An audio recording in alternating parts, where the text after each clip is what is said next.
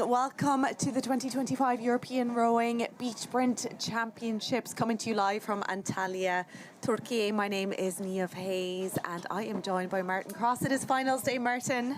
We're here at last. The final day. We're here at last, the final day of competition at these European Rowing Championships. Beach sprints today, lots of excitement, different conditions to the heats yesterday as well. Yeah, it's cloudier, it's a little bit cooler. We have 18 degrees, but the wind, it is a northeast and it is a little bit heavier today. We're looking at 18 kilometers an hour right now. So the winds will be giving the athletes a little bit of a push on the way out to the turning markers, and then they're going to be up against it on the way home. So we have a very exciting day ahead of us. We'll be getting going within the next few minutes. We'll be starting off with the last 16 of the coastal under-19 mixed double sculls. So we'll go through 8 knockout rounds there. Then we'll be moving on to the coastal mixed double sculls. And then it's the last 8. So we go through all of the categories, and we'll be bringing you all the action right through to the final A, and we'll be crowning our champions and our medalists. Yeah. And it's interesting today because we've got a sort of relatively fierce offshore breeze coming from the north. There will be more boat handlers in the water, we've heard. Yes, absolutely. So yesterday it was required to have 2 boat handlers, 1 man, 1 woman, whereas since the athletes will get an extra little bit of help, it'll allow them to get an extra little bit of a boost and a push off the beach. Yeah, and we saw some of the competitors just stroll down by the ocean here and look out at the course and just see what they thought. It's a tailwind right out this morning, and then a fierce wind. They're really going to have to battle, and endurance is going to be sorely tested on that run into the beach. Absolutely, yeah. While there's no big breakers, it will make for pretty clean entries and exits, but it's going to be the rowing technique is what we're going to see. Things will change compared to yesterday, where it was very flat and very calm for the athletes. So we're having a look here. You can see some of the athletes starting to line up. We'll be getting going with the under-19 mixed double sculls. So we have 1 female athlete and 1 male athlete. This time in lane 2. So here we're seeing the athlete from Lithuania. Yeah, Guda Spinkaite, and she's going head-to-head on the beach sprint. Well, head-to-head for the whole competition because they're both racing on the water. She is going head-to-head with the Turkish female athlete, Kaysa Bratushniak. Sorry, that's the Ukrainian athlete. What am I saying? Eftan Sezgin. Sorry, Eftan, getting your name wrong there. But the thing around this is this Turkiye crew, the boat's going in the water, so we're just a minute or so from the start. This Turkish crew posted an incredible time that was, the nearest crew to them was, in fact, Austria. Yeah, they posted an incredible time yesterday through the time trials. So what we're seeing here now, the boat handlers were given the announcement to put the boats in the water. So you can see 2 boat handlers either side of the boat, and then 1 at the stern ready to give that.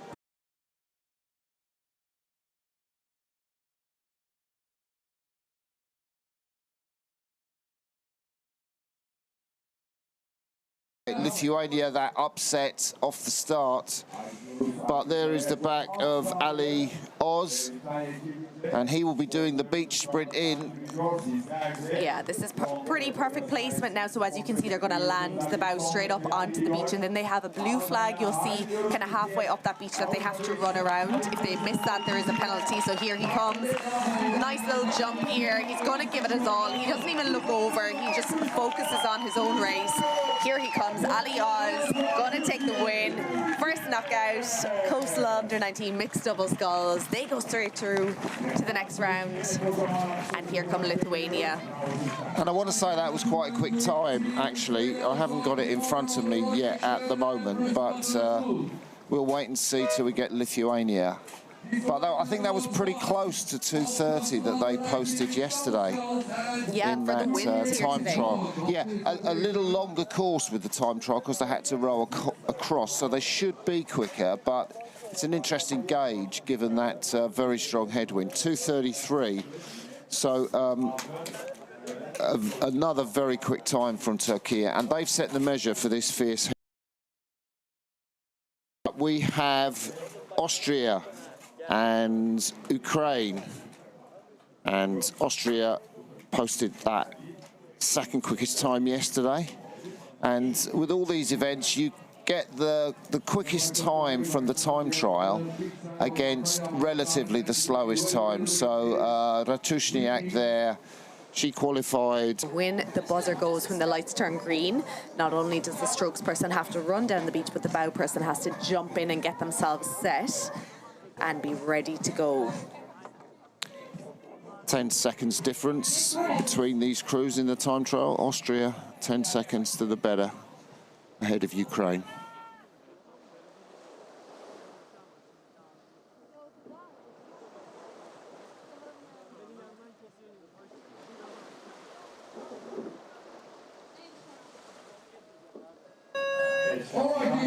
Here we go.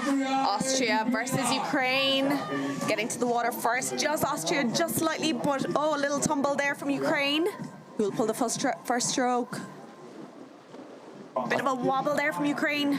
Yeah, I think the Austrians have got off really speedily. Ukraine a little bit off course. They're the crew on the left as our drone is looking at. The Austrians are on the right, powering away. They already have half a length. And Rodemeyer and Schweinwendiger looking good so far. And a lap upset from the Ukrainian crew. What has happened to them? The steering has gone all over the place. They had to stop rowing, maybe a seat jam or a seat malfunction. And we've seen that now. I wonder if that's the conditions causing these upsets. Yeah, the wind isn't coming straight down the course at all from the beach. It's actually coming a little bit sideways, so they're having to contend with that little bit of a sideways wind, and then the navigation just became a little tricky for them there, but they're back in it. But here we can see Austria hugging the buoy here as they come around it. Nice turn. Let's see how they come out of it. They're making sure they're straight. And here they go, Ukraine just going in. And the advantage of going flat out all the way is that you get a better draw in the next round if you go through to the next round. Austria off course, heading to the left of the beach. They have to correct, and their handlers are shouting. Ukraine in the centre too. What's going on there, Niamh? Yeah, Ukraine just started pulling a few strokes too soon, and now they're gone right over into Austria's lane. They're okay where they are as long as they don't create or cause a collision. They're after recorrecting themselves now. You can see the bowman looking over his shoulder, and they're coming right over. So they're after adding a lot of meters to themselves here. So Austria definitely on the better course now on the way home. They don't want to be pushed too far onto those markers. But yeah, Ukraine looking like they're having a lot of steering difficulties. So it really does help the Austrians to blast into the beach, get that good time and a great draw for the next round, the quarterfinals, which it looks like they're headed towards. Ukraine on the run into the beach, but Austria have got that vital margin. Nick Rodemeyer looks around and off he comes. Yeah, one of the few athletes to jump out of the left-hand side of the boat there, round that flag. Here he comes, not putting himself under too much pressure to get to the finish line, but Austria booking their spot into the quarterfinals. Ukraine there did well to get back into this. Nice sprint here from Boryan, but they're unlucky to be eliminated now. Big hug, great camaraderie here down on the beach between all these athletes. We'll have a look at the Austrian time, and it is 2:39, significantly slower than Turkey. Again, they posted the fastest time, setting themselves up as potential favourites for this beach sprint crown. So next up, knockout 3. This time it is Spain versus individual neutral athlete 1. We've just over 1 minute to go to the start of this. So Spain, the third quickest time in the time trial, 2:34, 4 seconds slower than Turkey.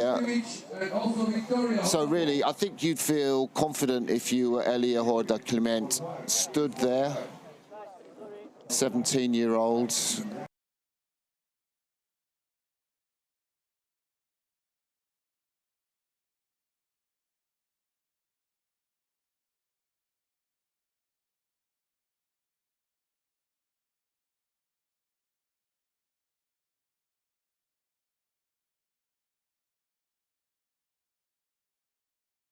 We're here on the beach ourselves and we're looking out. You can see the gusts as they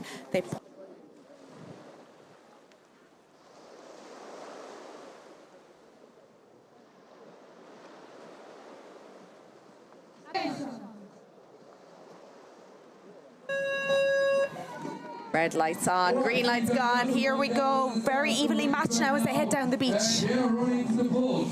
And the bow man in this case can jump into the boat as soon as the buzzer goes. He has to wait outside. Spain just trying to get together, but it is a disastrous start for the neutral athletes. Their blades are caught, their boat's caught, they are sat there on the bank. It's the seat. These seats are causing so many problems.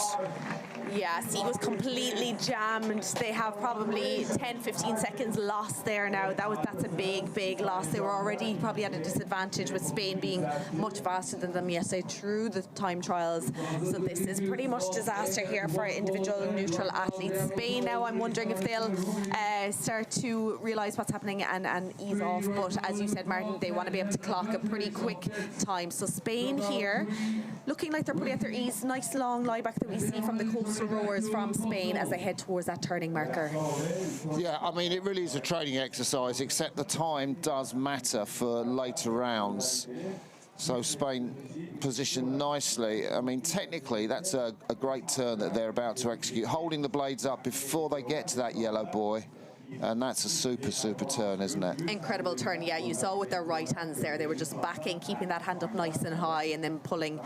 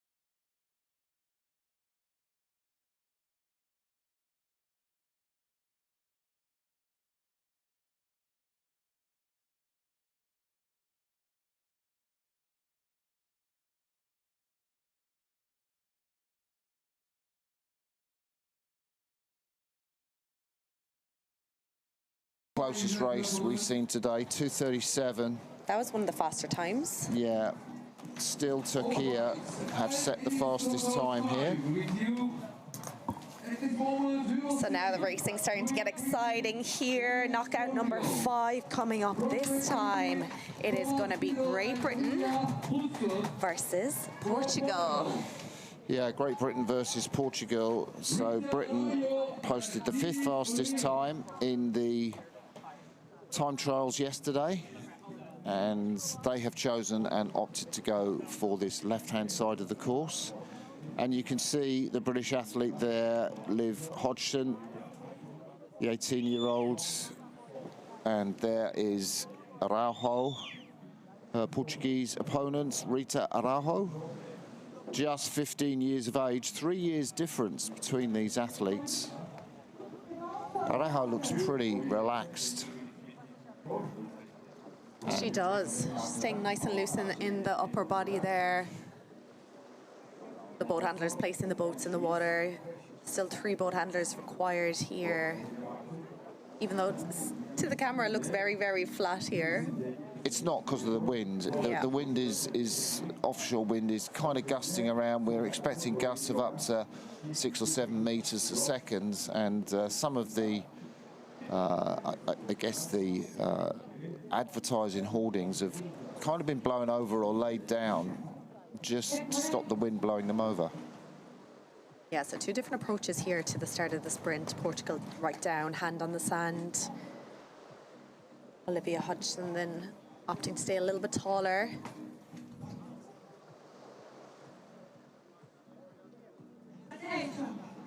Here we go. Really quick start from Arejo, the Portuguese athlete. And her teammate is in the boat, but it's the British athlete with the quicker entry to the boat, and they go off first. Yeah, first stroke pull there by Great Britain for sure, and they are flying off the blocks here, heading out towards the first marker. Looked like Denis Oliveira of Portugal just took his little bit of time to get on the seat just to make sure it was correctly on the rails. Are they going to go the wrong side of that? No, looks to me that the bow was just heading to the wrong side, but they both got to the correct side of the slalom buoy. Now they're heading out to the middle of the course. See Tom Biddle here, he really set off powerfully towards the back end of the stroke. Such a strong finish. He's looking round now. They are on the left-hand side of that middle buoy as both crews pass it safely. Just from the drone shot, it looks like Team Portugal, have moved back a little bit on the British. Yeah, definitely rating nice and high here with the wind trying to get up.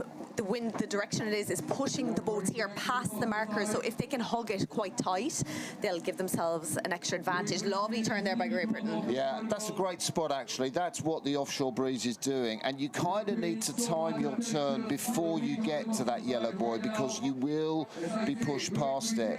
But Great Britain looking smooth, fluid, synced up together. They can look back at Portugal if they care. I'm not sure they will be anything but focused, though.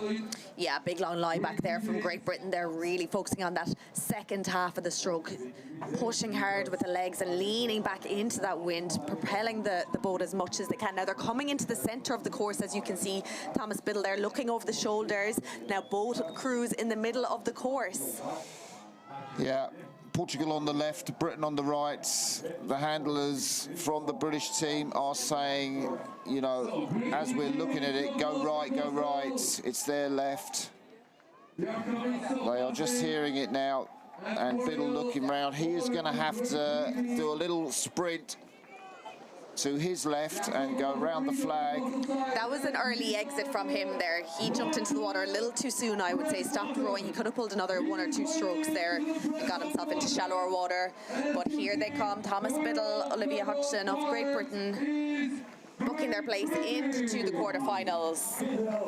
So Great Britain through at the expense of Portugal, and Denis Oliveira crossing the finish line. A little embrace from Biddle there towards his opponent. White flag for the race, and we will get the times very shortly. I think Britain can pick up on the turn there, and clearly on their navigation. 2:34, that is a very quick time, second quickest time of the day, just 1 second slower than the favourites from Turkey. Yeah, I think if Great Britain take the time and pull those extra couple of strokes at the finish there and jump out into shallower water onto the sand, they'll just get a better acceleration on that sprint up the beach. So we're moving on to knockout number 6. This time it is Czechia versus Switzerland. Yeah, we just saw the young Czechia athlete Katarina Novotná, just 17 years of age. Reminder, this is under 19 mixed doubles beach sprints. Her partner Adam Peru in the boat, and she is up against male athlete chosen to do the sprint. The female Swiss athlete will have to do the sprint back. So Gabi Haas, 18 years of age, and he will be sprinting down to Liv Lunik, the 17-year-old waiting in the boat. Yeah, so this is the first time that we're seeing a male athlete sprint down here this morning. So that means he'll be stroking the boat. So I'm wondering, will the weight difference make a difference in these conditions with the heavier athlete being in the stroke seat this time? Yeah, do you want to say a bit more about that, Neve? Yeah, it depends on kind of the conditions, and I'm wondering if they read the conditions and the wind, and we're down here early, and so it's going to give them a little bit of an advantage as they head down into with the wind. You know, they're going to have the speed in the boat, but then I'm wondering on the way back, would it have been more of an advantage to have a bit of weight in the bow? But let's see how they do.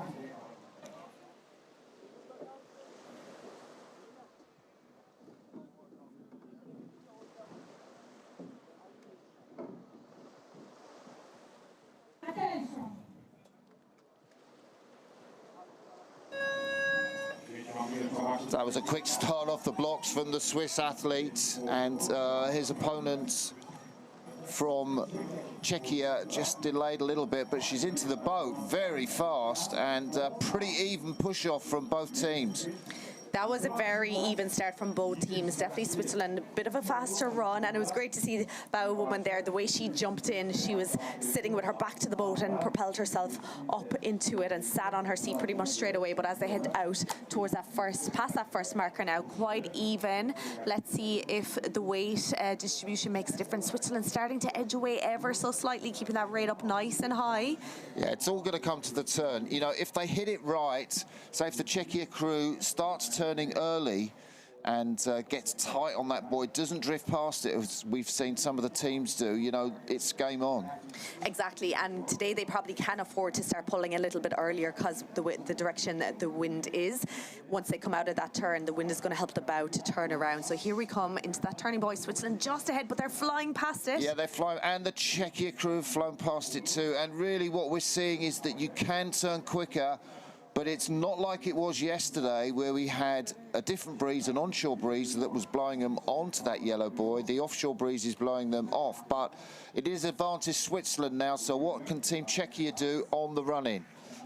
So yeah, we know Czechia athletes are quite strong. Definitely going by the navigation right now, Czechia have the straighter line in to the beach. I think Switzerland may be over navigating. They're going to hit their blades there. Oh, that just slowed them stopped, down. and that's let Czechia back in. Yeah. So both crews pretty much level as we head into the beach.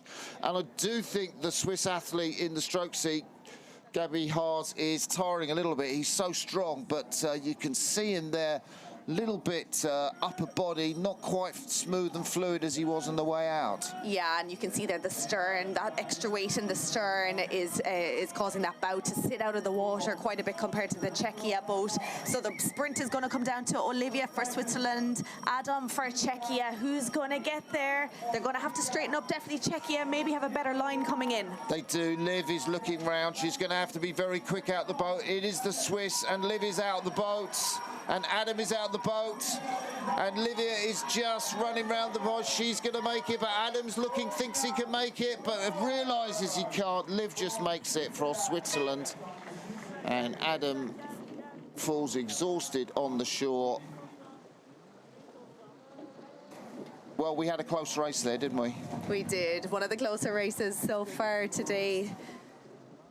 Great race there from Switzerland. A little bit of a mistake hitting those blades off those finger points on the way home. Did slow them down, but here they are making their way in, and that's a pretty quick time, Martin. 2:32.85 is the quickest time of the day so far, and I wonder if that's because that has been the closest race that we've seen so far today, Neve.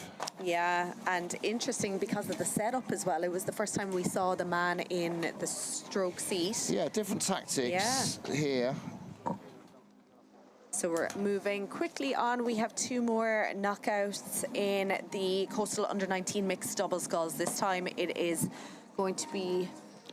There's actually a slight delay, it looks like, because the athletes who are starting off aren't at the start line yet. Well, I could see the female German athlete, Anna Kosecki, 17-year-old, and she will be sprinting down, and she's going head-to-head against Croatia. It looks like the male Croatian athlete will be doing the sprint down, Beppo Brate, 18 years of age. So here we go. command to put the boats in the water. So athletes taking their time here to line up. A little bit of a dance there from Croatia. So I'm not sure if they realise that the command has been given to put the boats in the water. Yeah, they're taking their time. They are. They've been remarkably cool about it. Very cool. Little nod from Kosecki to her Croatian opponent there on the sprint, Brate. Yeah, so here we're seeing some athletes creating little holes for themselves in the sand at the start line to be able to put their back foot into it. It kind of creates this little bit of a ramp effect. Yeah, it's almost like the sprinters in that film Chariots of Fire with the Paris Olympics in the 20s, where they dug out their start holes with the little trowel.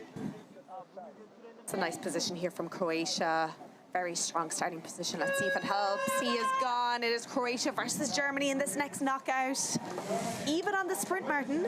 Yeah, very even on the sprint. And the German boat is going to be powered by Anna Kosecki and Mikla Scheer, who won that gold medal in track eye in the quadruple scull, the 18-year-old. But Croatia off first. You can see on the far side all that power in the German boat. They're going to have to make use of it. But I think in this tailwind it's difficult for the trailing boat to catch up. But you can see them just making centimetre by centimetre. Germany on the left, Croatia on the right. And they are nearly at the mid-course buoy. The turn's going to be crucial. I wonder if their coach is going to say, you've got to judge your turn. You've got to turn earlier so as not to get blown away from it. Yeah, this is a huge part of the job of the team manager and the boat handlers, is to know this and to know that they're going to be pushed off the turning marker if they don't start backing with that right oar pretty early on. So yes, it is Germany and Croatia here. Germany. That's a good turn. Croatia have gone way past it. Yeah. And, you know, the power of Mikla Scheer now, that gold medalist in the flat water event, should be enough to see Germany on the left of your picture through to a qualification here. Croatia just got blown past on the buoy, and their navigation is definitely off there, Neve. Yeah, Germany did brilliant. If you saw, they really dug most of the oar, most of the blade and the shaft into that water around that turn, and it helped to propel the boat really fast around that marker. They have a nice lead now going past that middle marker here. Good navigation now by both of them, maybe both of them edging over to the right a little bit as we look down the beach here, but starting to straighten up. This is great here from Germany, looking very strong up against that wind. Yeah, it's interesting what Anna Kosecki is doing. She kind of throws her head back a little bit as the Germans hit that buoy. Kosecki battles through it. Well done to her, the oarswoman who started rowing because her mum wanted her to try it. And Germany move into the beach with a pretty healthy lead. And it will be Miklas to jump out the boat. Yeah, perfect landing there. He was able to just step out of the boat here out of his right-hand side. Nice sprint here. He has a quick look over at Croatia, but he has done enough.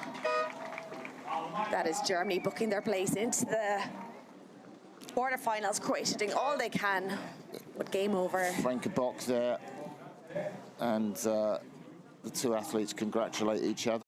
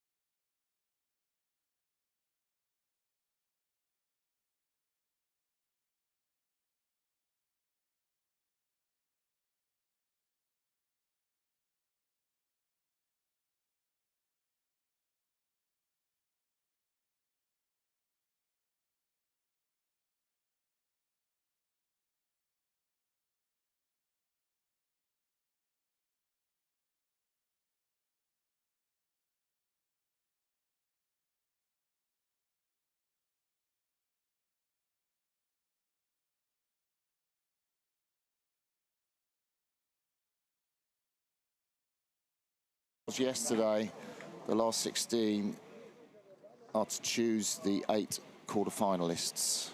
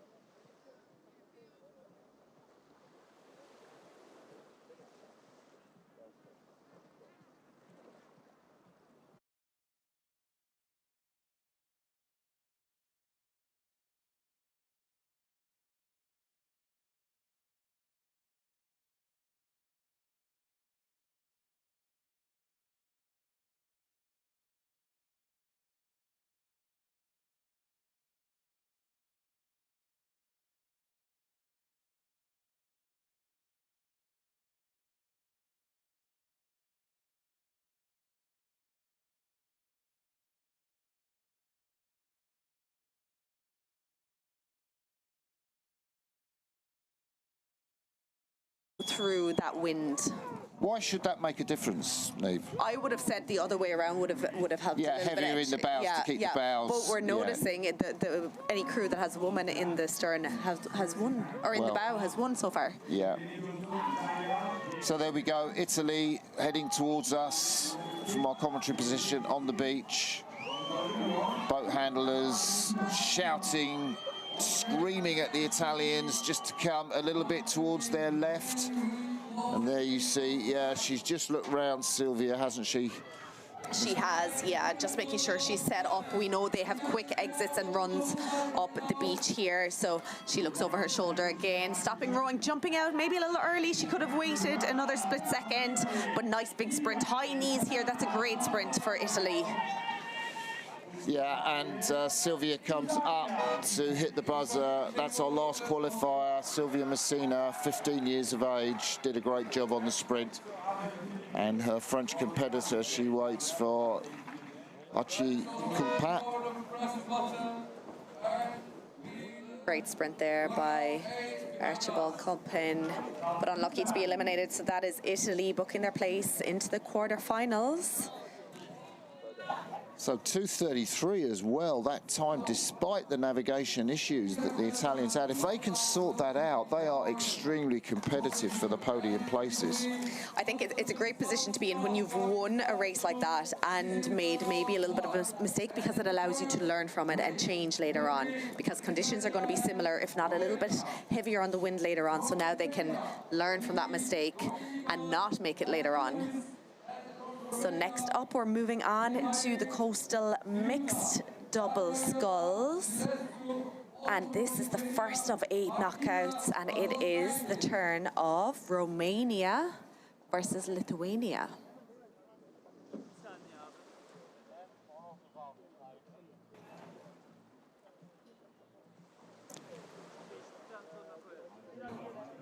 Just measuring the angle there, one of the judges, the distance between the buzzers from that start line.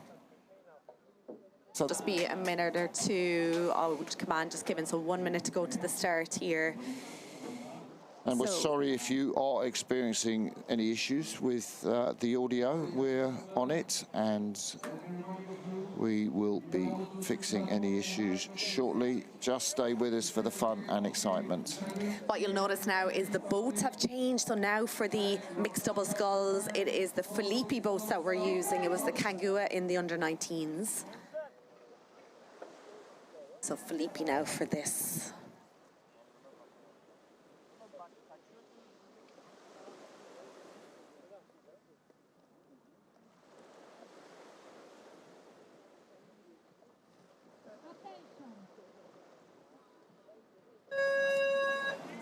As Lakaite blasts off, I think she's definitely the quickest there. Wow, look at the difference in the athlete. She jumps in, and Lithuania are going to get 4 strokes in, 5 strokes before Romania even get a start off the beach. Oh, that was unbelievable. What a quick start on the run. On the entry was just on point. It was unbelievable. It's allowed them to get a good advantage now already. Romania just struggling with catching their oars as they jumped in, but here they go, and I'm sure the power from Romania will help them now on the way down. Yeah. Beautiful back end of the stroke from the Lithuanians, taking them round. Romania, they know they've got so much to do, both experienced international flatwater athletes, but those issues at the start really did for them. And Lithuania, the quickest crew in the time trial, just confirming that. Let's see what they do on the buoy at the top. Yeah, big difference here as they head towards that turning point. Let's see, yeah, Lithuania backing early there. They're still even being pushed past it, even though with that back early. But great here, short stabs here on the left-hand side, and they are around, and they're going. I mean, they don't even look around to see if they're straight or not. They just go for it. Yeah, and they're not quite straight, so they'll be pulling hard on that left blade, their left blade. And a healthy lead over the Romanian duo. So yeah, just having a quick look around now just to make sure they have a pretty decent course. Again, the wind direction will be helping them and will push their bow in towards the course slightly, but they're in a pretty good position now heading back towards the beach. Romania, on the other hand, they're heading right over towards Lithuania's lane. Yeah, Lithuania with that back-ended stroke, really an advantage in these strong offshore winds coming into the headwind towards the beach. The fastest crew in the time trial, showing why they posted that quick time. Yeah, Lithuania's senior beach sprint team is pretty impressive, and looking forward to seeing them in the solos as well later on. But this is a perfect exit here, perfect landing into the beach from Lithuania. Nice quick jump, and here he comes. Big sprint here from Jankionis. Yeah, Demikias there. So much in control the Lithuanians were of that race. As Romania hit the beach now, and Chiruta, Mihai Chiruta, this is his last participation in this event. Back home to Romania on Monday, and then 3 squad weddings to attend. Are you invited to these weddings? I feel I should be. Yeah, I have talked about them a lot, haven't I? You have. Yeah, okay, fair enough.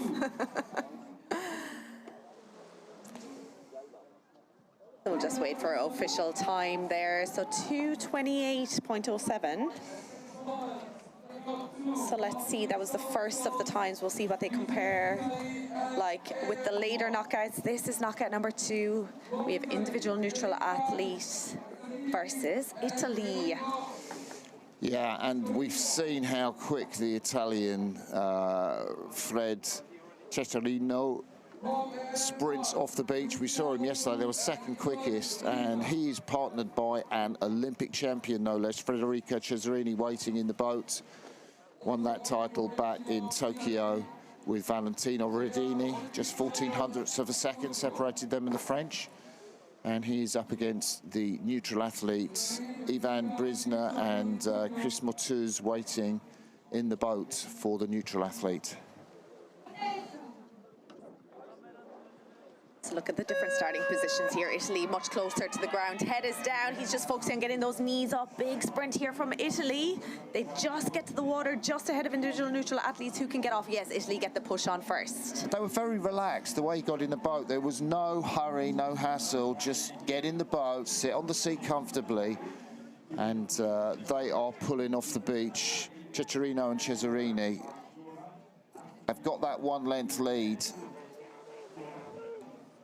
And high stroke rate too. Huge stroke rate here compared to individual neutral athletes who are taking it much more reserved here. They're at risk now of missing that middle marker, just being pushed over there now. They're going to hit it. That's going to slow them down, slow their rhythm slightly, but got around the right side of it here. Now, of course, the rules have changed, and if you don't go the right side of those, it's game over, disqualification.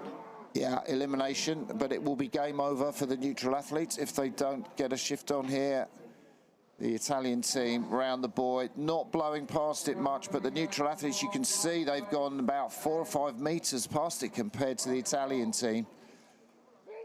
So advantage everywhere for the Italians. Yeah, you can see the Italians working hard on the left-hand side there with the left hand, the left foot, just making sure that they straighten up, and they are individual neutral athletes not too far behind them after that big wide turn. Italy starting to edge inwards. I don't know if pretty impressive from... If the Italians could be a little longer in the water, perhaps that high rate of striking that Ceserino has adopted, the neutral athletes hit the buoy, that'll slow them down a little bit. I mean, it's going to be safe for Italy, but again, you're thinking of in the final, are they going to be using those short strokes or maybe just a little longer forward, give them a bit more speed into the headwind? Yeah, I think it's their style of rowing. They're just going for it with the rate, going for it with the leg drive. I think up against the wind here, it's actually suiting individual neutral athletes because they have come much closer to Italy than they were on the way out. So this is going to be a big, big sprint now for Cesarini. She's looking over, making sure she is right. That was a lovely landing now, right under the flag.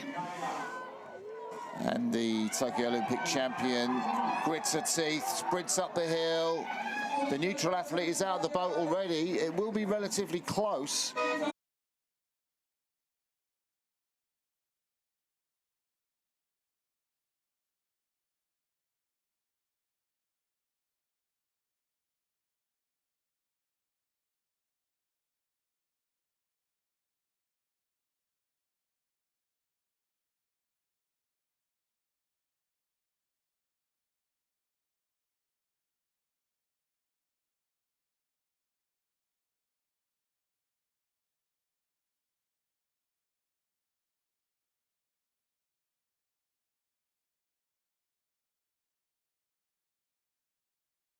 Türkiye, Elis Özbey. Big name here, Turkish rowing. She'll be joining Faith Unsal. Yeah, obviously, no doubt as to who the crowd's going to be behind. Germany were third quickest in the time trial. So Leopold and her partner Franz Werner, favourites to take this, but we have seen some magical performances from the Türkiye crews, and Özbey and Unsal determined to show why they are the darlings of the Turkish crowd. Boats going into the water. That is the German boat you can see with those green kind of bibs on. The Türkiye boat yet to go into the water, taking their time over it. They're just checking. The Judge David Hussey just looking at the gates and giving a thumbs up to the Türkiye crew. And she is, Elis Özbey's got a hand up here just saying, wait, because my boat's not in the water. And the starters just turned around to see that's the case. I wonder what he was looking at, David Hussey.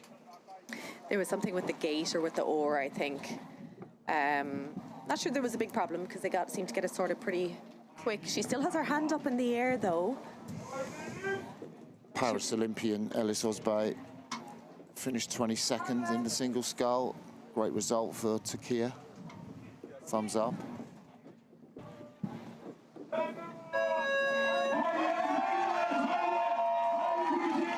Even start, Germany on the right-hand side, Türkiye just hitting the water ever so slightly. Nice, efficient entry. Türkiye have a stroke pull before Germany.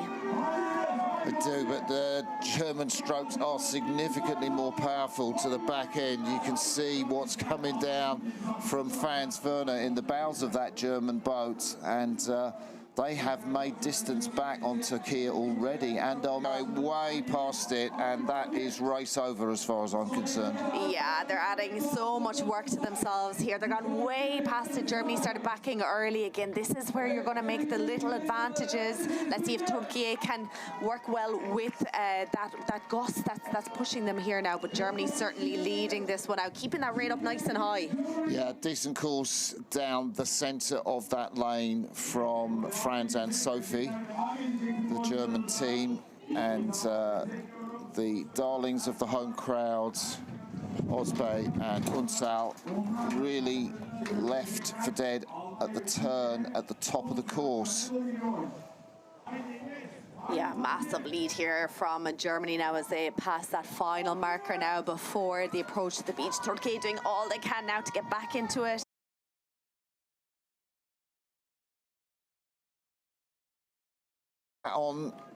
Stayed on his head despite the wind. Little bit of an early exit, I'd say there. I would agree, yeah, just slightly. There's a bit of a steep exit from the boats here now. Türkiye landing a little bit off course. That means game over for Türkiye, but Germany booking their spot into the quarterfinals. Yeah, I've seen how Franz's hat is kept on his head because he's got a little tie underneath it. I think you can see it there on the picture, which is why it hasn't blown off. So Germany through. Werner walks off. Powerful man, isn't he?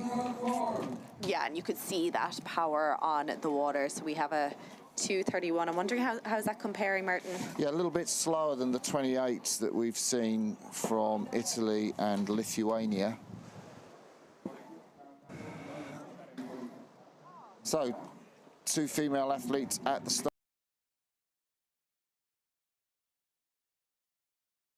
Yeah, this is going to be, the races are going to start to get closer and closer now as we move through these knockouts. Duarte Coste and Batista were fourth quickest in the time trial, so it is early advantage to them, but the Hungarian athlete Zoltana Gidani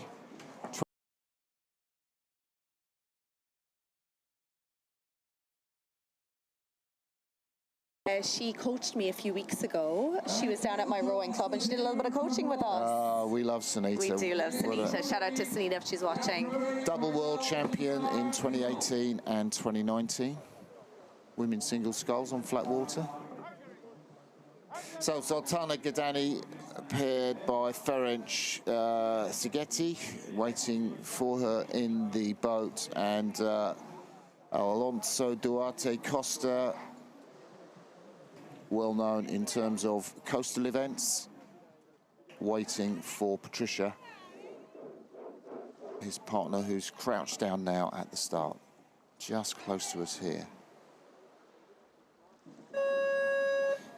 Will come in, but it will go out straight again. So yeah, nice lead here at the moment from Portugal, going around that middle marker. You can see the gusts on the water, particularly for those of us on the beach here looking out.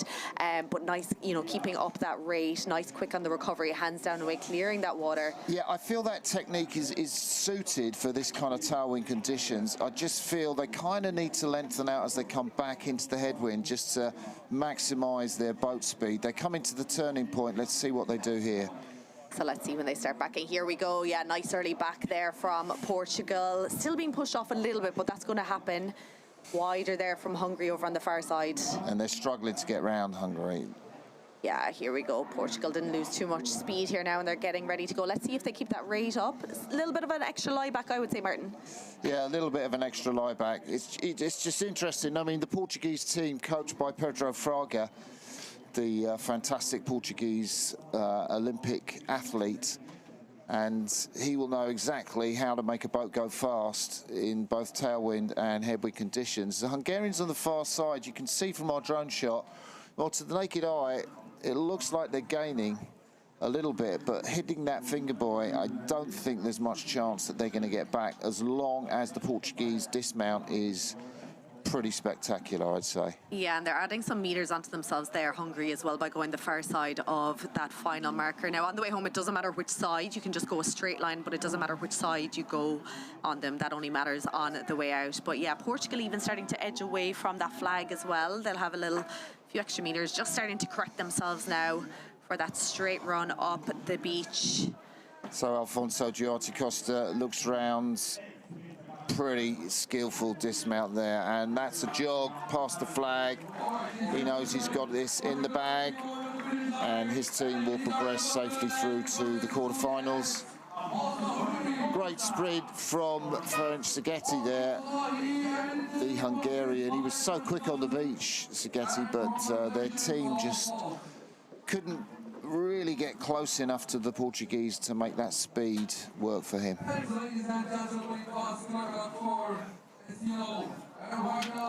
So time here now for Portugal. We have a 2:30.40 for Portugal.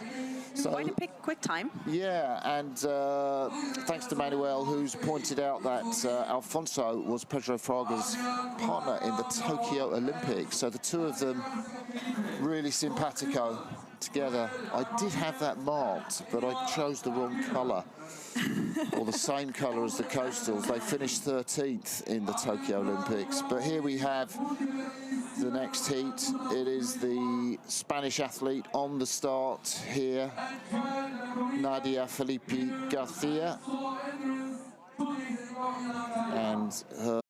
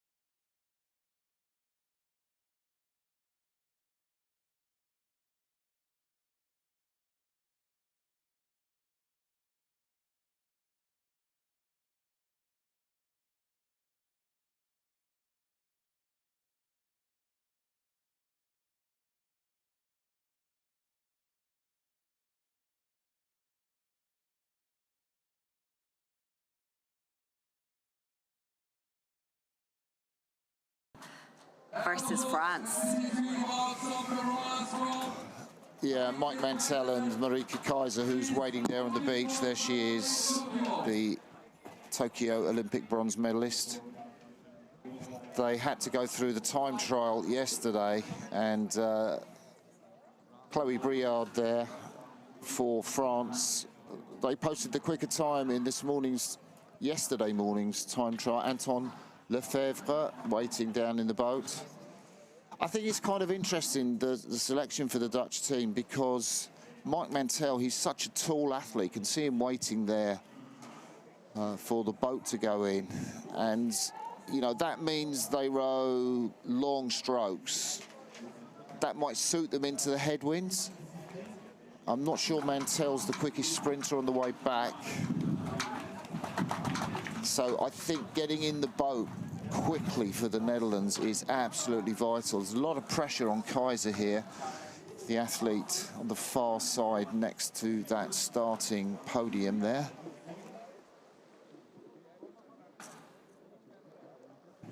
Yeah, absolutely. They're going to have to take advantage wherever they can, and that sprint and that entry into the boat and those first few strokes become especially important for them now.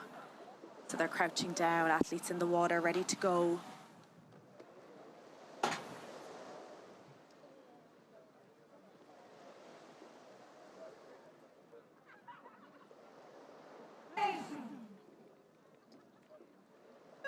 And as both athletes sprint off, Mantell and Lefebvre, Mantell gets in carefully, Lefebvre's in before him, and it's the French athlete to the boat first. Marika Kaiser, nice entry to the boat for the Dutch woman there. And it's pretty much even as they go off the beach. Maybe France with a slight advantage. Yeah, Chloe Briard there of France, just getting in a little bit quicker. They're staying nice and close to that first finger marker, so you don't want that speed that they've just built up to slow down now with just getting caught up slightly. They're going to have to pull hard now on the left-hand side to get to the correct side of that middle marker. As are the Dutch, actually. Mike Mantell looking round. He's just saying to Marika, we've got to get round on the left-hand side of this marker. It's going to be tight for the French. The Dutch do it really well. You can see they've got the advantage. Kaiser and Mantell are flying in the middle part of this course. They absolutely are using that wind to their advantage now. Big, fast strokes here. They're going to get to the turn ahead of them, but will they have that experience to stay close to that marker? Well, Mantell hoping, oh, what a great turn. That was early, and it could have turned even earlier. But look at the French, so close, those lightning quick strokes. The Dutch with those longer strokes, Mantell really pulling in. They're going to start off first, but I think the French have made up time there, Neve. They have, yeah. Netherlands got in just ahead of France, but France just seemed to have a little bit more power going around. It is quite even, but let's see who takes advantage up against the wind here. Mantell, the more experienced flatwater sculler than his French opponent there in the boat, and that is taking them away. They have a faster straight line speed, but their position on the beach, Neve. Yeah, their position isn't great. Netherlands there came right over towards the other lane now next to France. They're having to overcorrect again, adding some unnecessary meters to themselves. French have much straighter line coming back here. This is going to come down to the exit and that sprint once again. Yeah, Mike Mantell's got it all to do. The tall Dutchman, will his limbs be fast enough to carry him to the buzzer ahead of Lefebvre, the French bowman? It is nip and tuck as we come into the beach. Netherlands with the advantage. Absolutely, Netherlands with the advantage. Looking over his shoulder there, only another few strokes to pull. The mistake would be to jump out too early here now. Here he is. Okay, lovely clean jump, but France are out as well. It is Netherlands, it is France. It's going to be so close. It is Netherlands just coming to the buzzer first. Mantell with the look on his face, it was grimace. Plus that was such a quick sprint from Lefebvre as well. Closest race of the day.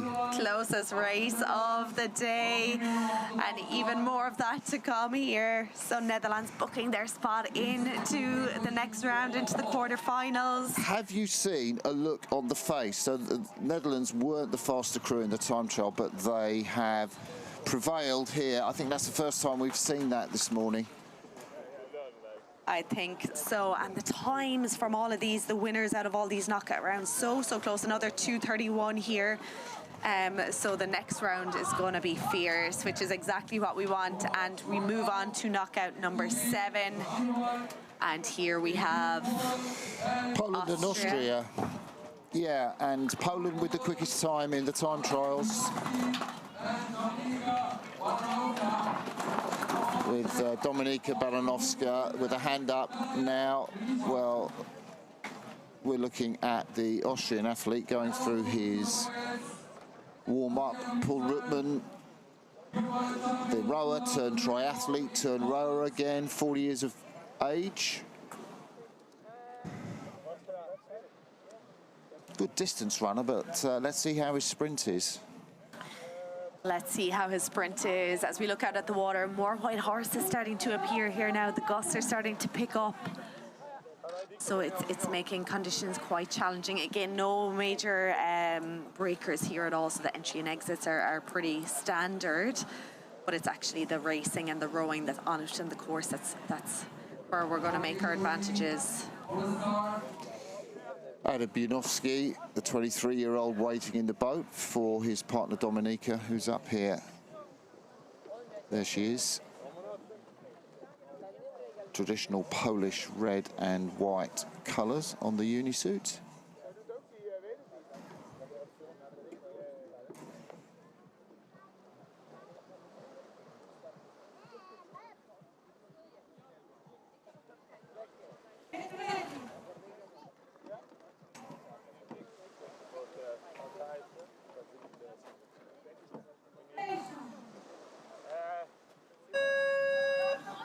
Here we go, Poland versus Austria. Very even here. Yeah, Ruttmann's off quicker there and into the boat first.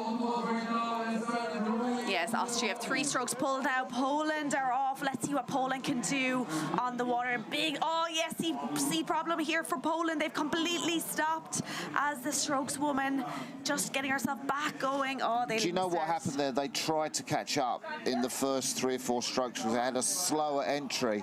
And just that frenetic start meant that the Polish stroke woman came off a seat. And Dominika Baranowska got a lot to do now. Yeah, Poland are having to really overcorrect to get to the correct side of that middle marker. They're having to go very much off the course now, and they're going to have to pull very hard on the left-hand blade now to get back on course for the turning marker. So this is a pretty perfect navigation here from Austria. They're definitely going to be hitting that turning marker first. Yeah, Poland with the quicker time. You'd expect them to make up distance on the homeward leg. And the Austrians going past Poland going well past the buoy there, and that could be significant in this race. They are struggling to get back while Austria paddle off. It is just a length and a half in it. A lot to do for the Poles on the homeward run.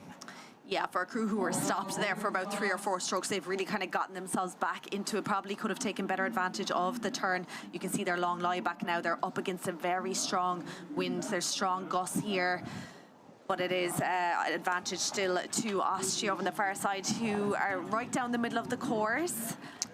Yeah, Tabea Minchmeyer will be doing the sprint in the bows of the Austrian boat. Poland still not making any headway on their Austrian opponents. And once again, it's going to be the slower crew from the time trial who will come to the beach first and look set to progress to the quarterfinals. Yeah, Austria just clipping the blades there off that final marker. That's going to take a little bit of speed out of the speed that they have built up, but they have enough of a lead now at this point. Still hard gusts to try and pull against, even as they come into the beach here now. But as long as the exit and the run goes okay, they're going to be heading for the next round. Yeah, Poland have made a little bit up. Minchmeyer looks around there. Into the deep water, Minchmeyer there. And she's fallen down, and the Polish athlete is close, but Minchmeyer, grit and determination on her face, just makes it. Oh dear, that was so close. And Adam Bukowski for Poland holds his head in his hands.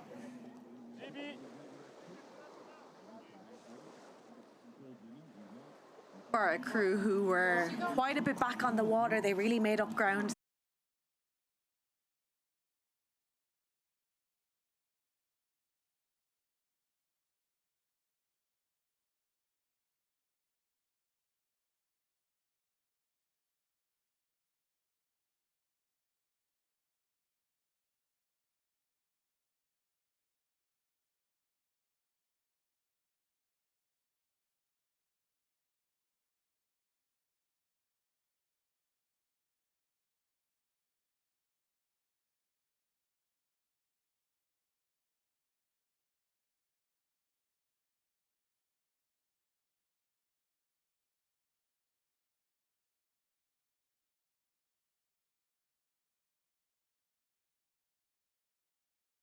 Great turn from the British.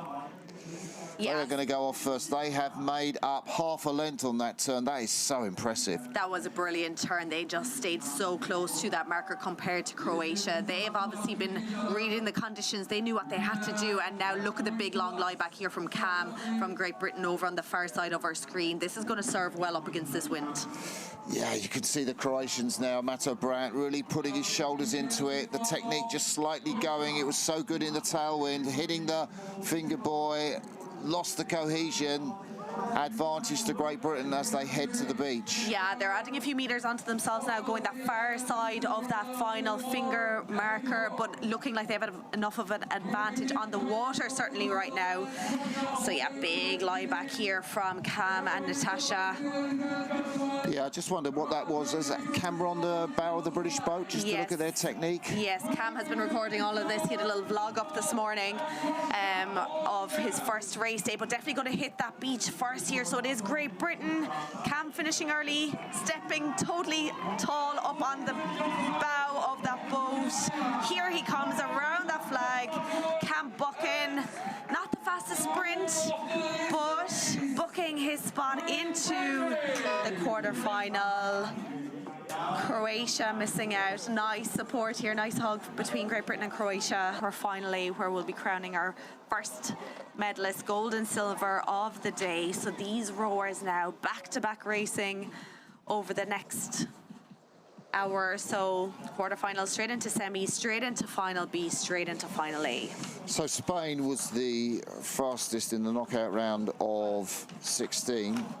The Spanish athlete, I expect that means he would be racing the slowest athlete that I'm looking down my timesheet, and that is from Italy. So there may be a Spain versus Italy matchup.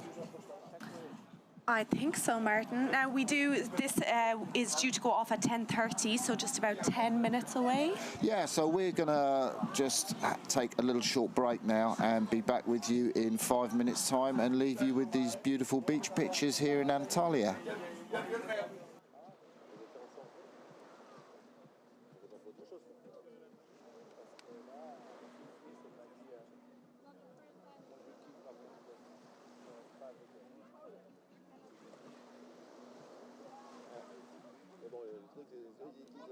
Moi j'ai bu une bière avec eux avant de partir hier. Tu vois, j'ai bu une bière. Hein? Vous avez bien là? À l'oublier là. Ouais, avec une avec. Une avec deux.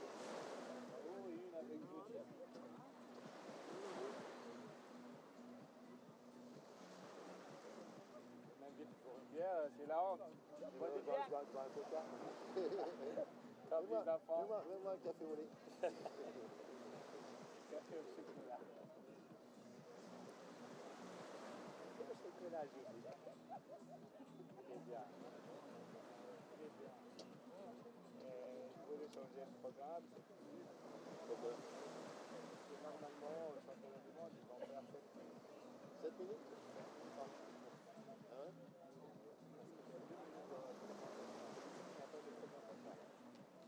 Pas le budget. Là, on a parlé avec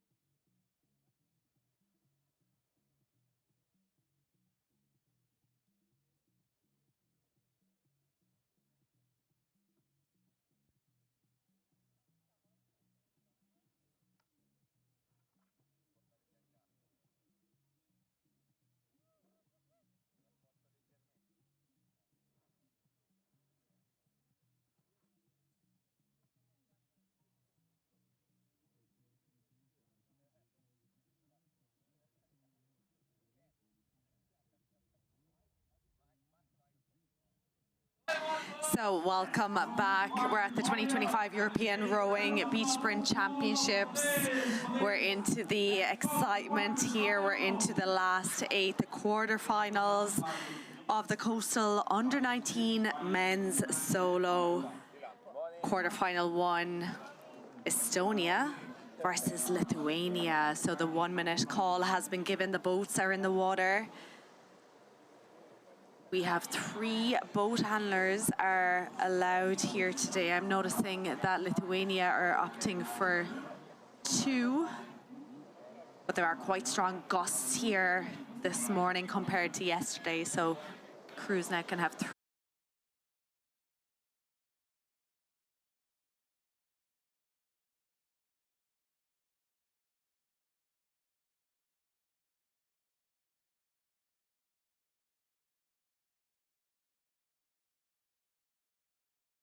Potentially, both athletes going quite a way past the far buoy, but Big race between Spain and Italy.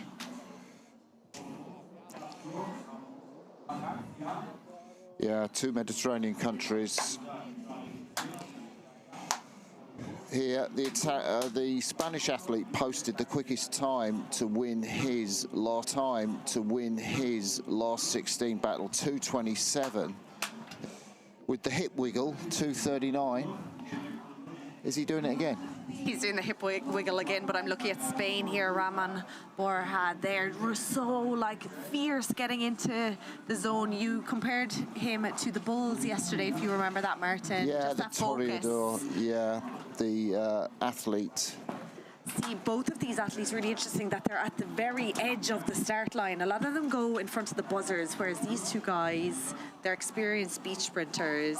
You know, Spain here, Rojas Borja, raced last year at the Worlds, made it into this round, the quarterfinals.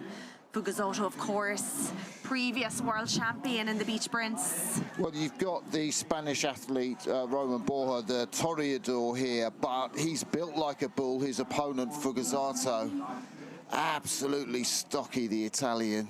So the bullfighter against the bull, who will win out in this race here? Yeah, Italy reigning European champion from last year in the men's solo and the mixed on the under-19 category. But here they go, Spain, so quick on the sand.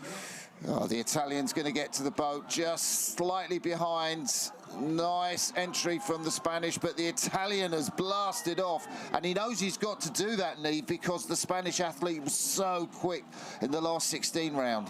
Yeah, Fugazzotto there of Italy just blasted off. Massive, powerful strokes. Look at his rate. He is flying, and he has put himself into a nice position now in the lead, opting for a pretty direct route here down to that turning marker. Going to have to be careful. He needs to pull a little bit harder on that left-hand side here. He does. He's got to get round. Advantage to the bull, and the bullfighters catching the bull up at the moment. The Spanish athlete. Yes, Italy, big hit there off that middle marker. Didn't slow the speed too much. He had enough speed and power going through it. He's got a real quick whip out the finish, long finish, and he really gets his hands around the back turn, and he's moved past the Italian. Advantage to the Toreador. How's he going to turn? Yeah, a little bit slow. Here. Flying past a little bit. Italy staying much tighter here. Oh, they're that's a better turn from the Italian. Who can get the speed up now? Who can navigate properly? Italy maybe going a little bit wide as we look out the beach. Spain have a better line right now. I think faster straight line speed for the Spanish athlete. Italy on the right of your picture. You can see has the overlap, Fugazzotto. And looks smooth off the back end. Spain with that strong, quick movement round the back turn. Yeah, his technique is serving well up against the wind here now. Boat is just moving that little bit quicker through the gust here compared to Italy's technique. Ramon Borja heading for the beach with a 1-length advantage. The Toreador beating the bull at the moment of Fugazzotto, the Italian. And he's going to hit the beat first. He has got a length and a half advantage now. Great homeward leg for Ramon Bora. Yeah, here he comes. He's going to make a quick exit out the right-hand side. Oh, a little tumble here, but I think he has enough of a gap. Fugazzotto's still in the water. Just a quick jump out. He's having to work hard here now, but the Spanish sculler has enough done here. He books his place into the semi-finals. And a walk up the beach here from Fugazzotto.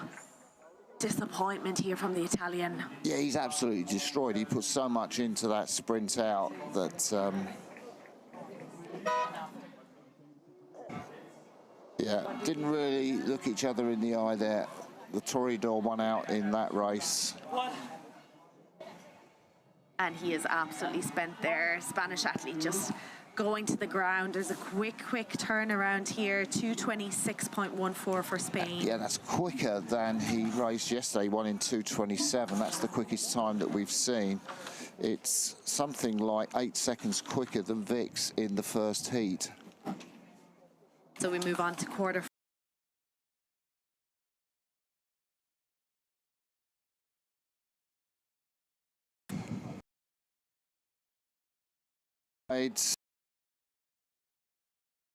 To win his last 16 race than Diniz Oliveira of Portugal. And of course, Oliveira, he was already out racing this morning in the under-19 mixed doubles. So second race for him. Advantages, he has an idea of what the wind is like out there, what he needs to do around the course. But of course, he's going to have spent a bit more energy compared to Sol, Chamberlain, Hyde at this point of the day. Sol here.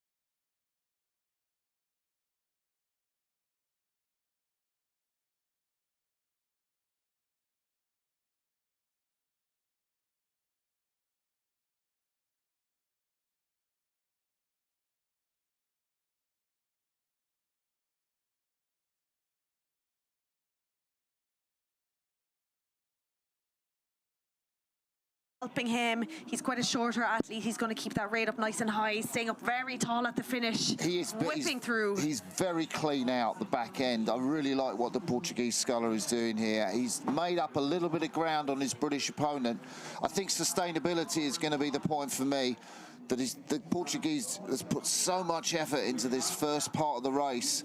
And Chamberlain Hyde looks across, I think with frustration as they come to the turning buoy. Yeah, I think so. Portugal getting himself right back into this race, but I'm not sure technique-wise, as you said, will that be sustainable on the way home up against that wind? Oh, so tight here from Great Britain. What a turn here from Sol. That is his Amazing. experience. Sensational on the top turn. Just pulls his blade to the side of his body to miss that turning buoy. And Diniz Oliveira is going to have to do it all again on the homeward run. He did have the quicker speed in the tailwind, but this is another matter with the offshore breeze now blowing into the back of both these athletes. Yeah, I know that the Great Britain athletes here, they've been training in a lot of rough water in Spain over the last few weeks, and they've been spending a lot of time perfecting those little, the things that will give them the little marginal gains. And so that was a super turn, but I'm unsure about what we were saying about the technique, because Portugal staying right up with Great Britain here. Great Britain definitely a longer stroke, both is moving through that water, but Portugal right up alongside him. Chamberlain Hyde looking across, not so good to be looking across. He's going to hit that. Oh!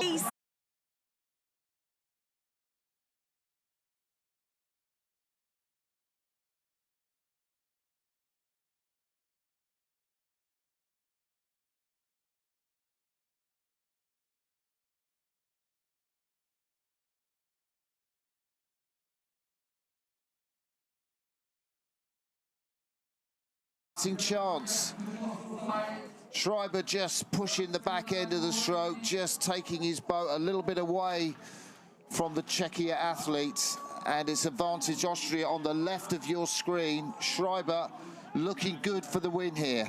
Yeah, but Austria taking a longer route to get back to the beach. He was over on top of Czechia's lane, having to recorrect himself, so adding unnecessary meters. Czechia looking over at Austria, then over his shoulder. This is going to be closer than we think. Oh, another hit off that marker there by Czechia. Skillfully pulls his blade in, chose not to hit it this time. I think that might have been good tactics. And Krajcek's bow just coming ever closer to Schreiber's. Czechia going to hit the beach level with the Austrian. Yeah, here comes Czechia, going to have a bit of a longer run. He's coming out the right-hand side. He's going to have to double back. He's out, as is Austria. They're both up the beach. Head is down for Austria. Better run here by Czechia. Oh, he did it. What a close race. That's our closest finish. Sensational. Krajcek absolutely elated. What if, after being stopped for about 3 strokes with his seat, and he comes back. Well, we knew it was going to be close, but we didn't know it was going to be that close. Amazing. Let's have a look at the time. Both athletes covered in sand. They both had to dive for the buzzer. That was the best celebration. Even the finish judge shakes Krajcek's hands. I think he was impressed with that dive. We thought it was all over when he came off the seat, when the seat got jammed. But what a comeback there from Czechia. 2:35, just 0.3 of a second separated the two athletes.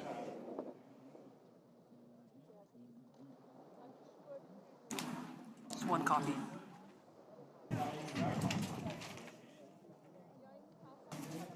So we'll have a couple of minutes now to give the athletes a little bit of a break, because we're moving straight into the semi-finals of the under-19 men's solo. The draw has been done here, and it is going to be in semi-final 1, Estonia versus Spain, and semi-final 2, it is going to be Great Britain versus Czechia. So Marcus Vix goes again against the fastest athlete on the water. Athletes need to be a well-rounded athlete. They need to have that endurance of being able to race back-to-back, but they also need to be powerful sprinters. So it just makes it more of a challenge. And great for spectators too. Yeah, great for spectators. Yeah, so there's not much recovery they can do in between these races, but what we're seeing is athletes were staying out of the sun. They were trying to get as much shade as possible, just refueling with a bit of water, a bit of sugar, but not much they can do in the little time they have. Well, there's 8 seconds between Vix and Ramon Borja in terms of their times that they posted in the quarters. So all these athletes in the semi will have a chance at a podium place, but of course only one athlete in each semi will have a chance to go for gold and the title of European Beach Sprint Champion.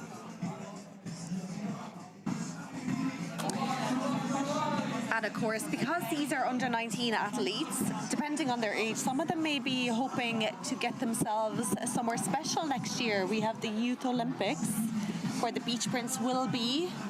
Yeah, in Dakar, in Senegal, which is amazing. And they will have rowing, but it's going to be beach rowing, which is one advantage why rowing has developed this new great sport, of course, in the Olympic program, and now in the Youth Olympic program in Senegal next year, which we are all very excited about.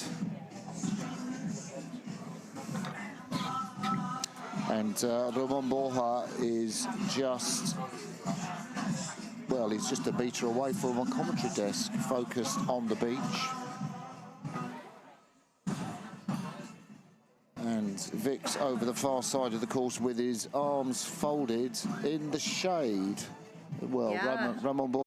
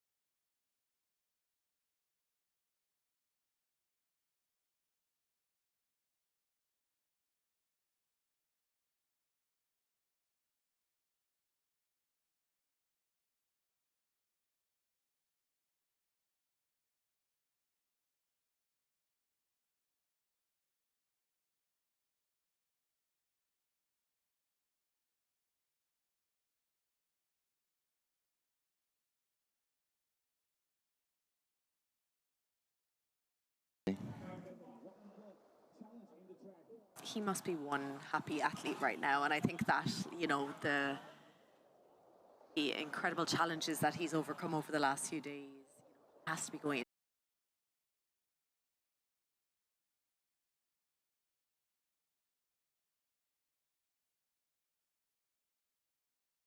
Is later than 30 minutes. The Czech athlete will row the B final alone for the bronze medal.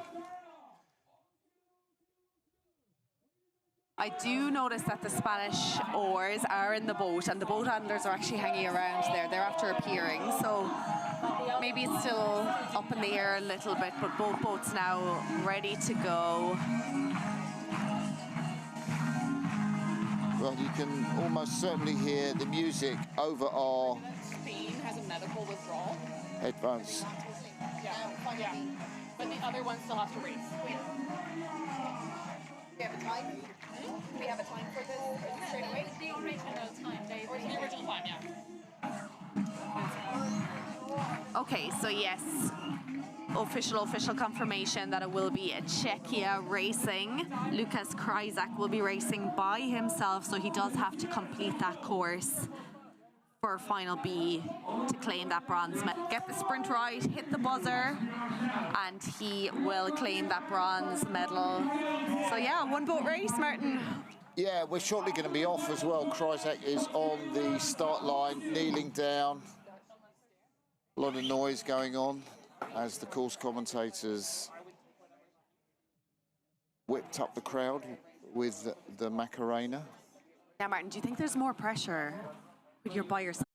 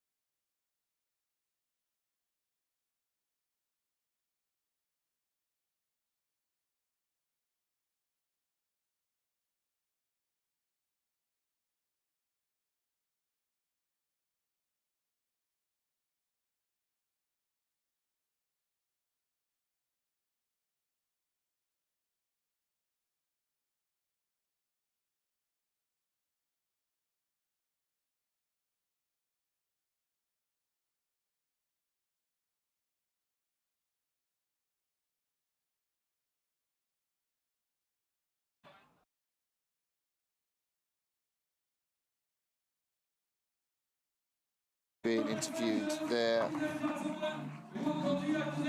So the course commentators are doing their job with the music, which is very loud.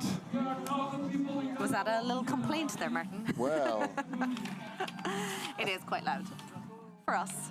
I think the crowd might like it, but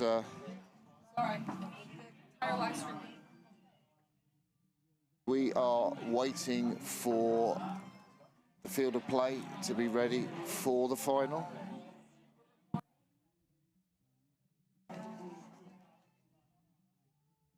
Yeah, we're seeing Marcus Vix there walking around, representing Estonia. Sala is hiding behind that little Finnish tower, staying in that shade.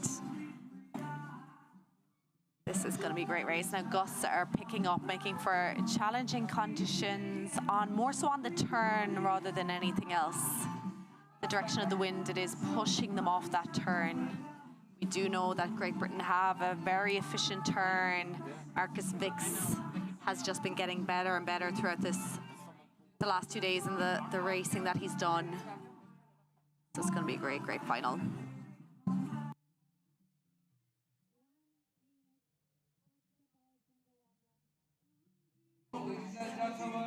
There we have it, the 1 minute command to the start of finally of the Coastal Under 19 men's solo. Oh, quick reaction time from Estonia.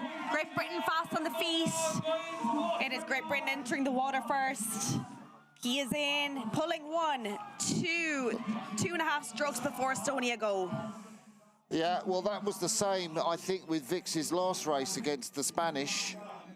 And the thing is, we know how fast that Chamberlain Hyde is on the turn, and he has a massive advantage now over his Estonian rival, who is looking tired, I have to say. Vix, the expression on his face, the technique, it's not quite as sharp as he has been in previous days. Chamberlain Hyde pushing out those finishes, looks the stronger athlete by far on this leg with the offshore breeze. Yeah, I suppose Marcus Vix was the underdog throughout this, and he did have that extra race yesterday. He had to do that second time trial, but got himself into the medal race here.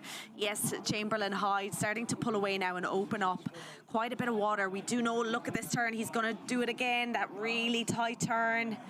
Beautiful execution there. No mistakes from the British sculler from the south coast.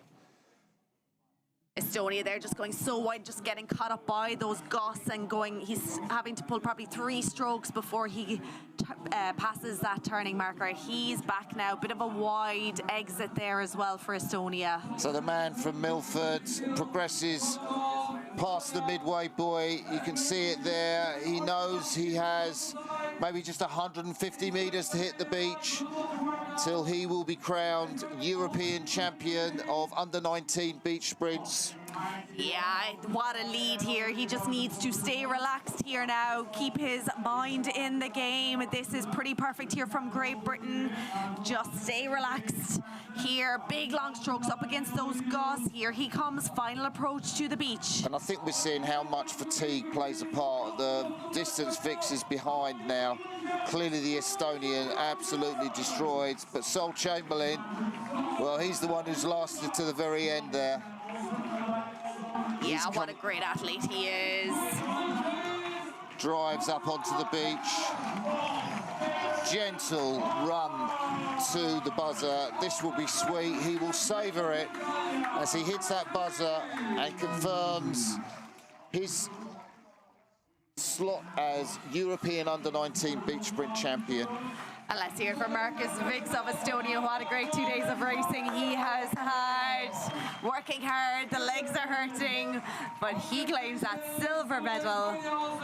So silver to Estonia, gold to Great Britain. Muted celebrations from Chamberlain Hyde, I'd say there, when he crossed the line. Yes, very muted, I would say. I'm sure he's happy inside. So, of course, we'll be showing all the victory ceremonies later on after all the racing has been done. So gold going to Great Britain, silver to Estonia, and bronze to Czechia. So it's the women's under-19 solo singles now.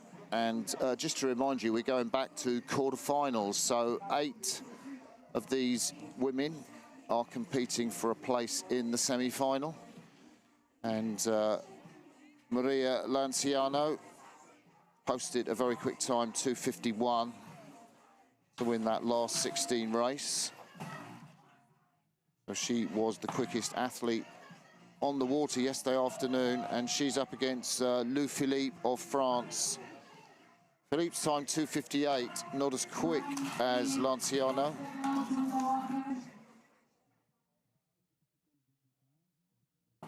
So boat handlers putting the boats in. See, that's the French, oh, that's the Italian boat going into the water. Blades will be difficult to spot because you've both got the tricolore, the red, white and green, and the red, white and blue for France.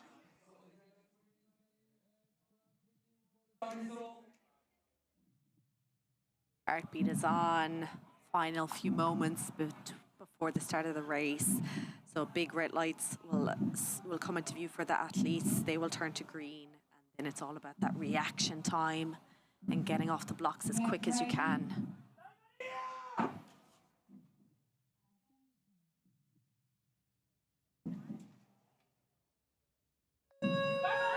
Yeah, both scullers reacted equally to that buzzer. And it's the Italian going closest to the boat. But the French athlete now has probably got a stroke in before the Italian. But look at the power that Lanciano is putting in, the Italian athlete there. So strong to the back end. Incredibly strong. Yeah, she's going to use the advantage of the wind now on the back end here. It's giving her that bit of a push.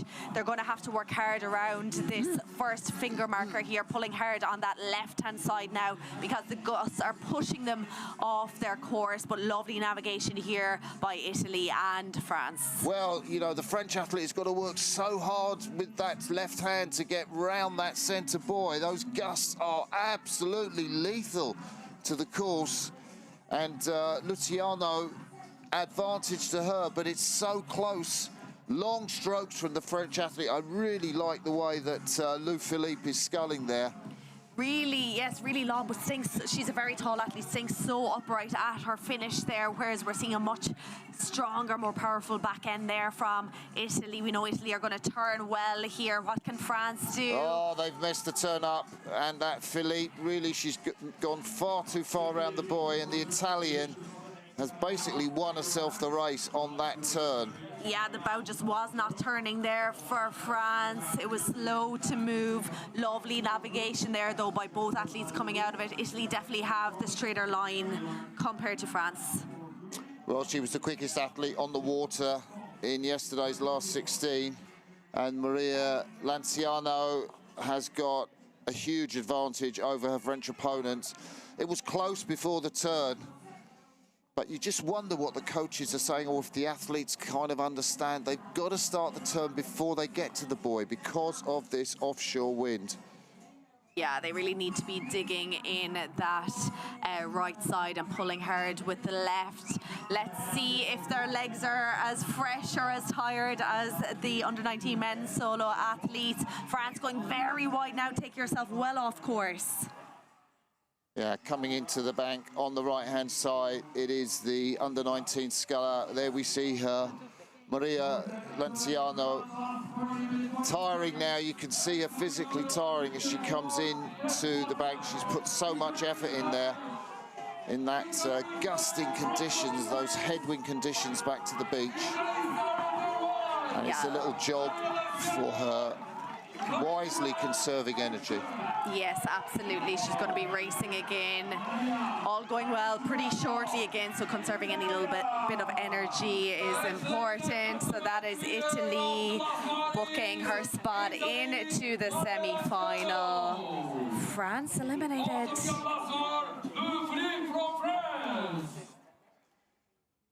Well, again, we see where you can get a massive advantage here. The start clearly getting into the boat. The rowing obviously important. 2:56, not as quick as she was yesterday. The Italian, that won't bother her at all. But that turn is proving to be crucial at the top, isn't it? Absolutely crucial. And the faster athletes on the turn are almost always going to be the faster athletes when they hit the buzzer at the finish. Yeah, they really need to get that dig and that back in early. That's the key to executing those nice tight turns, nice fast turns, and then just being very powerful on that left side. So next up, we're on to our next quarter final of the day. Yeah, Magdalena Vlastenikova, the 16-year-old. It's not Maria Vlastenikova, actually. It is the British sculler who is racing, so Isabel Sonkina, and she is racing the Austrian sculler, Marlene Kür.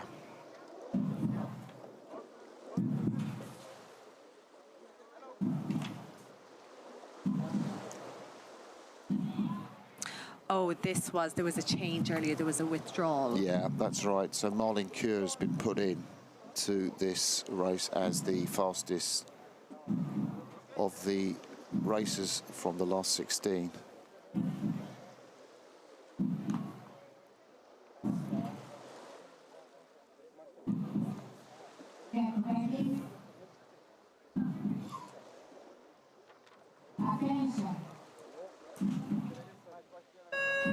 Second chance for the Austrian. What will she do with it? She set off at a furious pace down to her boat.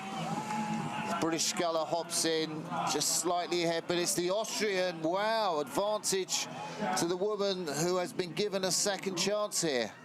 Yes, indeed. She had a great start there, and just a little wobble for Great Britain there, just a little bit of an uneven push. So one blade was in the water, one was in the air, so just slightly uneven. She went up onto her side, so she does have a little bit of work to do to get herself back into this race here. But Austria flying, they're doing really well up against this wind now. They knew they had to kind of correct themselves there after that first marker. Yeah, and I was saying it was the Austrian who's been given a second chance. It is, of course, Isabel Soyinka of Great Britain who has been given the second chance. My apologies for that. She's been put in after the withdrawal of Magdalena Vlastenikova. So Great Britain here coming back on the Austrian sculler with the second chance. The sculler on the far side of the course. Little despairing look from Vlastenikova. It's tailwind conditions here, but the British sculler making the most of her second chance. How will she turn? Yeah, let's see if she can match what Sol did in the last race there. Looks like she's staying a little bit closer, a little bit slower getting the bow around, but she definitely has a tighter line compared to Austria. Oh, she's put herself right back into this. A bit slower to get going. Austria just a little bit faster. But let's see who fares well up against this big wind. Well, this is the endurance, isn't it? You've got sideways gust, wind from the northeast, coming over their left shoulder, pushing them.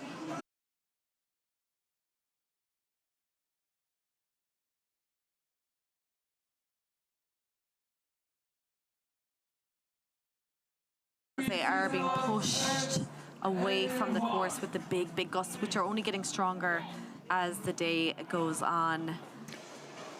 So moving on to quarterfinal 3 of the Coastal Under-19 Women's Solo, and this is the turn of individual neutral athlete versus Switzerland.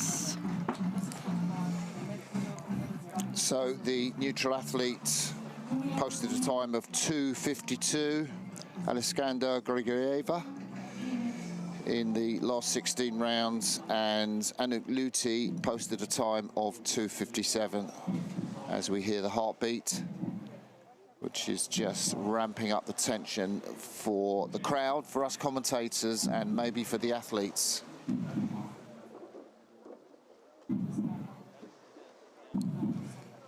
Boats going into the water. Starter just checking to see the boat handlers. 3 boat handlers now in these gusty conditions rather than 2, as we saw yesterday.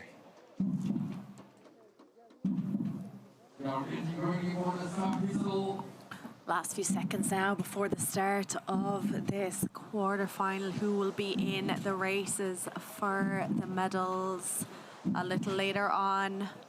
Here we go, get ready. They're crouching down.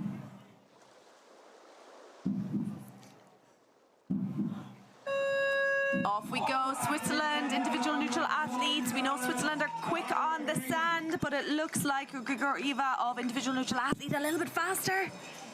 Yeah, both athletes pretty much off. Nice push off from the Swiss. I think better than the neutral athletes who've had to correct her steering. Advantage Luti, there she is. Anouk Luti on the left of your picture from Switzerland with the slower time, but expect Grigorieva, Alexandra Grigorieva, there you see her. Those long strokes. We've talked about that, haven't we, so often here, but you can really see it writ large there. So long out the front and so well connected with the blades, and it's pulling her back against the Swiss. Absolutely, yeah, suiting the conditions here as they have the wind with them on the way out here. Good navigation here, not going too wide around those middle markers. Both of these flat water rowers, they raced this year at the European Under-19s for Luti of Switzerland in the quad, and Grigorieva was at the European Under-23s in the double. So yeah, lots of flat water experience, but the coastal waters aren't, that's suiting them well. Perhaps not on the turns, both turns have been very slow for both athletes. Grigorieva now having to come right back to the buoy. You can see she went so far past it, and Luti perhaps made a fraction up on the turn, but Grigorieva should be advantage to the neutral athlete with those long strokes if she can maintain the pace in this offshore athlete. She has a quick enough beach run as well. Yeah, so Alexandra there, you can see her back. just hitting that finger buoy. Disrupted her, but it's not going to disrupt her too much. Good endurance too, good form, good technique. She can look across if she wants to the Swiss sculler, but you can see her head is focused in boat, looking round for her boat handlers now as the neutral athlete's shell hits the beach. Yeah, here she comes. Staying nice and light on the feet here now. So it is Alexandra Grigorieva, individual neutral athlete. She's booking her place into the semi-finals. She is happy, hands are in the air. Anouk Luti missing out. Embrace from the two athletes. So Alessandra will have a chance to race for a medal. She's going to be in the semi and should make either the A or the B final. 2:51 is 1 second quicker than she posted in the last 16. And I think about 4 seconds quicker than Italy earlier on in the quarterfinals. Great shout. So that was quite a good time. Now wind is helping as well. They're getting an extra little bit of a push as the gusts pick up, but we move on to the final quarterfinal of the day of this category, coastal under 19 women's solo. Spain against Germany. Alejandro Garcia Dominguez posted a 2:53 in the last 16. And Mia Tatiwa from Germany, she posted a 2:54. Just a second difference between these two women in the round of 16. This is the quarterfinal, the last 8, a place in the medal races in the semi-final at stake here.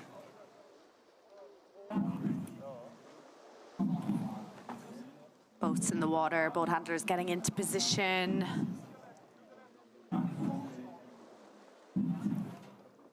The judges just making sure that they're lined up perfectly with the markers. Here we go.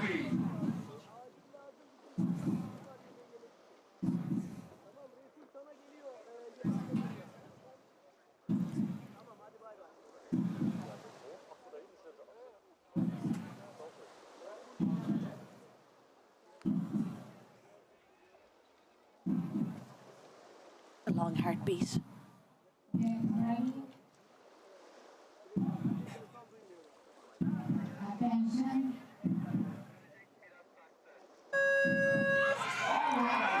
Garcia Dominguez blasts off. She was just moving her finger just to take the tension out of the start. She gets to the boat first, the push off, little awkward first stroke, and T were much smoother in terms of the first stroke. Garcia Dominguez just needs to calm down a little bit. She's top gas at the moment, but she's making a few mistakes. Yeah, starting to panic a little bit, and the blade work is getting a little bit messy. This is not a place where you want to do that. She's really, oh, is there a problem with this heat? She just, her stroke's really shortened up there.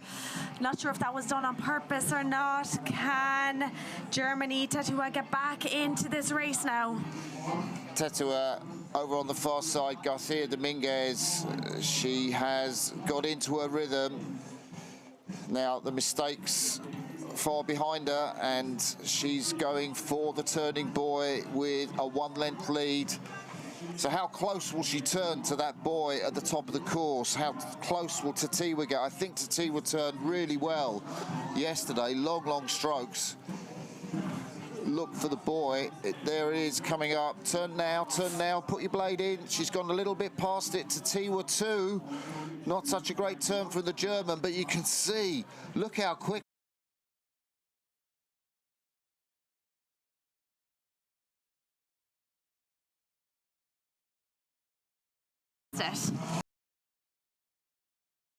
From the Italian, sensational turn at the top. She began it really 2 or 3 strokes before she got to that yellow buoy. The wind just took a level with it. It was so beautiful to watch. Technique fantastic from the Italian, and she's kind of eased off now. She's aware that she's going to be in the A final. And she's coming to the beach, conserving a bit of energy, I think. Yeah, she changed her style of rowing massively. They're just slowing down the rate slightly and focusing on a big, strong lie back. You can see the lie back that she's doing, working with the wind as opposed to against it here. So here she comes. We know she has a lovely exit as well. Nice little hop out it over the rigger. And here she comes. She looks over. She knows she has time. So she's going to take her time now as she comes up the beach to book her spot in the A final of the under-19 women's solo. Yeah, she doesn't want to sprint because she knows she's going to have to do it. Just a little tap of the buzzer with the foot. And Kür there from Austria had a great regatta. She will contest the race for the bronze medal in the B final, which will be the next race. I think that we'll see. We have the second semi-final first. Oh, we got the second semi-final. Getting ahead of myself there. More semi-final fun. Yes, this time it is going to be Grigorieva athlete versus Spain.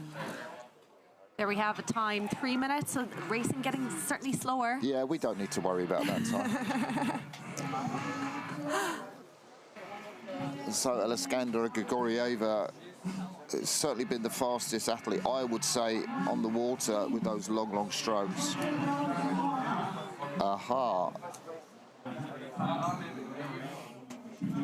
So While I know the start list only mentioned Spain there, we do have the athlete from individual neutral athlete lining up. no sign of the Spanish athlete at the moment. Here she comes. Well, good to see two athletes, Alejandra Garcia Dominguez. Lovely to see that little connection between Grigorieva and Garcia Dominguez at the start. All about the long win here. Alexandra.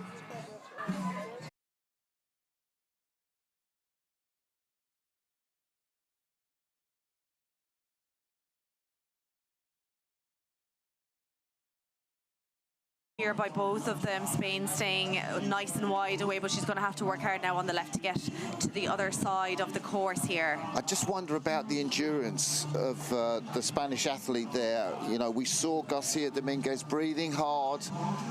If that's an issue, it's going to tell on the final turn into the headwinds. Grigorieva just moving nicely out of that buoy. Yeah, with her long strokes really catching up now. Well, if she's got the turn sorted, you know, then that's going to be advantage to the neutral athlete. She's already going in front. And again, if she turns early, like the Italian, it's going to be a super race for the neutral athlete here. Let's see how she handles the turn. Waiting a little late, she will go past the buoy. And so will the Spanish athlete. Both athletes have got to race back a little bit, you can see, maybe about 5 or 10 meters. Grigorieva is straight, and the Spanish athlete started off too early, I'd say there. Yeah, she's working hard. You can see on the left side now again to correct herself and get herself nice and straight. Very even now. So again, very different styles of rowing. Spain now keeping that rate up, but focusing on that big coastal lie back that we've been seeing over the last few days. She's staying in touching distance.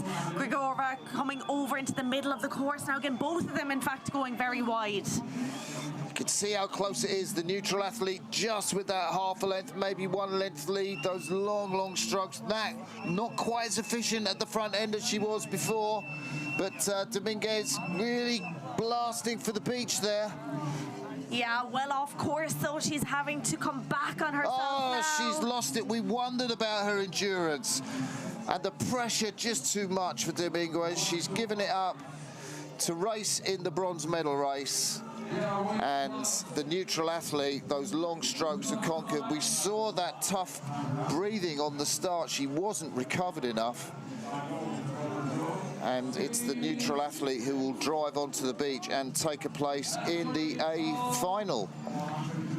Yeah, I wonder at what point of the race do they make that decision to just ease off and go for the final B, because you never know what's going to happen to the other athlete. But hey, that's not a worry for individual neutral athlete.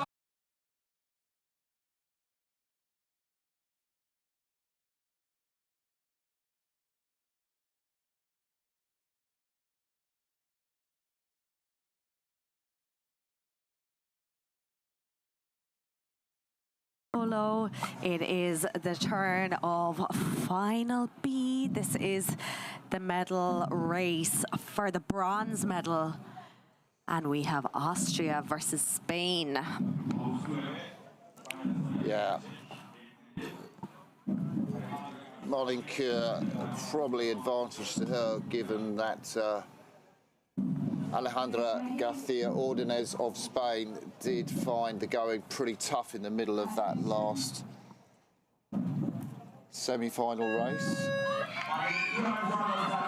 Legs looking much fresher this time on the sprint down for Spain, but I think advantage here to... Yeah, I think she needs to be conservative, the Spanish athlete, to be quite honest. Yeah. I think she just needs to keep maybe 95, 96% on this outward run and just make sure she's going to get home when she turns into the wind. I'm not sure if she has settled yet. Maybe a little bit more reserved this time round. She certainly has advantage on the water, but maybe a little bit off course. She's going to have to work very, very hard now with the left side to stay on course. Yeah, and that will slow her down actually and give an advantage to the Austrian, to Marina Keur, who is just gaining back on the Spanish as we head towards the turnbuoy. Yeah, we know the Spanish have generally good turns, but this gust of wind is really pushing every athlete off. Spain definitely the stroke rate here and the short strokes are suiting here, but once again, will she sustain it on the way home? It's hard to say, but here we go. She's flying into the turn, could have backed a little earlier. Yeah, not the greatest turn for the Spanish. The Austrian going to get round. If she can get round quickly, this race is wide open as they head for the beach. The Spanish athlete has gone off early. You can see her course there. She felt the pressure of the Austrian, and now, well, what's going to happen here? Spain are going to have to work hard here to overcorrect. We do not want to have a collision out there on the water. Spain coming right over into Austria's lane, having to overcorrect herself now, and again working hard with that left side once again.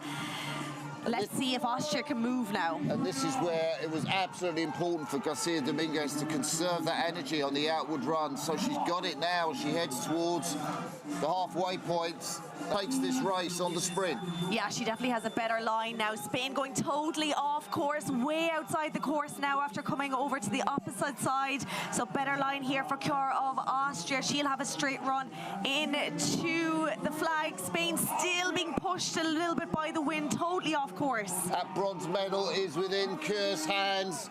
The Austrian athlete, she can taste success there. Marlene Keur coming onto the beach. Spain, the finishes are much weaker. Keur jumps out first. She is sprinting for the beach. She's not looking for the Spanish athlete. Full gas for Marina Keur. Comes up to the buzzer and a bronze medal.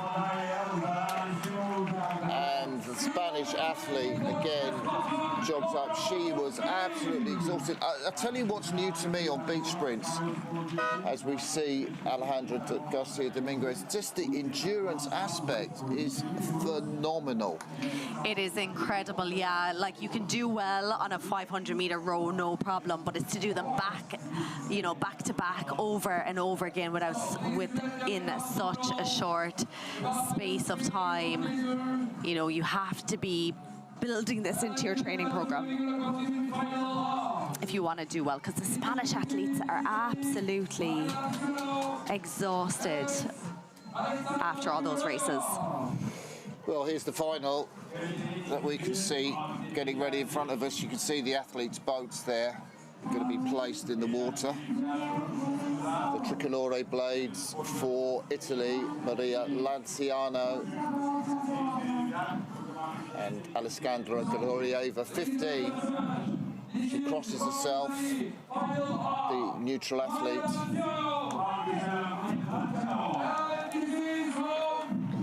Previous victories all forgotten. Focus now on this gold medal race. Grigorieva has been the quickest on the water. The high rating of the Italian, will that endurance again be a question as we head back for the beach? All to play for.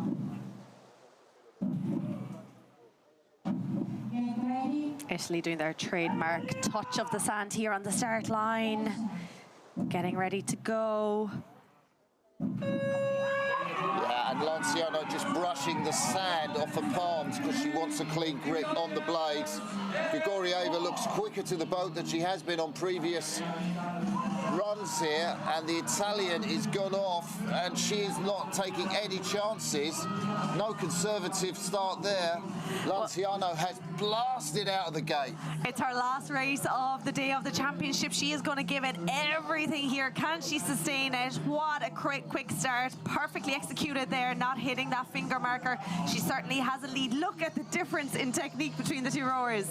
Yeah, Grigorieva, that will really come into play, I think, on the homeward run. But Lanciano, she may be quick now, but again, it's going to depend on the turn. It's going to depend on the endurance that the Italian has got into the wind. Excellent execution there of the course again by the Italian, just staying that oar length distance away from that middle marker. So it's a good turn in her. Can she do it again today? She's turning already. Grigorieva is still in contact. The 15-year-old against the 18-year-old. Great turn from the Italian there. Grigorieva goes past a little bit, and it's advantage to Italy on the turn. What's her endurance like into the wind? Yeah, here we're going to see now if she still has something in her legs. She's changed her style slightly. Big lie back here now. Shorter at the catch, further at the finish here. Can she Head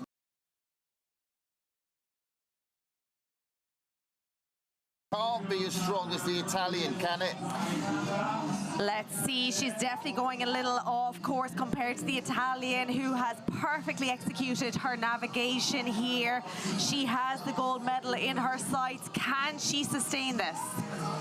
Yeah, it does look like the Italians.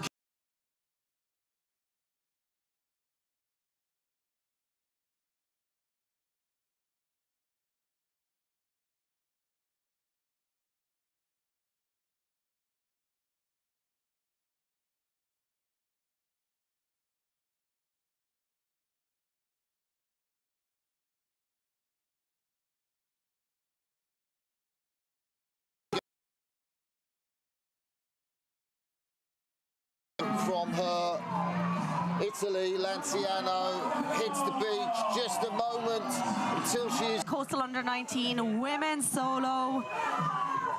Silver going to individual neutral athlete Alexandra Grigorieva.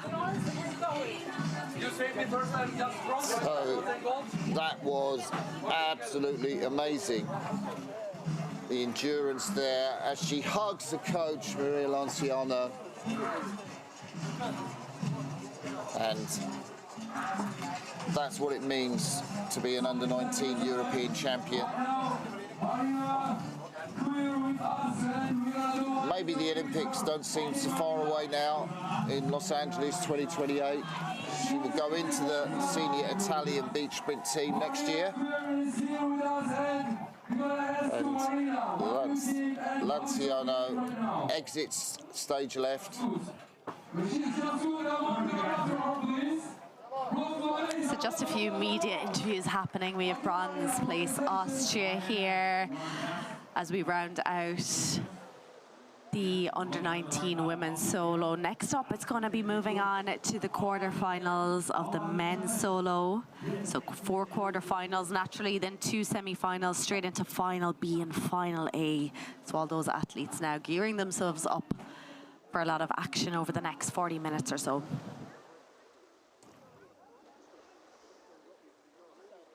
And for the moment, we're going to take a little break in the commentary. So it's goodbye from me, Martin Cross, and from Neve Hayes.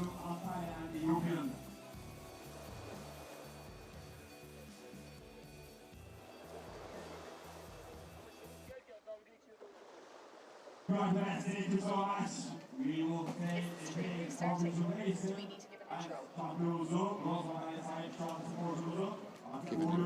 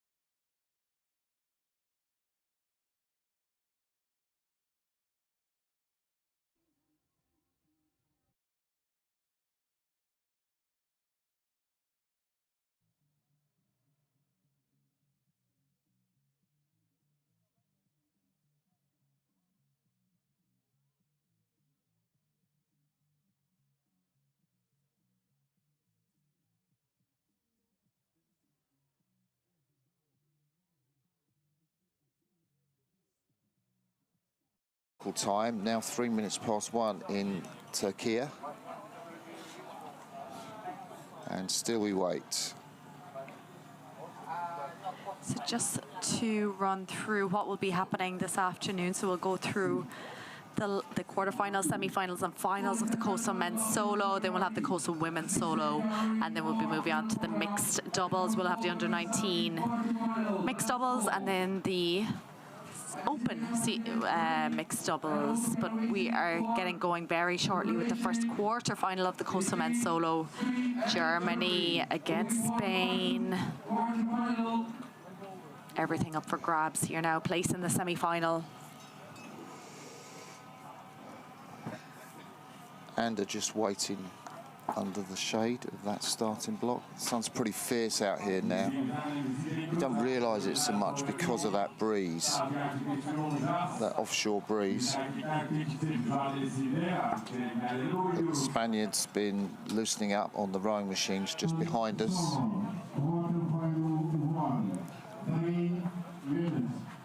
He knows he can beat the German, but everything's got to be right.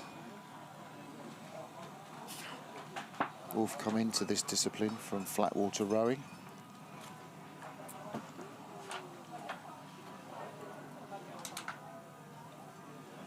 Almost certainly the faster sculler of the two. If we had a 2K race on flat water, which of course we don't, it's beach sprints, so we've kind of got a course that the athletes are going to be round within about 2.5 minutes. Including the sprint down and the sprint back. So maybe 5 minutes of rowing.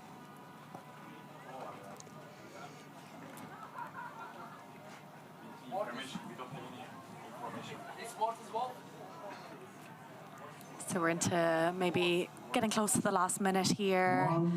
Here we go, commands being given, boats are being put in the water, so the three boat handlers. Spain jogging down the beach there with their boat. Germany taking a slower approach. We're using the swift boats again here for the solo races. So you'll notice the female boat handler there, and the boat closest to us, that's Spain. She's holding the oar away from the boat to allow a little gap for the Spanish sculler to jump in. Some prefer to hop over the handles. Others prefer to kind of run in and jump from the side. Yeah, and just giving instructions to his boat handler. He wants the boat closer to the shore. And, to give him the best possible chance to get in. Yeah, as soon as you hit that water, you're going to meet resistance. So the less water you can be in, the better. So Ander Martin, closest to us, multiple times world beach champion, and Moritz Wolf, the German Paris Olympian. Ander Martin, I think, quicker down to the boat. Moritz Wolf. Martin off first, definitely there. Yeah, I got a couple of strokes in there before Wolf of Germany, focusing on that, getting the speed up as fast as possible as they head out the course. Big tick for Ander on that start, wasn't it? I mean, he's got to take the margins, and he's got to take the margins on his navigations over Wolf, and particularly that turn at the end. That's the only way he's going to beat the stronger sculler. Yeah, so relaxed here through the water, even though he is flying up and down the slides here. Just about advantage. I was going to say to Spain, but I think it is going to Germany now. Yeah, Moritz Wolf, the stronger sculler, making that pay. This is the tailwind leg, so the wind is blowing these scullers out towards the buoy, and it's going to come down to the turn. Ander Martin looking round already for that buoy. How soon is he going to turn? He needs to turn now. Stop rowing. There we go, right round the turn. Moritz Wolf, little inefficient strokes maybe. Ander Martin getting round quicker ahead of Moritz Wolf, and he made his advantage count there, didn't he? Oh, he absolutely did. He was trailing going into that turn, but the Spanish turn was much more efficient. He has a good line now. The wind is going to push the bow, so it is Spain from Germany. Yeah, Moritz Wolf will come back level, if not lead Ander Martin on this headwind leg. Every stroke the Germany's gaining. You can see there's just a deck between the two scullers, but Maurice Wilf will go in front, and it will all come down to the sprint. Fantastic power shown by the Olympic athlete there from Germany. This is the last but one marker, and Ander Martin is desperately trying to hang on. He knows that Wolf is powering level with him, all in the sprint. Look at the big lie back here from Ander Martin of Spain, trying to propel that boat through the water. He's just overtaking Germany here now. It's going to come down to the exit. It's going to be Ander hitting that sand. He is going for it. Wolf is on the sand. Ander Martin is up there. Wolf stumbles. It is Ander Martin with a big gaping mouth and a smile. The stumble by Wolf. He points to his coaching team. We did that. Fantastic effort from the Spaniard. He wasn't the favourite to take that race. Dejection for the German, but Maurice Wolf, he was the quickest sculler, but I think Ander Martin was the better coastal athlete there. I think you're absolutely right. His navigation, his turn, the big lie back at the finish there suited him well. So that is Spain going into the semi-finals. Germany eliminated. As we move on to the next quarter-final.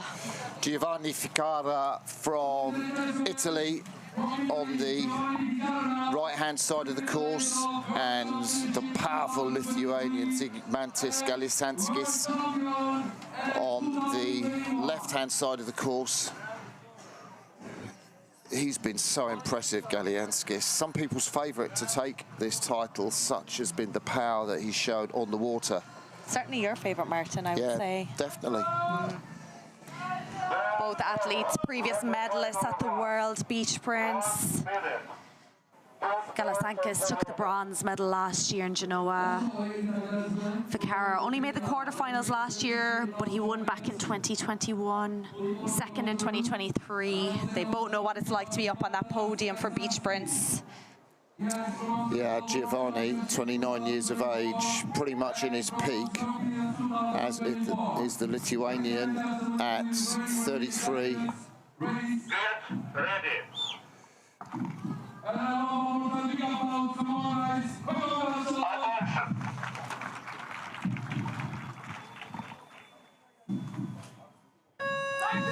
Both these athletes pulled 2:26 in the previous knockout round, so it should be close.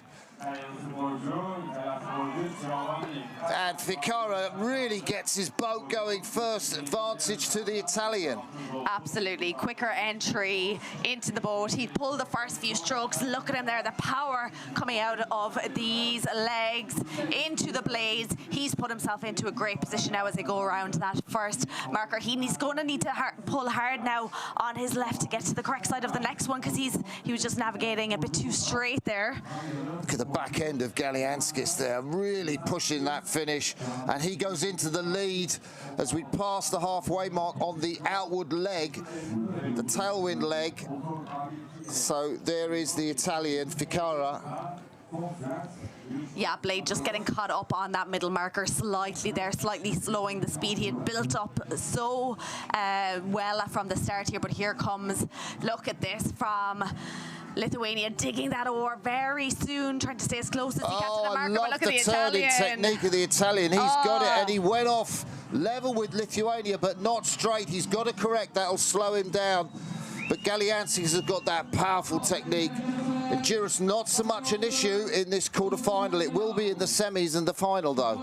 Absolutely, yeah. Advantage to Lithuania now as they come down the course. Great navigation at the moment, for sure, by both of them. They're looking over at each other. It is Lithuania. Look at the power out of them as they need it here up against that really strong wind and the gusts.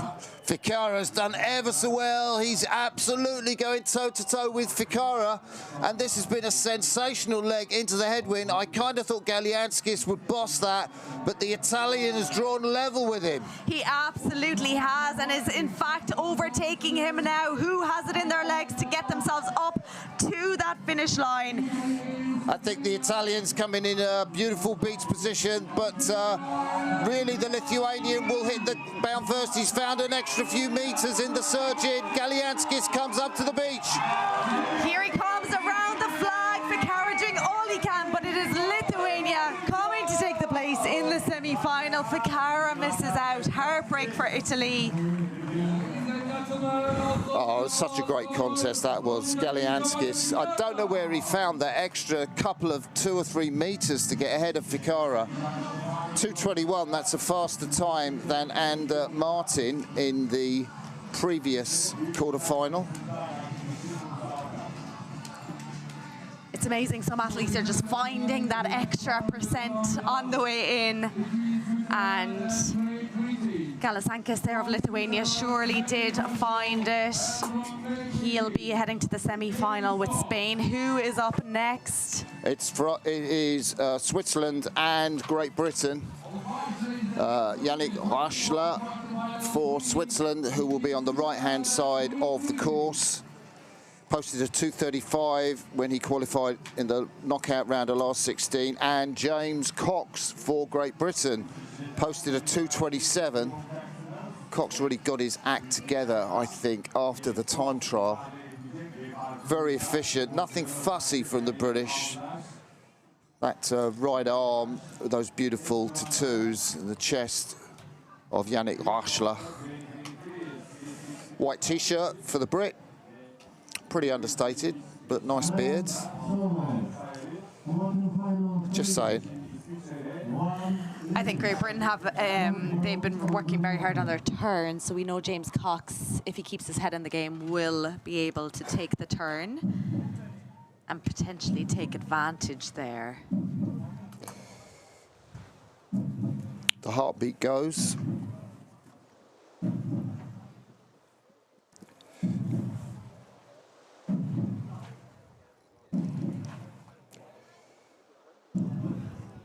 Both athletes pretty relaxed. The red light hasn't gone on yet. They're looking for a red light that turns to green moments before the start.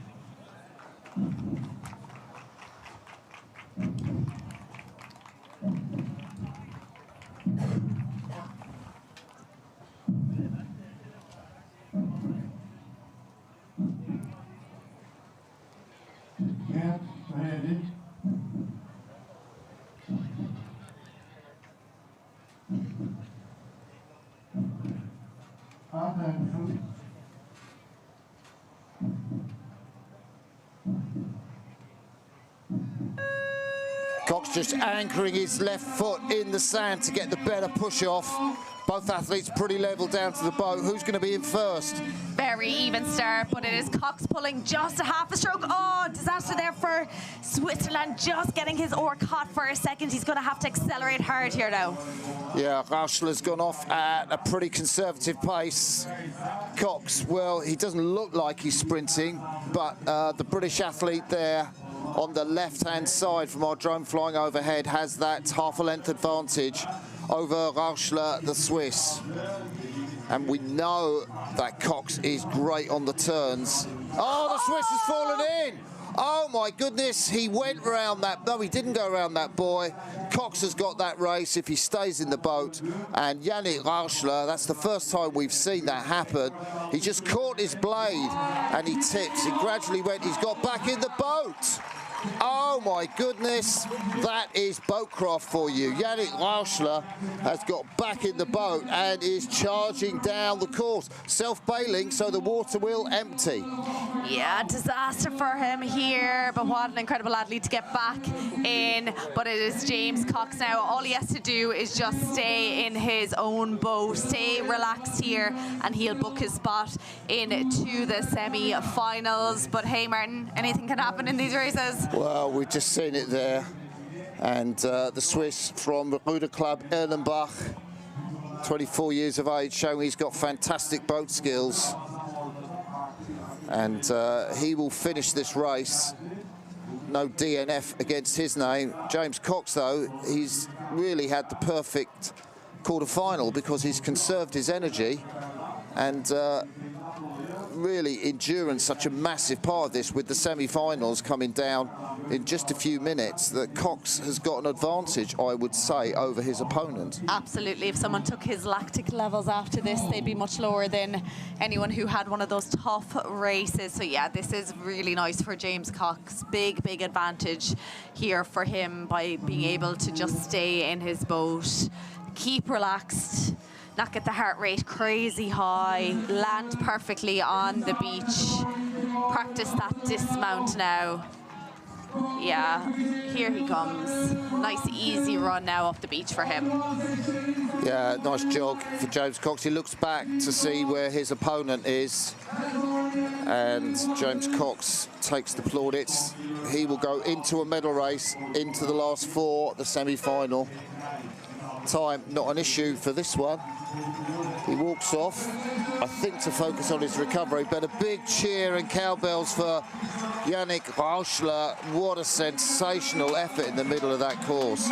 We're all applauding here in the commentary box. The crowd are on their feet. James Cox walks back to congratulate Rauschler, soaking wet. And the white flag, Rauschler gets his time.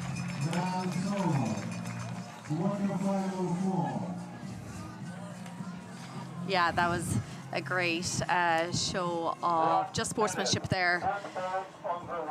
To get back into the boat and finish the race, he'll get a nice time and ranking for that, as opposed to a DNF, did not finish. Hard to do, but well done there to Switzerland. So that's Great Britain, James Cox. He'll be making his way into semi-final 2, but who will be joining him? We have the final quarter-final. Mathis Notley and Kaan Aydin, the home favourite in the right-hand lane from Turkey, 22 years of age, the man from Fenerbahce Rowing Club, and Notley, the Frenchman, on this near side of the course, 6 times French champion from the Joinville-le-Pont Club in the Ile-de-France. Cap set back, should be easy to spot him. Attention.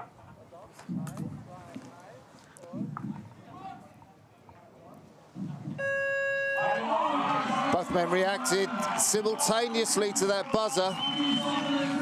So the Frenchman there gets into the boat. The Turkish sculler is there, and he's out first. Yeah, and he definitely got a bigger push off his boat handler there as well to propel him through the water. They have the wind with them here now on this outward leg. They are flying through the water with their blades here. The Turkish sculler is up at one of the highest rates we've seen. High 40s for the Turkish sculler. Notley a little bit more conservative, but still quite short, stabby strokes. They're going to have to change that when they come back into the headwind. Notley beautifully steering past that buoy. He's going to have to pull on his right arm to get back in for the turning buoy at the top.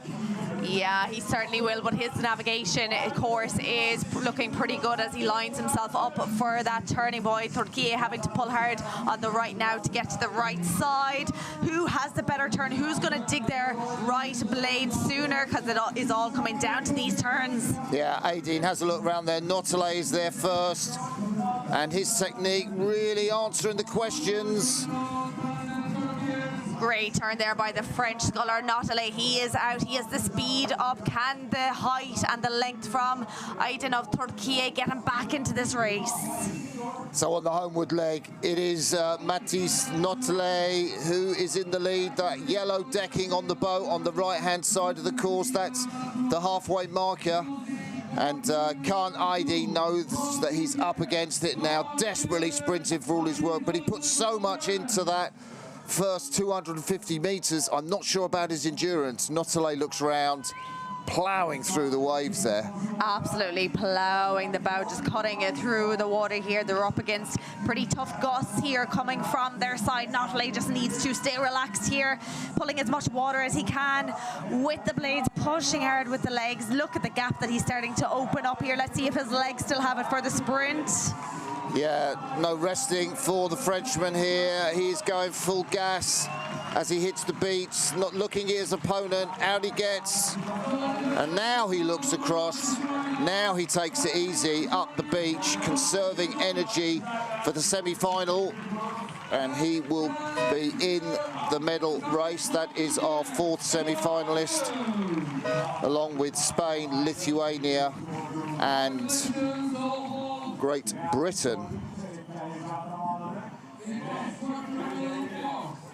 Yes, that is the quarter-finals done. So just a slight break now before we move on to the semi-finals, just to give the rowers, the athletes, a little bit of recovery time, although they don't get much here. That's all part of it. It's the endurance, back-to-back racing over and over again. Yeah, if you're new watching this beach sprint racing, it is so exciting. And one of the factors that make it so exciting is there's hardly any time between the quarterfinals and the semi-finals, and the semi-finals and the A and B finals, the medal races. And these athletes, well, it's all about endurance. We talked about lactic acid, that product that you build up when you sprint. You can't take in enough oxygen to get rid of it, and it builds up in the muscles. Can go as high as 18 or 19, maybe even 20 millimoles, depending on what the athlete's done. And James Cox, the British sculler, well, he was able to conserve a lot of energy because his opponent, Yannick Rauschler from Switzerland, unfortunately fell in. He got back in his boat, but James Cox, well, does he have a big advantage as we come to these semi-final races? I certainly think he does. Indeed, everyone else had to work a little bit harder to get their place into the semi-finals, and all these little marginal gains make such a difference in this sport when it's such a short time where they have to work hard. We're seeing lots of supporters there on the grandstand, lots of the Irish enjoying the sunshine. James Cox has a lot of supporters as well. There was a flag up there with his name on it. So it will be Spain, Martin versus Lithuania, Galianskis. And Martin already pacing around the start line. The Lithuanian still yet to appear. There he is, crouched down, both athletes squatting down here to our rights. You're not seeing them on screen, but you can now. Just like they're sort of meditating. Potentially that is what they're doing, getting themselves into the right zone here. Well, we've said that about coastal rowing, that you have to be in the moment. Every stroke is different. And lovely little chat between the two athletes there. The Lithuanian, Zimantis Galianskis, and Ander Martin, just sharing moments, showing what's really important here on the field of play. Ander Martin, I think he's asking for that boat to come back. His handlers are dragging it back. He wants it closer to him again. Yeah, he's looking for the fastest entry possible. He had a great start against Moritz Wolf, didn't he? He did. Really bettered the German Paris Olympian through that part of the race, and these great turn, of course. Place for the gold medal race up for grabs, the semi-final of the men's solo coastal beach sprint singles here at the European Championships. Get ready.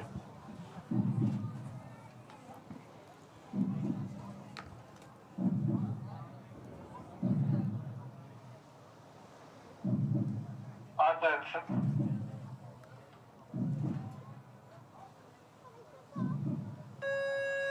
Galianski spent a long time crouched down, and Ander Martin only crouched when the umpire said attention. It is Ander Martin who is off. Couple of strokes pulled here before Galianskis, who just got thrown sideways slightly. Ander Martin, advantage to him, as he had in his previous race against the German Wolf. It is the Spanish athlete on the right-hand side of the screen, his yellow boat. These athletes share boats.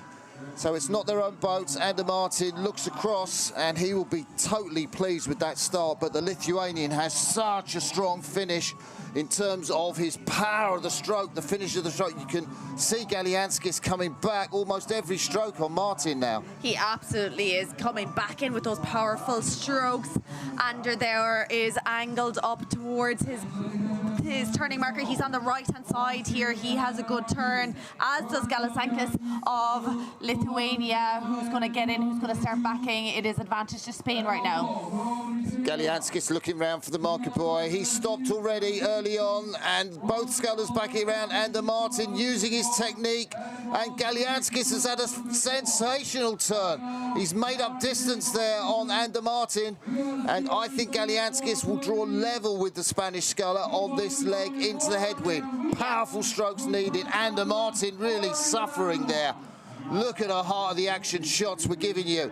He is desperate for that finish line to come. Absolutely. Both of them heading straight for the beach now. Good navigation, maybe going a little bit wide. Oh, this is so even here. You can see the waves coming at them from the side. They're getting a side wind here as well. Advantage at the moment still going to Spain slightly. He's shortened up a little bit, Ander Martin, and Galianskis is pushing that finish for everything he can. That's the strongest part of his stroke. But the Spaniard is going to hit the beach first. Another sensational row for the tall, slim Spaniard. He's got that one length lead. What's he got? What's his legs got on the beach? Will they last him for the sprint? Well, we've seen the Spanish athletes miss out on the run earlier today. Can Ander Martin keep it going here now? He's definitely going to be hitting this beach before Galianskis of Lithuania. He is out. Oh, he is beautiful off. dismount for Ander Martin, and that will put him into the final. He's not even sprinting. His opponent is sprinting, but Ander Martin gets to the buzzer first. Galianskis there with his foot. Great race from those two athletes. Ander Martin is going for the gold medal in the final shortly.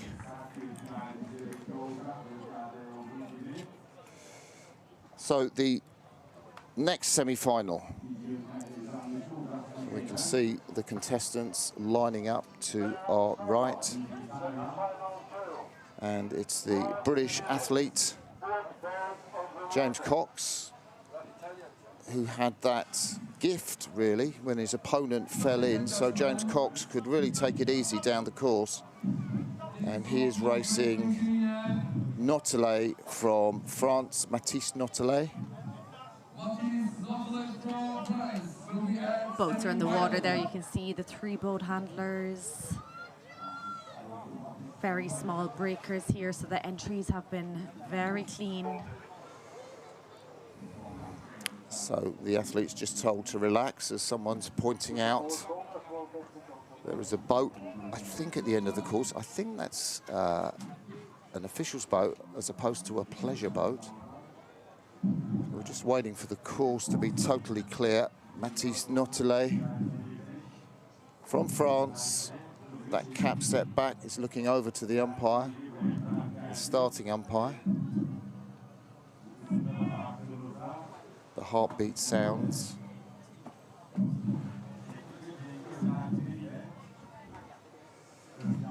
James Cox on the left-hand side of the course. So his boat is the furthest away in shot. There's James Cox closest to us now.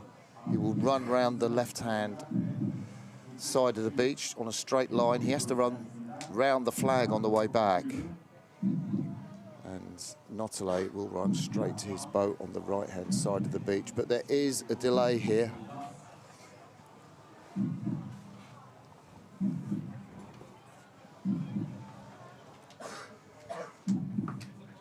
Yeah, they just want to make sure that the water is fair for everyone, and there is just a big enough boat, pleasure boat, just passing by outside the turning markers, which will create that little bit of a wash.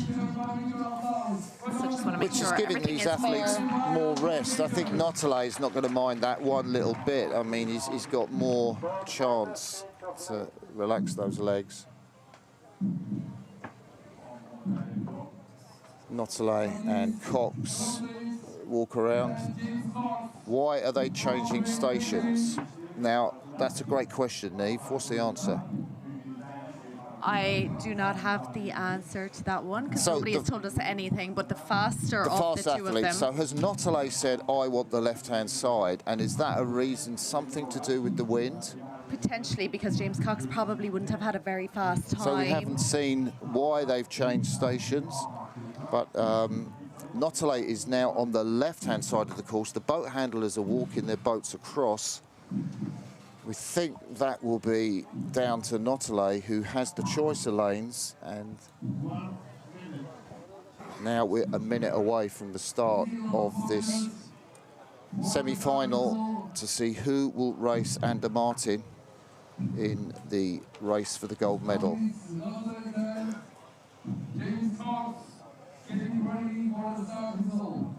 Will that change of station be crucial? Will it be to Notale's advantage?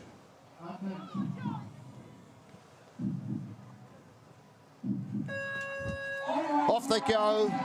Notale focused on his boat. James Cox getting close to it now. Notale is at his boat first, but takes a little while to get the first stroke in. I think Cox was off first. He certainly pulled the first stroke there out of the two of them. Nice straight line from both of them.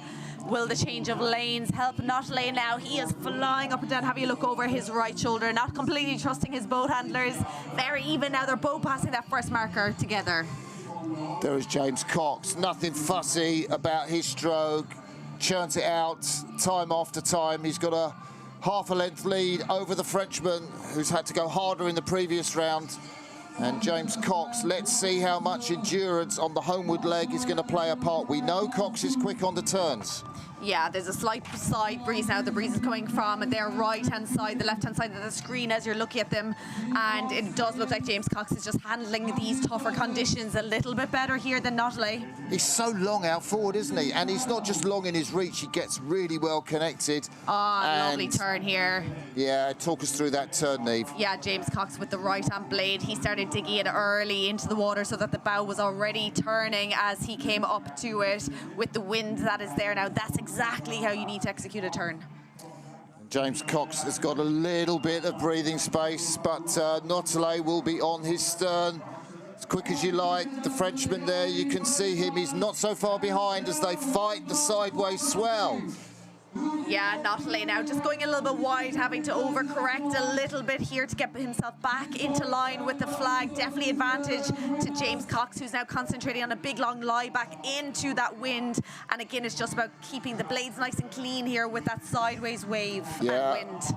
Just a look round, a few looks round. He can afford to do that now, so he's got the perfect place on the beach. He has about a 3-length lead over his French opponent. James Cox will be going into the final, barring an unforeseen accident, and he can take his time and conserve energy on the run up to the buzzer.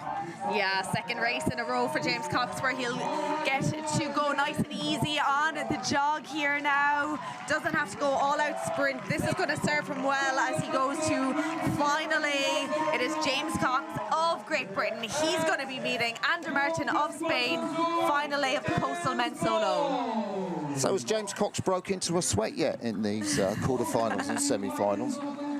He walks off into the shade, gets his water bottle, walks back to congratulate his opponent, Philip Notale, who's just jogging up to the buzzer.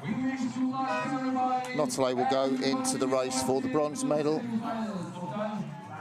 And I wonder what Ander Martin thinks of that, because he's had to go full gas every single race. I just wonder what Martin will have left in terms of endurance, what his lactate levels were. He was telling me that he hadn't really been able to get as high 18, 19. He wasn't sure if that was the type of training they were doing or just down to tiredness. But his muscles must be screaming now. So confirmation, it will be the Spanish athlete Ander Martin against James Cox of Great Britain for the gold medal in the European Championship Coastal Men's Solo Beach Sprints. Yes, and of course before that we're going to have the battle for the bronze medal, so final B will be coming up shortly, just giving the athletes a little bit of a chance to recover. So in final B it is going to be Lithuania versus France.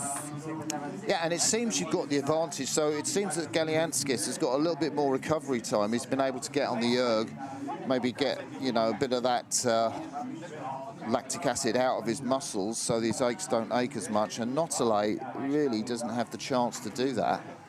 Absolutely, yeah. And I wonder when Notale decided to throw in the towel in that race. It looked like he kept going for quite a while. I think he did. Again, like, you never know what's going to happen. Someone could fall out of the exit, out of the boat. Like, so if you kind of give up too early, if anything happens, your opponent, you're taking yourself out of the race. So he really kind of kept going there until maybe the last few meters on the beach run. But yes, final B now coming up. Great shots of Antalya here. Well, we're a little bit outside the city of Antalya in Turkey. Beautiful beach, beautiful background. You can see all the resort hotels in the background. The Dutch team staying in that hotel closest to us. The British team just, I think, a couple away from that. They've all bought package holidays. Cheapest way to get out here was to come out on a charter flight and buy the meal deal for the hotels. So you can hear, probably coming over our microphones, the course commentators getting the crowd ready for the B final, the race for bronze medal and 4th place. Of course, it is fantastic to leave with a medal, but, you know, massive plaudits to all our competitors here, wherever they finish or have finished in the competition. It's been an exceptional 4 days of racing, and we are just over halfway through the last of those days. Absolutely, and again, a reminder of the schedule here. We're going into final B of the men's coastal solo, followed by the gold medal race. Then we'll be moving on to the women's solo. Then we have the under-19 mixed doubles, followed by the final block of racing will be the mixed doubles. Can't see the French or the Lithuanian athletes yet at the start.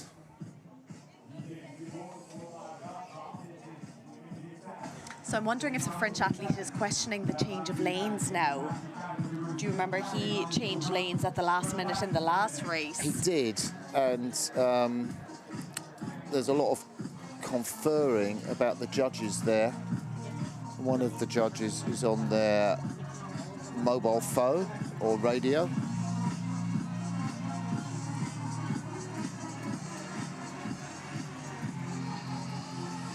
Yeah, so again, they're giving just a little bit of extra time to the athletes in between the semi-finals and the finals, because of course France there, not too much time between his semi-final and final B, so they're just giving a little bit of time to athletes to recover as best they can before they have to do it all over again. But this is part of the sport. This is the joy of beach sprints, back-to-back hard races.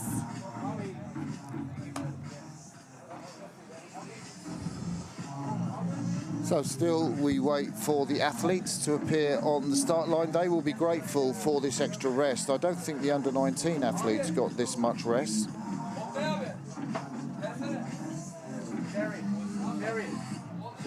And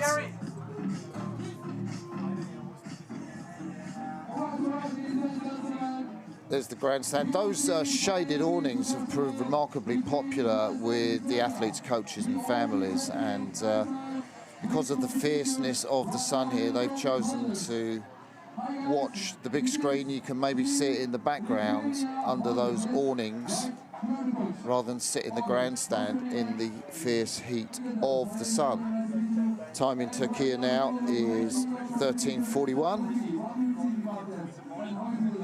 and we really hope you are enjoying this presentation. Still the judges confer, still we wait for the B final to start. And those athletes will be grateful of the recovery time. I can see Natalie there now in the back, gearing himself up. He's raring to go. Racing for that bronze medal. The boat handlers are ready to go as well, standing next to the boats. Spain are ready to go as well. Oh, just turning the boat over there. I'm not sure if the drone is picking that up. The drone's just going over to them. So Spain emptying out any water that's left in that swift solo boat. But athletes, yeah, getting in the zone here, getting ready. And of course, we're back here in 3 weeks' time. The World Rowing Beach Sprint Finals will be taking place on this exact beach, 3 weeks' time. So I'm sure we're going to see a lot of these athletes hang around and go for the world medals and titles in a few weeks. You can see that flag, which is kind of facing towards the east. There's an offshore wind, but it's kind of swung round a bit from the northeast. So the north is where the beach is, and the scullers are racing out towards the south to the markers, and they're having to contend with a crosswind on the way out, which is going over their right shoulder, and then they turn round and the crosswind will be blowing them from left to right. Lithuania and France are now on the start line, and shortly we will see Zygmantas Galianskis and his opponent from France, Mathis Notelet. This race will determine who will win the bronze medal and who will go home with 4th place.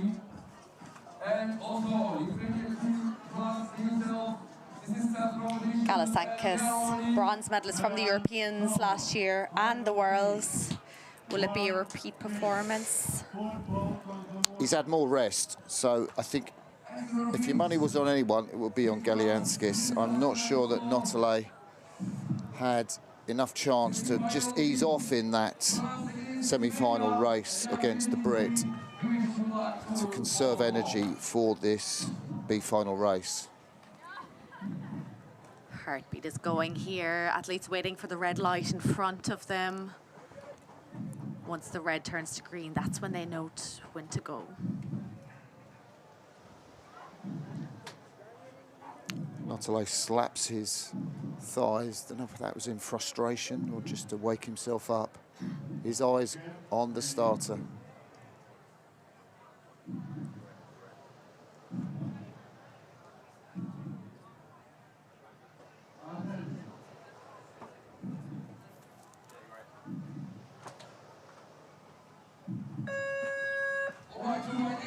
Oh, even start here. Lithuania, France. France looking a bit fresher here on this run. France are in, Lithuania are in. Who'll pull the first stroke? Yeah, pretty even, wasn't it? I think Notelet, just had a little wobble on the second stroke there. Galianskis taking advantage of that. Definitely the stronger athlete. Notelet's going to have to be so clever on his course in and out of the buoys. The slalom that these athletes have to do. First right, then left, then right around the buoy at the top.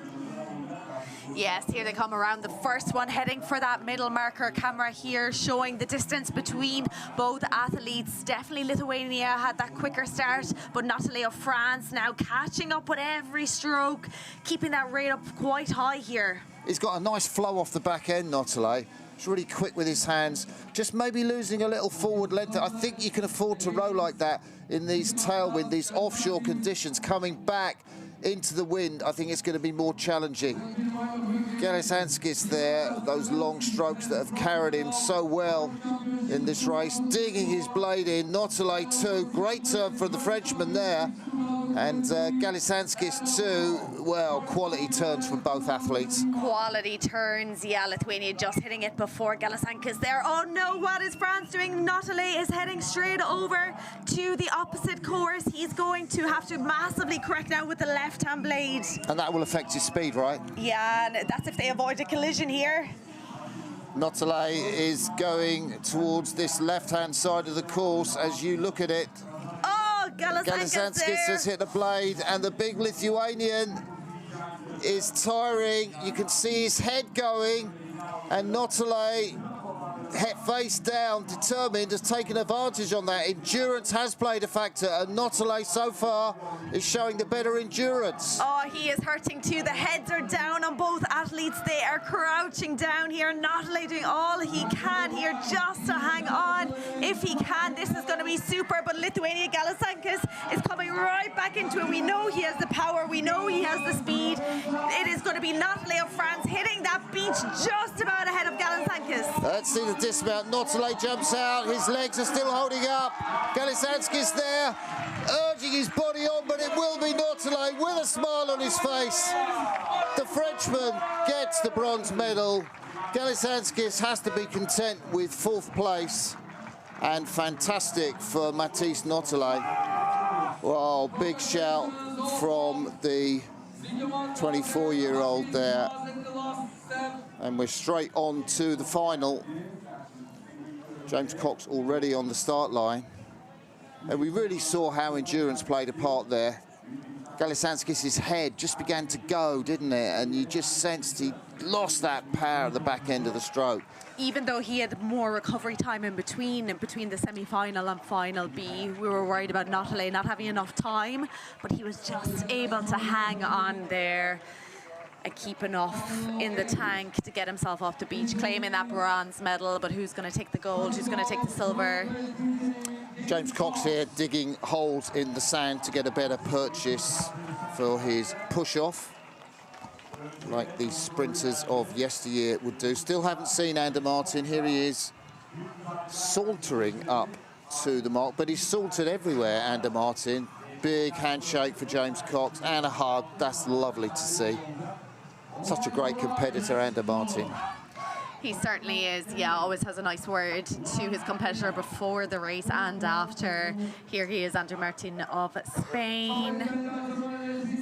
He is in lane 2.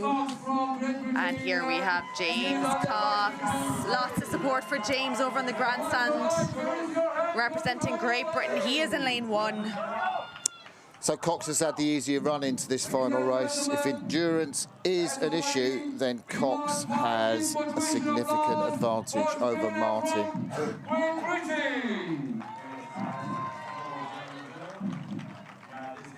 I think Ander Martin's boat handlers have got it about right. He's not asked them to move the boat back towards the beach, as he's done in the quarterfinal and the semi-final. Here we go, waiting for that red light.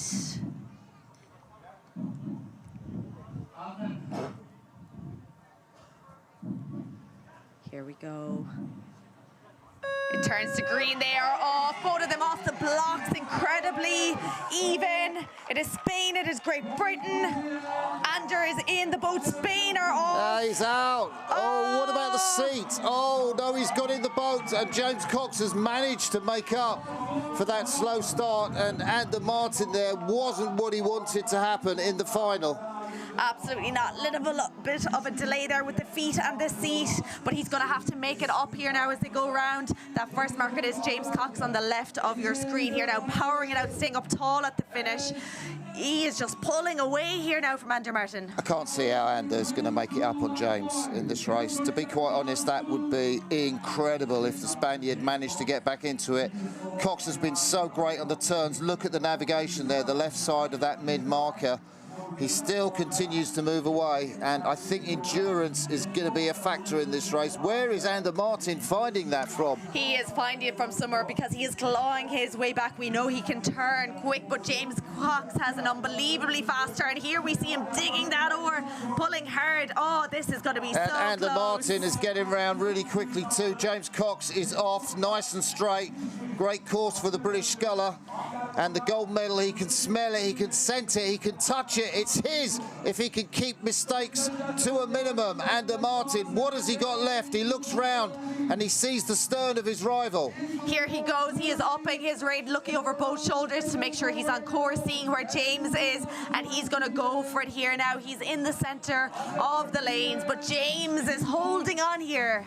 Yeah, James Cox coming towards the beach. One more marker to go, and he knows he's almost there.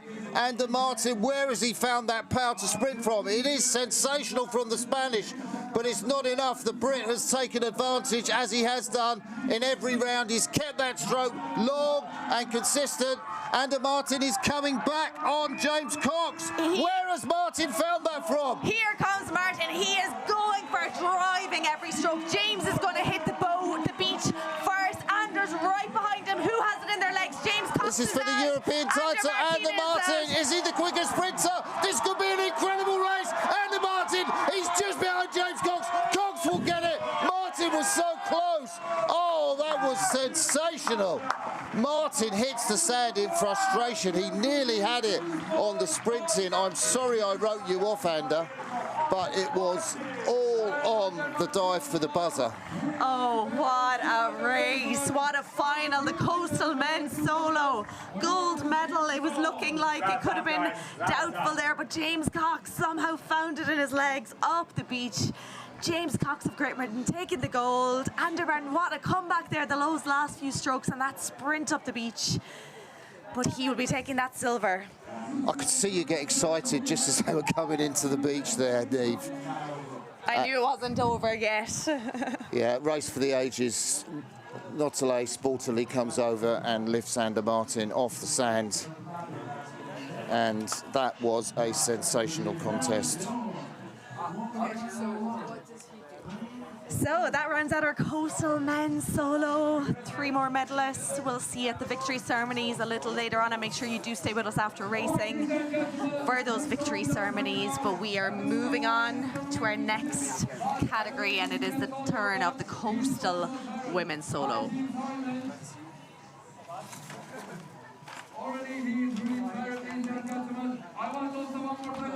So 4 quarterfinals coming up. The first will be against Austria and Hungary. Yeah, Prail versus Lobnik, 2 neighbours.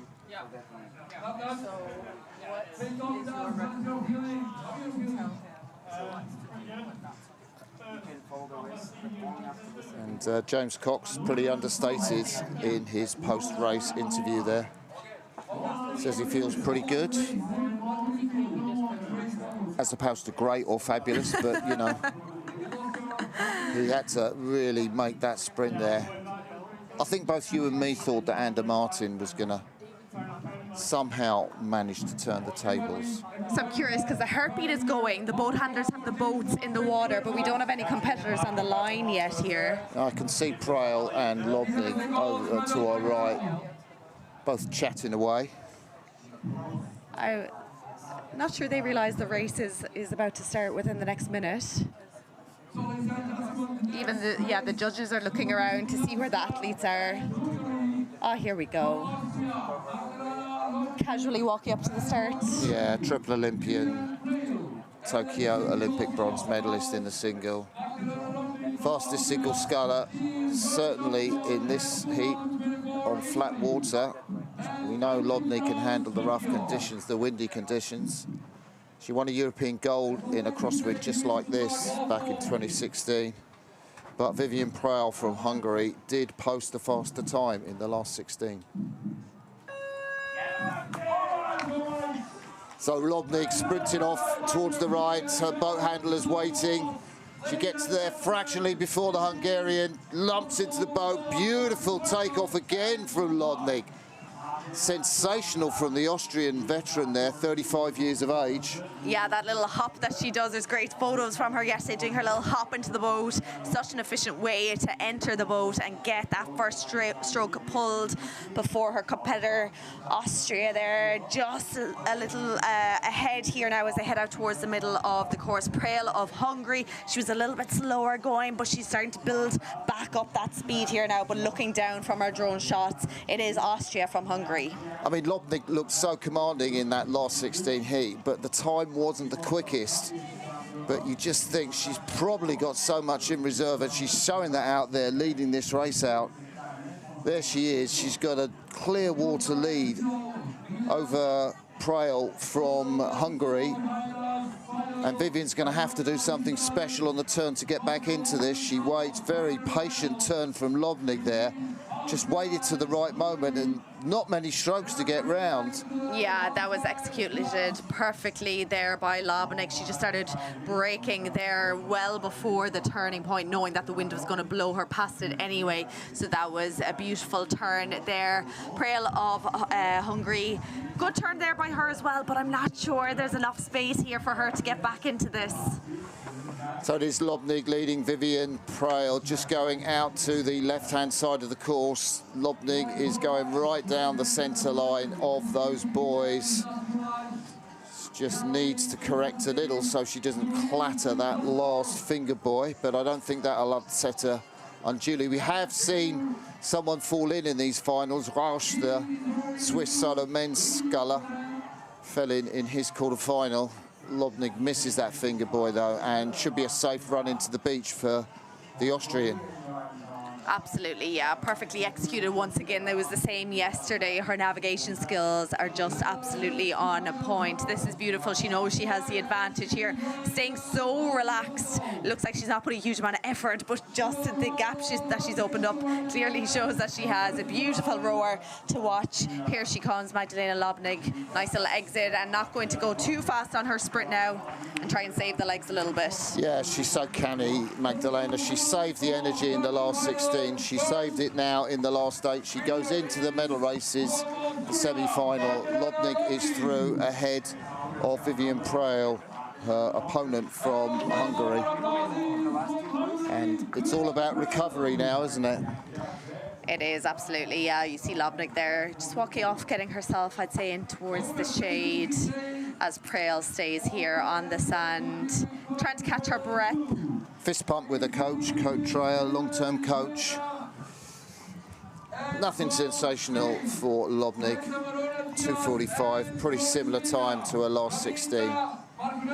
Okay, so now we have Spain versus Lithuania. Therese Diaz Moreno and Ramente Moskaite from Lithuania.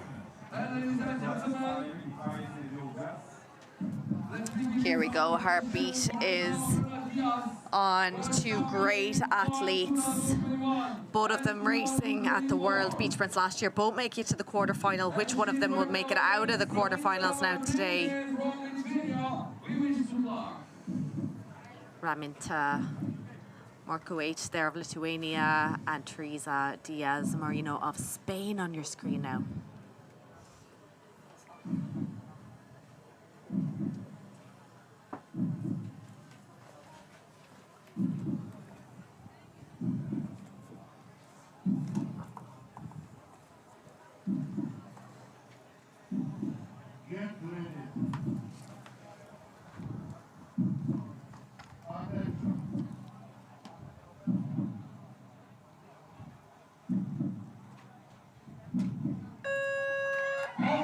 Here we go, very quick start from Lithuania. Spain right up alongside her though. Lithuania going the far side, entering her boat. Who's going to take the first stroke, Martin? Yeah, I think it's going to be Lithuania. Yeah, they went off the quickest. Spain just a little slower into the boat.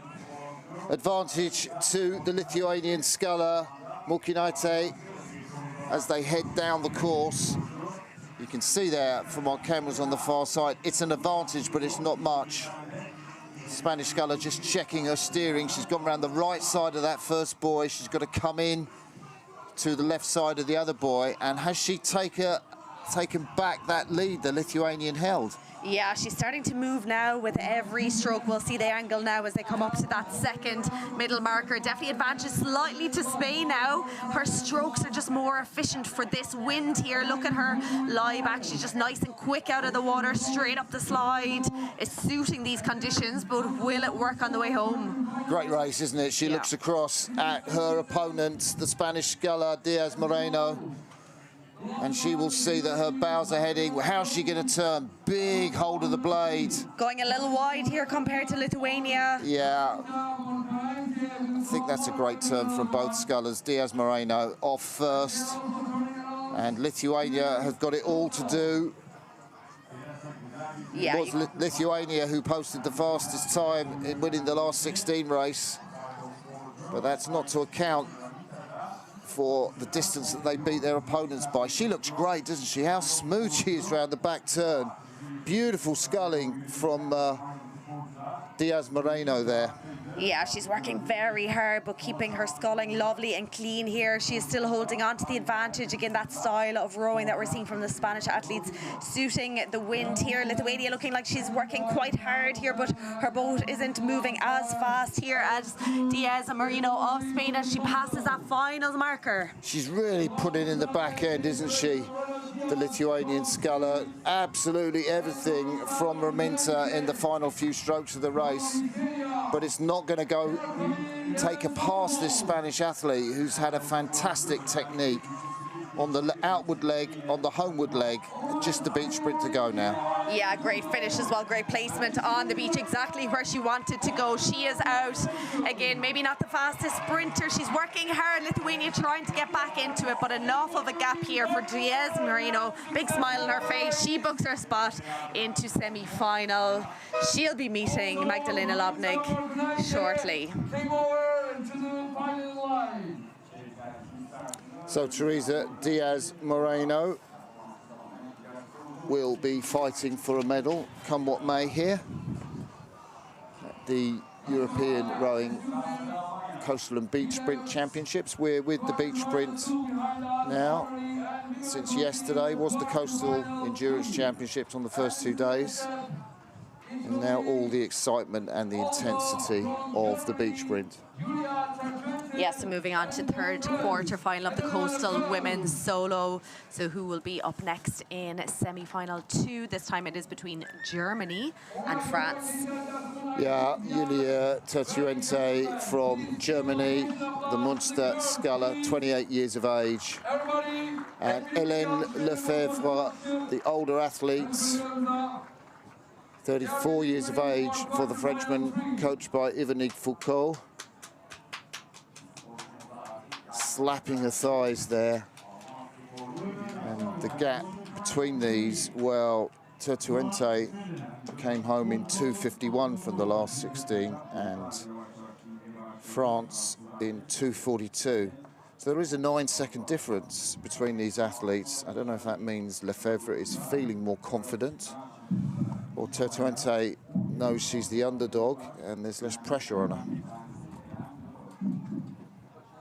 Heartbeat is on. Athletes now waiting for that red light. Looks like both scullers going to be going into the right-hand side of their boats on that sprint down. Lots of slaps here from the French sculler. Yeah, Hélène really getting herself in the groove, isn't she?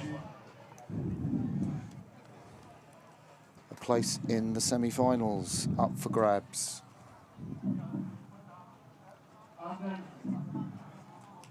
There we have it, the red light is on. It goes to green and here they go, Germany versus France. She's got a great sprint, Tertuente, hasn't she? Really getting those legs moving. Not much deceleration before she gets into the boat. She'll have the first stroke. Advantage Tertuente. Absolutely, 2 strokes pull there before France. We're having a look at a close-up shot here, getting the boat moving up to speed as quick as she can, and then look at the gap she's after opening up. Yeah, I feel that Hélène is going to come back on both legs in terms of sculling. I sense she might be the stronger sculler. She's kind of looking over saying, what are you doing up there? And that's giving her the chance to just gauge what she needs to do. She hasn't got the overlap yet, Hélène, but Julia out there absolutely giving it beans, isn't she? Absolutely giving it beans, all right, and it's working for her. She passes that middle marker. Hélène of France is going to have to work hard to get back into it. The Germans, we know, can also do efficient turns. How about the French? They're coming up towards that turning marker now. It is advantage to Germany. I feel Hélène Lefebvre is coming back into it. Germany will turn first, but we do have a challenging leg back into this cross headwinds. Lefebvre getting around quickly.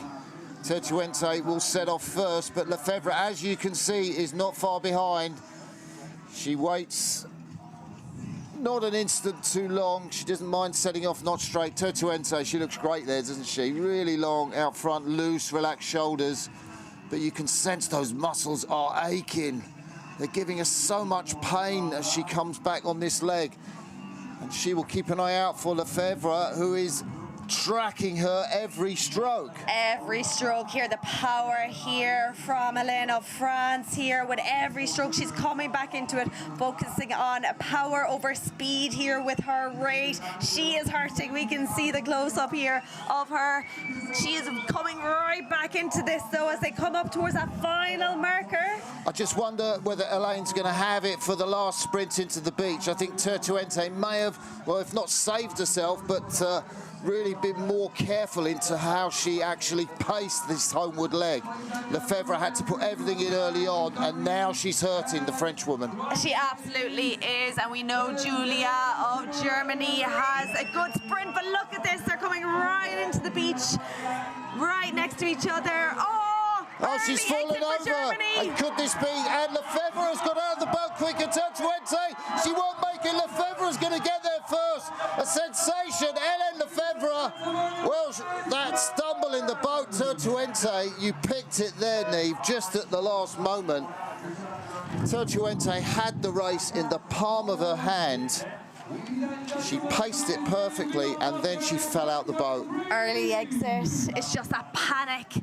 You want to get out as quick as you can, but she just got out slightly too early into deeper water than she needed to. Little tumble. She is hurting. She is eliminated.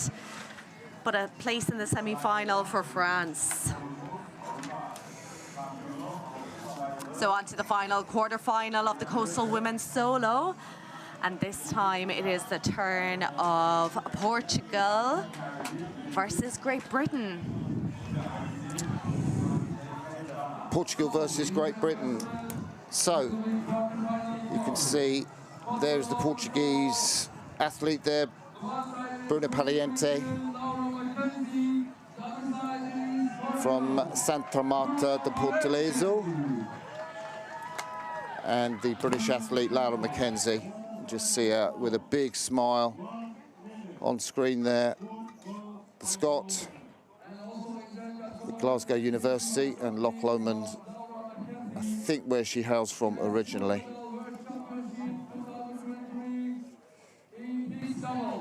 So boats are being placed in the water here by the boat handlers. We'll see that trademark start now by Laura. One hand on the sand, one hand in the air. She's getting herself geared up. Bruna Pariente over on the left-hand side of your screen from these drone shots. Heartbeat is going moments away from the start of the quarterfinal, final quarterfinal of the women's solo.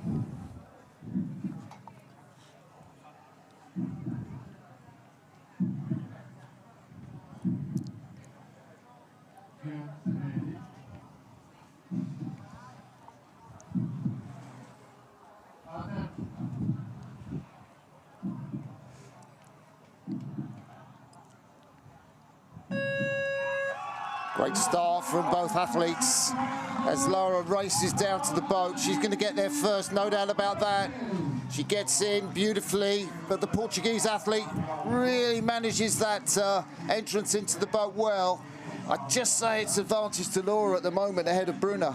Yeah, Bruna, I'd say pulls slightly ahead of Laura, but Laura getting right back into it. Both athletes just powering out, getting the speed up as quick as they can. It is Laura has the advantage as they pass that first marker, pulling hard now on the left-hand side to get over to the correct side. We're seeing here Bruna Pariente, maybe a bit of pain in her face already. They're going to have to dig deep here now to get themselves a place in the semis. Yeah, so there's our drone. You can see Laura's got that yellow boat on the canvases. When you see the drone shots at the top, the Portuguese athlete closest to us, halfway down on the downwind leg, and it's advantage to Laura Mackenzie from Great Britain. Yeah, you can see the sideways swell here, sideways wind as well. They're getting hit from the side, so it's just about clearing the water, hands down and away, and getting as much water on the blades before they push here. Laura backing here now. Laura has a great turn, we know that. How will Bruna do? Looks long like strokes from Laura to get round. Away. I love those long strokes at the turn. That's one of the best turns we've seen today. And Bruna Pariente not able to compete with the speed of Laura Mackenzie on the turn. Yeah, big advantage there to Great Britain on that turn. But will this homeward leg now suit Pariente of Portugal? Yeah, you can see the swell, the athletes battling that, the side swell hitting them. It's coming from the west, the swell, and Laura Mackenzie dealing with it so competently. Yeah, she's a great rower here, training in the rough waters of Spain the last few weeks. Again, just holding on to that advantage, but it is tricky. While it looks quite flat from the drone, you can see how much splash is coming onto the side of the boat here from that sideways wind, sideways swell. Laura holding onto the advantage here, looking across, seeing how much space she has. Can she take it easy? I'm not sure she can right now. No, she can't take it easy, but I do like the way she's sculling. She's sculling within herself. Pariente is giving it everything that she's got. Grit in her teeth, you can see, but it is Mackenzie who's going to hit the beach first with a significant advantage. Great placement for the flag on the beach. Absolutely, yeah. Here's Laura Mackenzie. She is out. She's going to have to work hard on this sprint because Bruna Pariente is out as well. She is coming up the beach. She is working hard, but booking her spot into the second semi-final. Laura Mackenzie of Great Britain. She gets there ahead of Portugal, Who is eliminated? Portugal, Bruna Pariente. So there you have it. Quarterfinals of the Coastal Women's Solo done.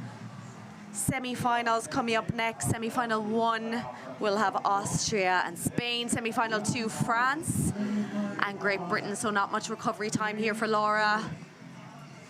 So the medal races beckon for Magdalena Lobnig, Teresa Diaz Moreno of Austria and Spain, and Hélène Lefebvre and Laura Mackenzie of France and Great Britain.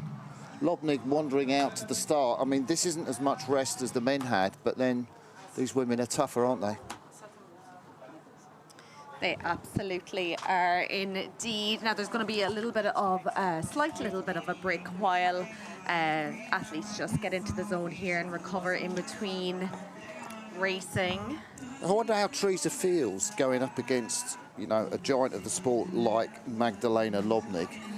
Absolutely, and she is of course reigning world champion from last year in the beach sprints as well. So probably going in as the underdog against Lobnig. But sometimes it's nice to be the underdog, I think. Yeah, completely. Because there's no pressure on you to win. And then if you win, it's pretty sweet. And reminder that Teresa Diaz Moreno beat Ramita Mokukaite. And that was a fairly comfortable win in the end. Perhaps not as comfortable as Magdalena Lobnig's victory over Vivian Prael in her quarter-final. And if endurance was an issue, I would say that the Austrian probably has a little bit more in her tanks than the Spanish athlete. So here we have Teresa Diaz Moreno of Spain. She's lane 1, right-hand side of your screen. And Magdalena Lobnig of Austria. Going head-to-head here for place in Final A.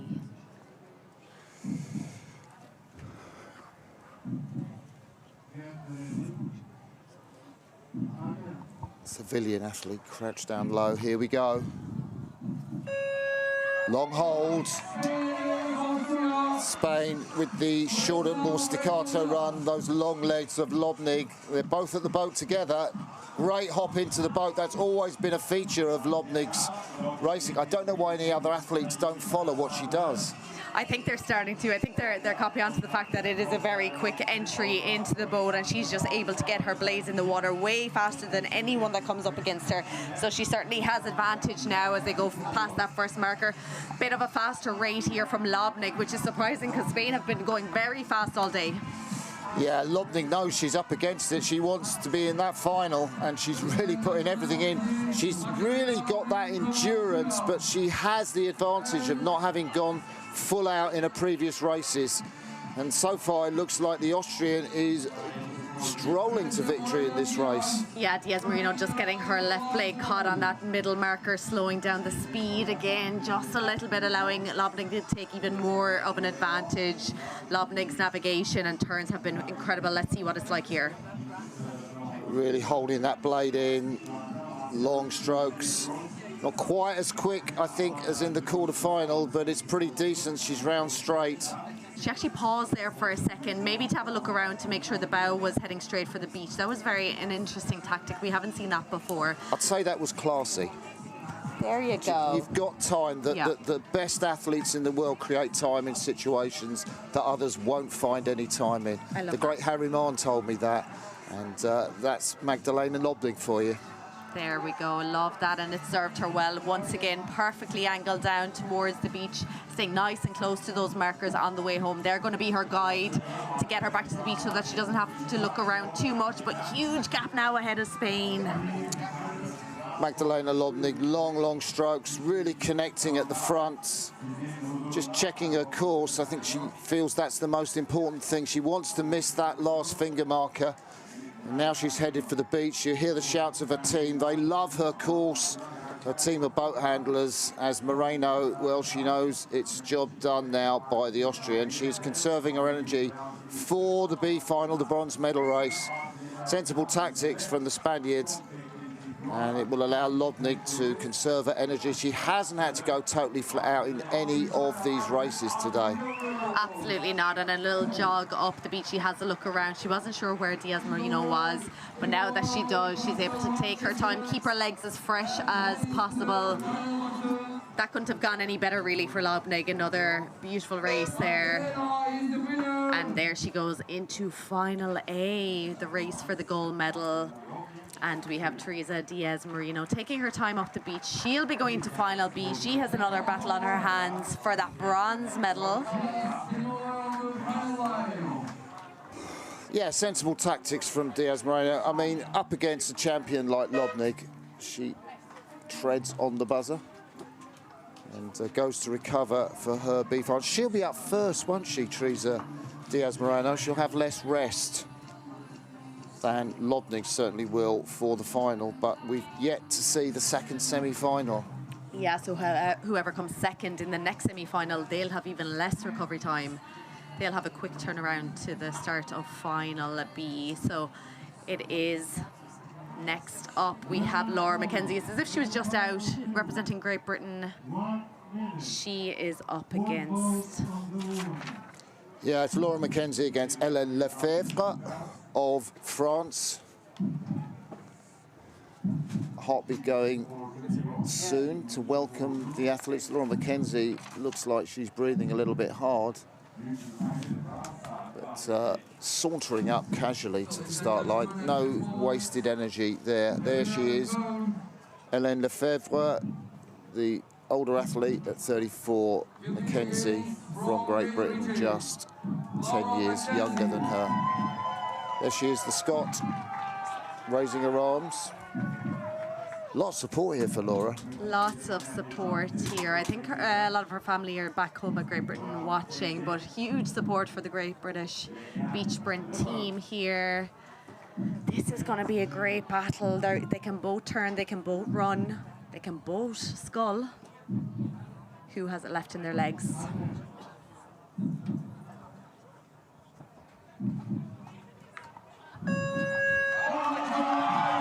Crouch position for Mackenzie, serving her well as she gets to the boat first. And Lefebvre, well, Mackenzie is off, and Lefebvre yet to take a stroke. Mackenzie, advantage to her. Great sprint, great jump into the boat. Yeah, great sprint by both of them. Laura Mackenzie doing a little hop similar to Lobnig's there now. She is going as hard as she can out to that first marker. Lefebvre of France right up alongside her as they come up past that first marker. Laura Mackenzie working hard. She knows she'll have to get to that turning point first here because the power of Lefebvre might get her back against the wind. Well, you said it. That's the danger for the Scot, isn't it? That the Frenchwoman powers into the headwind when she turns around the buoy and she moves back on Mackenzie. Lovely move, great navigation from the Scot there. Both of them actually did that. They pulled in that left-hand handle of the oar just behind them to miss that finger marker. They're both making their way now, having to work very hard. Laura looks like she's working very hard over on the far side of the course. She has a very quick turn. Let's see how she gets on this time. She's backing. Here she goes. Yeah, France. that blade up in the air. How is she getting around that quickly? Laura Mackenzie, what have you done? Incredible. Sensational turn from the Scot. Amazing, amazing. Laura Mackenzie already on the way back home, but can Lefebvre's power here get her home against this wind?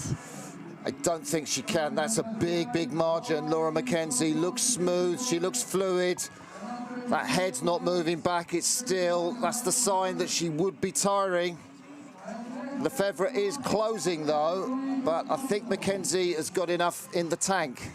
She certainly looks like she's nice and relaxed here, staying nice and cool here as they come up towards that final marker. She's just about keeping enough away from France, but we can see Helene Lefebvre is working very, very hard with every stroke, is trying to get herself back into this race. Has Laura done enough? It could come down to the beach here, but Laura still looking somewhat relaxed.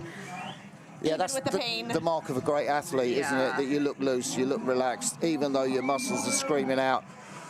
A look ahead of us, Lefebvre is coming back. She did well on the sprint against her last opponent in the quarterfinals, but McKenzie has the advantage. Her handlers like a position on the beach. I think we do too. We absolutely do. Here they come. It is going to be Laura McKenzie of Great Britain. She is a nice little hop out. She is out of the boat, lifting the knees up nice and high. She can look over, look at Helene Lefebvre of France, know that she has enough, slightly conserving energy. Laura McKenzie of Great Britain booking her spot in Final A. Helene Lefebvre going to be going for a bronze medal. Well, could it be a double for Great Britain in the men's and women's coastal solo at the beach sprints? James Cox already with the gold medal for Great Britain in the men's solo coastal, and now Laura McKenzie going for gold. Well, it's a tough job, isn't it, up against Magdalena Lobnig. It's a tough job, but someone's got to do it, Martin. And Laura McKenzie is the lady today to do it. So they're the two semi-finals. And next up shortly, we are going to have the final B. So it is the race for the bronze medal. So that's between Spain's Teresa Diaz Moreno and, as we've just seen, France's Helene Lefebvre, who has just put everything in to try and get back at Laura McKenzie. But and Teresa Diaz Moreno just eased off, didn't she, in that race against Lobnig? So is that advantage to the Spanish athlete in this B final, the race for the bronze medal?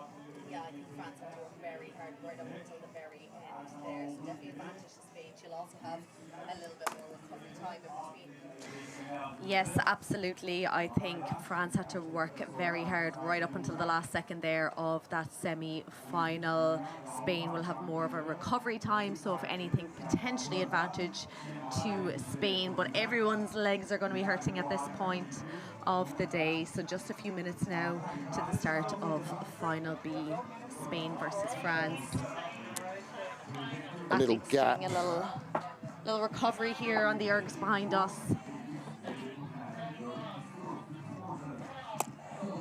The athletes waiting just behind us. I mean, it's a tougher job for the B finalists, isn't it? They've got less recovery time. They haven't got time really to get on the rowing machines and just, you know, spend 2 or 3 minutes. I mean, really, you need about 45 minutes or an hour cool down to clear your system. That's what the athletes that have raced 2K do. Remember Ollie Zeidler, he was absolutely destroyed after his men's singles win in Belgrade in 2023, and the doctor was supervising him to spend an hour on the exercise bike after the medal ceremony because he said otherwise he's going to suffer. And he did. He spent an hour on the exercise bike.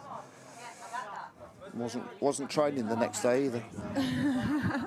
Amazing, yeah, completely different sport here with the beach sprints where they just don't get that hour to recover at all.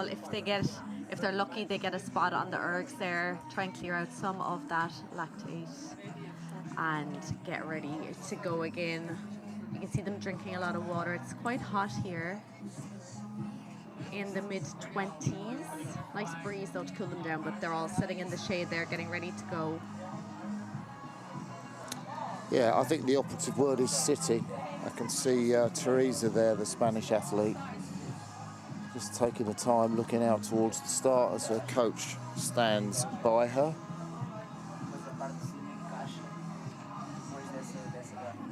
Look at the watch for Teresa. Got a bit of time yet. So a reminder of our schedule: final B coming up of the women's solo, then we'll be going for the gold race, final A, then we're moving on to the next block of racing, which will be the under 19 mixed double sculls quarterfinals right through to the A final, and then the final block of racing of the day will be the mixed double sculls, again quarterfinals right through to final A.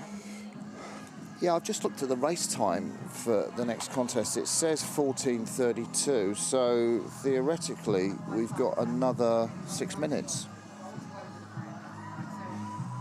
So, if you can stand the tension, we will be back in just 2 or 3 minutes to talk you through the medal races in the women's solo coastal at the beach sprints.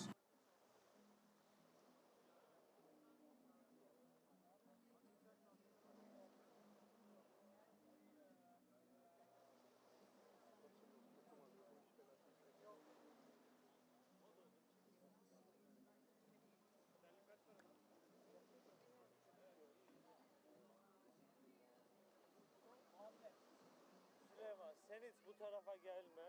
Sen adamla iletişime geç, söyle bana yapalım. Bu oraya gidecek yarışı bitirdikten sonra. B2'yi isterseniz arabaya koyun, hazır edin. Ya da arabaya koymadan Hazır edelim mi? şuraya koyun, burada beklesin. Tamam, biz onu alırız. Bir de bundan sonra belki Bu kalsın burada. Tamam. Onu B2 getirelim mi? Çok kolay. Buranın. Bu çıktı ya, B2 içeri. Aynı anda bir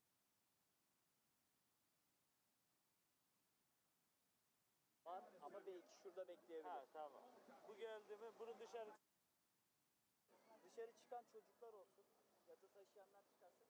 Sen B2'yi götür. Tamam, aynen. Ben başarılı olacağım B2.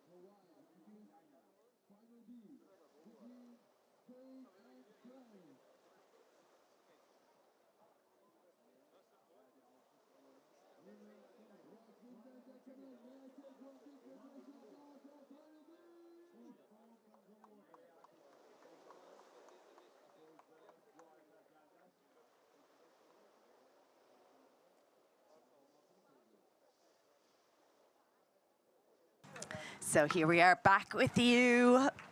We're coming into the final few hours of the European Rowing Beach Sprint Championships. My name is Niamh Hayes, joined with Martin Cross here, and we're coming into Final B of the Coastal Women's Solo. Yeah, I feel like we shouldn't call it Final B, really. I know it is called Final B, but it's a medal race, isn't it? And, you know, the Final B in flat water rowings for places 7 to 12. And one of these guys is going to go home with a medal or a 4th place. Let's send in that request into European Rowing, see if they'll change the name for us. The bronze medal race. Yeah, I love that. The bronze medal race.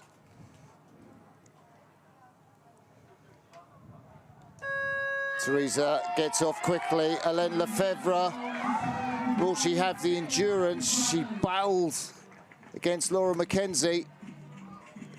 Quite conservative in the boat, but beautiful entry, I thought, from Teresa. Lefebvre perhaps off quicker, not quite the same aggressivity from Lefebvre. Yeah, absolutely. They're not going to have the same aggression as they've had through earlier rounds here on our screen here. We're looking at France as she just passes that first marker. Pretty even here now. Slight advantage to Spain. Teresa Diaz-Merino, again, looking for those short, powerful strokes. Once again, Martin, is she going to be able to sustain this?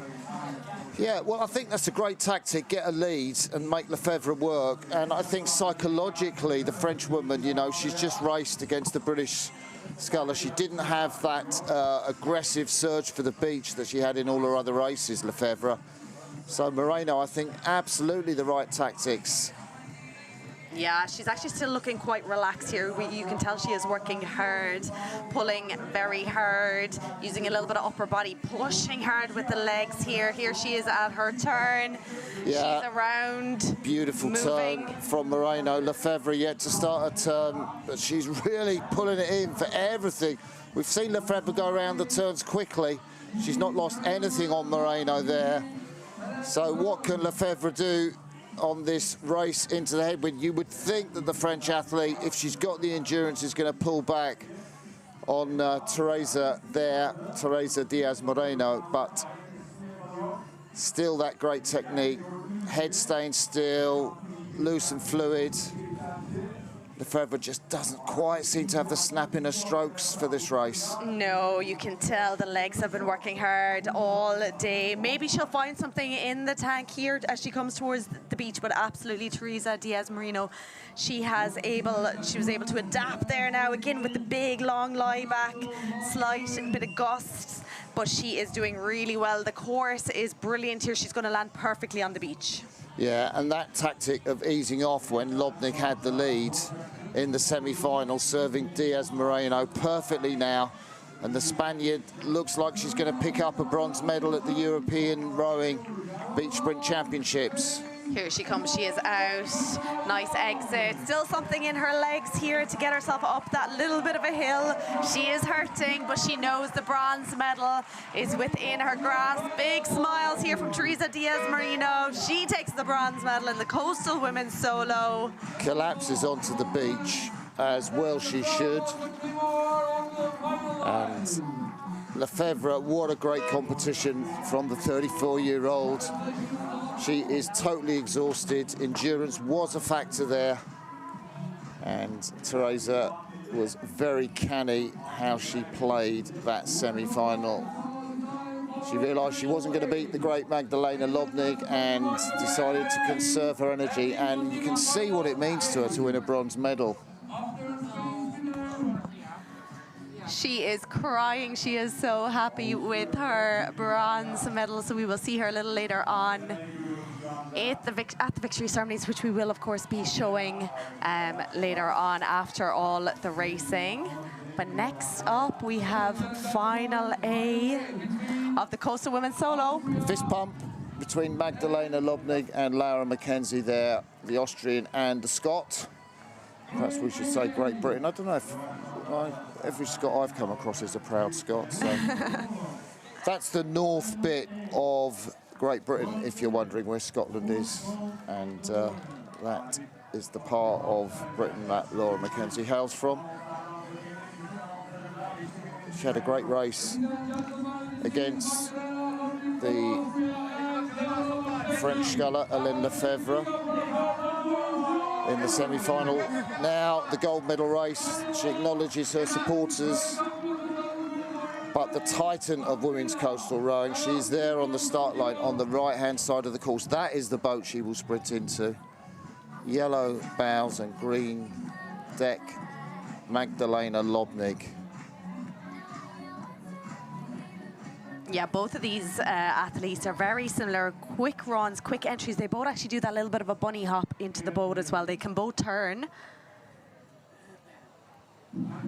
So it is anyone's race. Oh, Lobnig was off first there. Great start from the 35-year-old Austrian. And Laura Mackenzie does make up time. She gets to the boat first, hops in. She will be off. I haven't seen Lobnig bettered on a start before at this championships, but Mackenzie did it. 2 strokes pulled ahead of Lobnig. She knows she has to make advantage everywhere that she can on this race. That was sensational from the Scot. Absolutely fantastic. Lobnig was first off the start, but Mackenzie quicker over the final part of the beach. Has Lobnig got that distance back already? Looks like she has. And the Austrian sculler really using those long strokes. She's the faster flat water sculler here. She can handle rough water as well, the Austrian, and she's going to get to the turn first. Yeah, Laura's staying up a little tall at the finish there. I think she's maybe slightly panicking a little bit, hitting that middle marker here, just focusing on rate, but Lobnig is just pulling away now with every stroke. We know Laura Mackenzie can pull out a great turn here, but we also know Lobnig can as well. Lobnig looking over the shoulder here now, digging that or pulling hard now with the left. Laura Mackenzie flies in now. An early turn from Lobnig. She's set off already, and barring accidents, the European gold medal will go to Lobnig. Laura Mackenzie's been so brave in this competition, but just couldn't match the flat water speed of Lobnig, the rough water skills of Lobnig, and the technical precision of the Austrian as well. You can see Laura there. She's looking round. It's a forlorn look. It is, but sculling-wise, still brilliant, still really relaxed, even though she is going to be hurting so much here. But Lobnig, this is beautiful rowing here. Again, perfect navigation, just staying enough distance away from those finger markers, not to get hit by them. But yeah, she's just opening up a gap here from Laura. Yeah, this is the first race we've seen Lobnig go full gas. I imagine she's going to sprint for all she's worth up to the beach. There's no need to conserve energy now. The 35-year-old Austrian, the bronze medalist from the Tokyo Olympics, has got a great lead. She's really worked for that. Wasn't the quickest into the boat, but here she is approaching the beach. Here she is, Magdalena Lobnig. Have you look over her shoulder, stopping rowing, out she comes. Yes, she's going to do her little bit of a sprint. Hands go in the air. She is happy. The crowd are happy. Magdalena Lobnig, big smile on her face here. European champion 2025 Coastal Women's Solo. And let's hear it for Laura Mackenzie here as well. Great Britain. What a rower, what an athlete. Clapping her hands as she comes off the beach. No disgrace to lose to Lobnig whatsoever. Laura Mackenzie, we'll see a lot more from her, and Magdalena Lobnig adds yet another gold medal to her collection. Great race, wasn't it? Lobnig just really showed how to be a great coastal rower. She certainly did indeed. That is the finish results there. Austria, a time of 2:40, and Great Britain, Laura Mackenzie with the silver medal. No break really, as we're going to be shortly heading in. About 5 minutes to go to the start of the next block of racing. Can't even catch our breath here, Martin. Under 19 mixed double sculls will be up next. Under 19 mixed double sculls, quarter-final, then we're straight into the semis, and you know the format now, the B and the A final, or the bronze medal race and the gold and silver medal race. It will be Turkey, Oz and Seguin up against Messina and Tamburino. This is a mixed double scull, so male and female athletes. One athlete is chosen to sprint out, the other athlete is chosen to sprint back. Teams have done it any number of ways. Yeah, 4 minutes to the start of this race. We're due off at local time 14:45. It is now 14:41. Magdalena Lobnig being interviewed by the course commentators. Got a bit of an energy drink there, I think.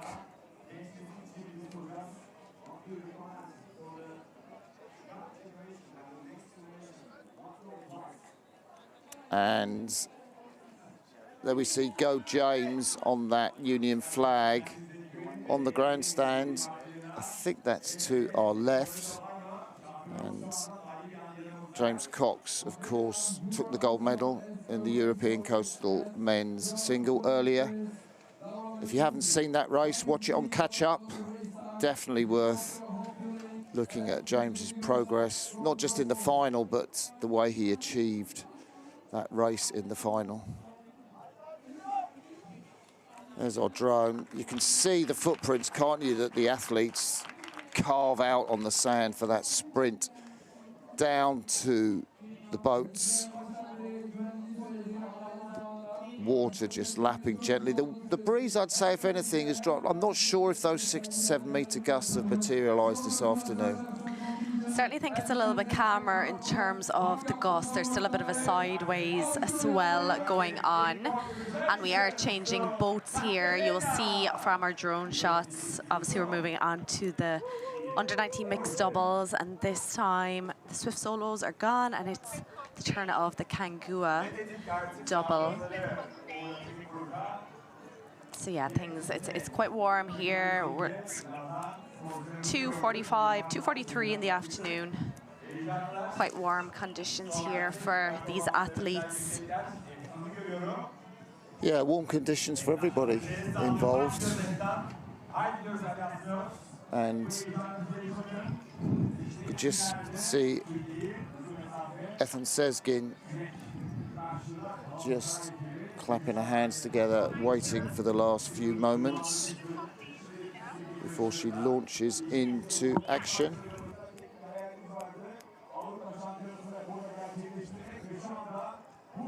And there is the arena, there is the field of play, the cockpit where dreams are broken or dreams are made. And that's what we've seen throughout the 4 days of this magnificent championships. And don't you go anywhere, because the mixed doubles, juniors, under-19s and seniors about to follow. Yeah, 1 minute command just being given there to the crews, so boat handlers making their way down the course into the water. You can see them there lifting the boats into the water. The second athlete is going to have to stand outside the boat. They'll be sitting into the bow seat of these doubles. Türkiye versus Italy in the first quarterfinal in the under-19 mixed double sculls. So both athletes waiting now at the start line. When the green light goes, they'll be making their way down the beach. They'll be joined by the bow man or woman, and off they go.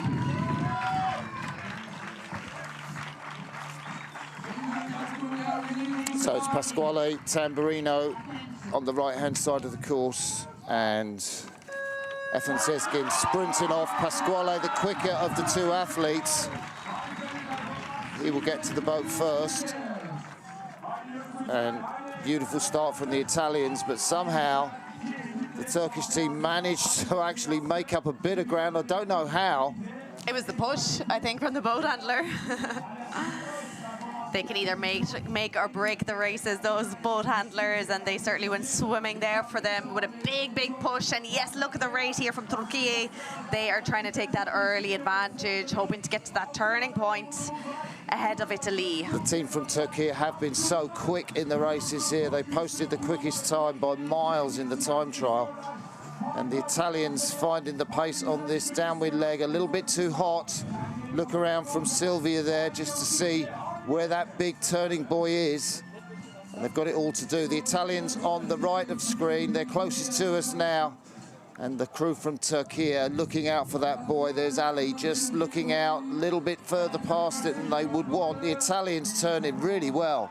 Yeah, absolutely hugging that turning point there as they go around and coming out even now with Turkey. That was a brilliant turn here from Italy. Both crews are set up differently, man and woman, opposite way in each boat, but on the way back, navigation at the moment going to Turkey, a bit of a straighter line back to the beach.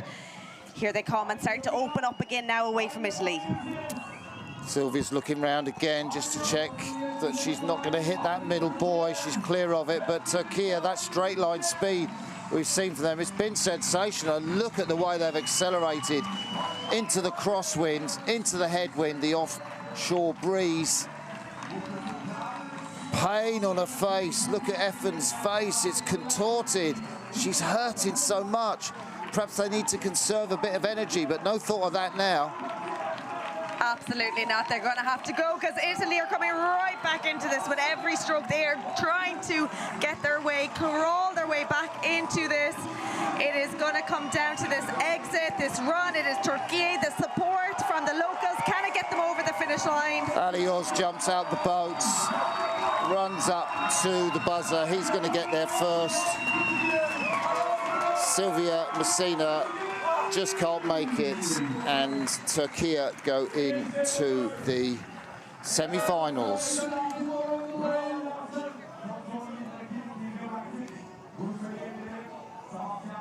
Italy disappointed there. They are eliminated from the competition. Turkey go next, straight into semi-final one, but who will they be meeting? Let's find out. It is on to quarter-final two this time. It is Hungary versus Great Britain.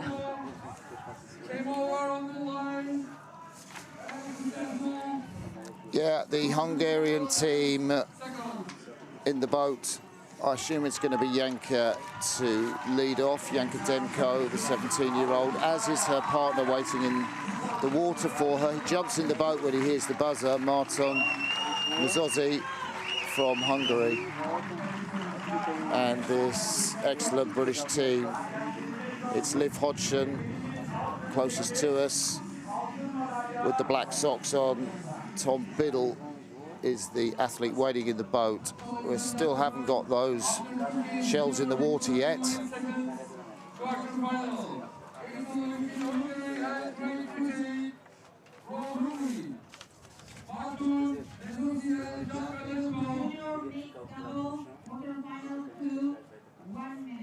So 1 minute to go to the start of the quarter final. That means the boat handlers making their way down the beach with the boat, get it set up in line with the markers, get the oars set.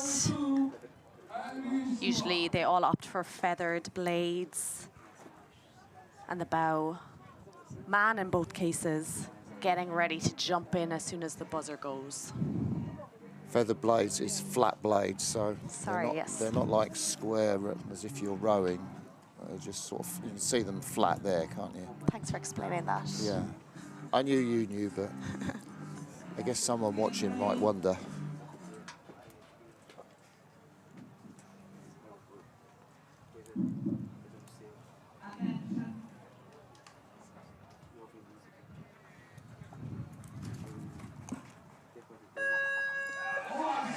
It's the Hungarian athletes that's blasted off the start. She's going to be there first, Janka Demko. And they move before the British boat. Well, that was unexpected. We've seen great sprints from the British team so far. Let's see how they pan out. It'll be Hungary to get to the first buoy, I think. Will they now, Martin? Hungry to get to it. But Hungary may get there before They are them. Hungary. Yeah, the Hungarians on the right of the picture, but Britain are making up the gap. They absolutely are. They are going for it and very relaxed here, but you can see how strong Thomas Biddle there is off the finish of the stroke. Big finish here, powerful finish, getting right back into it. Pretty much stroke for stroke now as they head towards the turns. Great Britain very strong on the turns. Hungary starting to pull away slightly again, though. Yeah, where have they found that? Brilliant stroke in there from Janka in the stroke seat, and Marton in the bows looking round for that buoy. Need to stop now and do that Oh, slow spin motion there from turn. the drone. Oh, the Hungarians have nailed it on that turn. Beautiful from them. They're going to go out with an advantage. Yeah, just a slight advantage over Great Britain, just going a bit wide. They're probably pushed a little bit by the breeze that is out there. So Great Britain are going to have to work hard here, and they certainly are getting themselves back into a position here right up alongside Hungary. Yeah, that Tom Biddle's a fearsome athlete in the bow, the 18-year-old. And the British boat just edging back towards the Hungarians, who look loose, look fluid, but they did have that burst of energy to move away from Britain, and then they put a lot of energy into the turn. It's going to be on the sprint for the beach, isn't it? Yeah, Great Britain just taking a tight line now, moving into the centre of the course here. They're going to put a few metres onto their run if they're not careful. Hungary just getting caught up on that final marker. Yeah, the British handlers just shouting and screaming for them to go left, go left. Britain are in the lead, but they're going to have longer to sprint.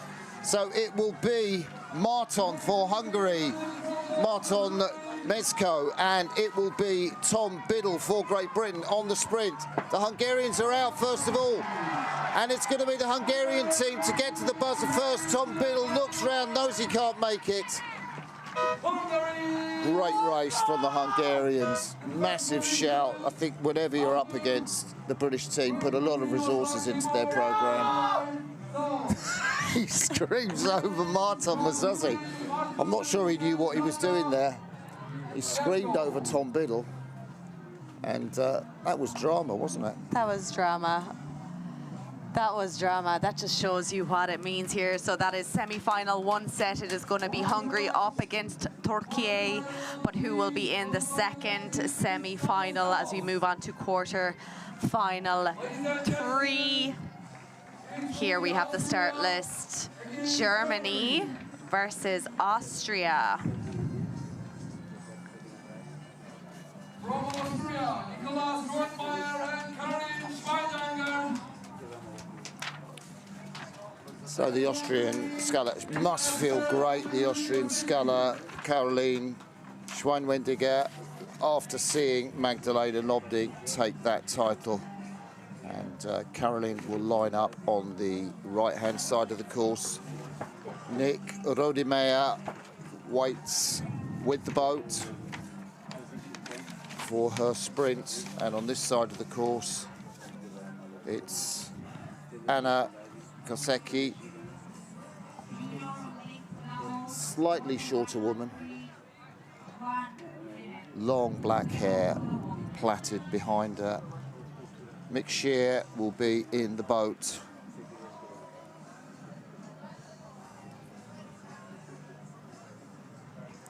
Boats are making their way into the water, carried there by the boat handlers. Still 3 boat handlers being used. Bowman in each boat now, right next to the boat. Once the buzzer goes, the green light goes, they're going to have to jump in, which is a challenge in itself. The way the tide is now, it's less deep than what it was earlier for the bow person. Caroline Schweinwendiger just slapping herself. We've seen some of the athletes do, just to be totally focused and ready.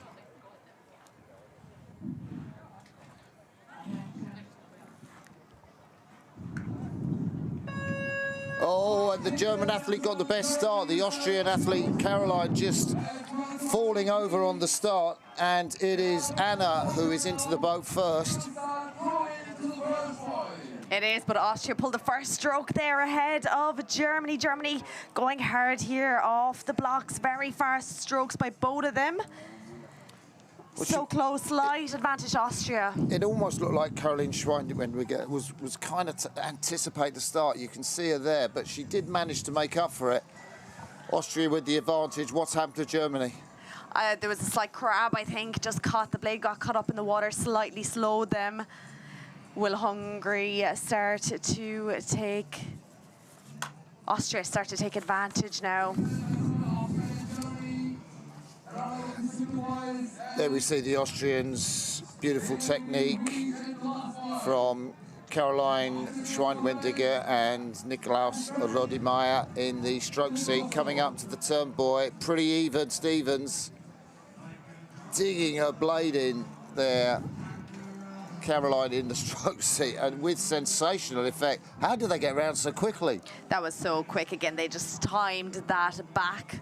Oh, she's lost the blades. That's going to slow them slightly. But off they go again here. Still in the lead, still holding off the Sometimes the challenge from Germany. Sometimes when you catch a crab like that, it makes you sort of want to surge more in the strokes after it, which can be counter to actually conserving your energy for the whole race. That's a great point. So both boats now charging down towards that final marker. Still advantage to Austria over Germany. Staying clear of those final markers. They don't want to catch their blades, although Germany now going straight for it. There they clatter it.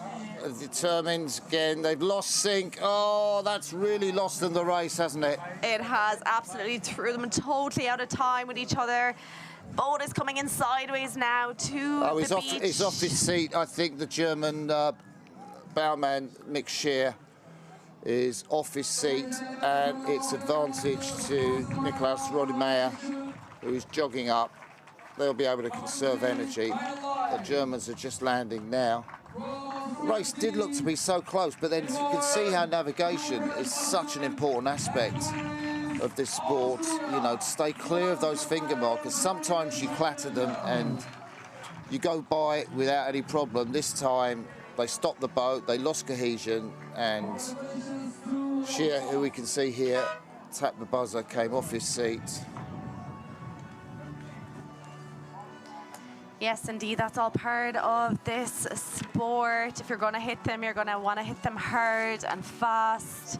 Harder to do in the doubles because you've two oars going to hit off it.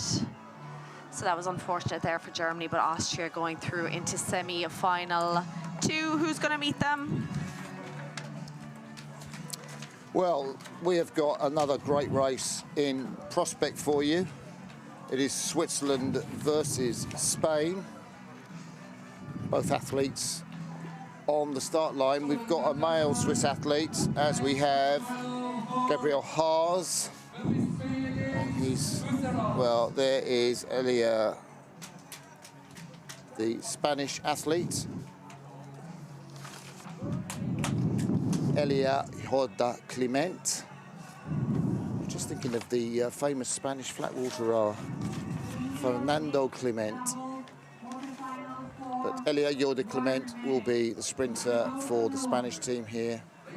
And for the Swiss team, it will be Gabe Haas, the 18-year-old. And if you're wondering, you know, male against female, the thing is, they have to swap round on the sprint back up the beach, which is a longer sprint because they've got to go around the flags.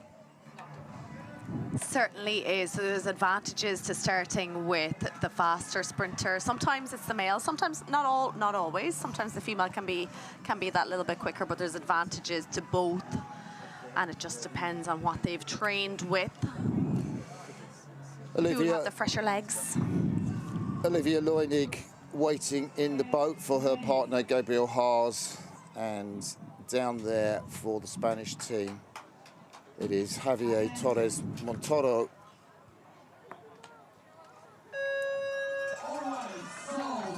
Off they go. She's not losing anything on that sprint. Elia Jorda Clement gets to the boat at the same time as her male opponent, and it's the Spanish who are off, but she just tries to find her feet.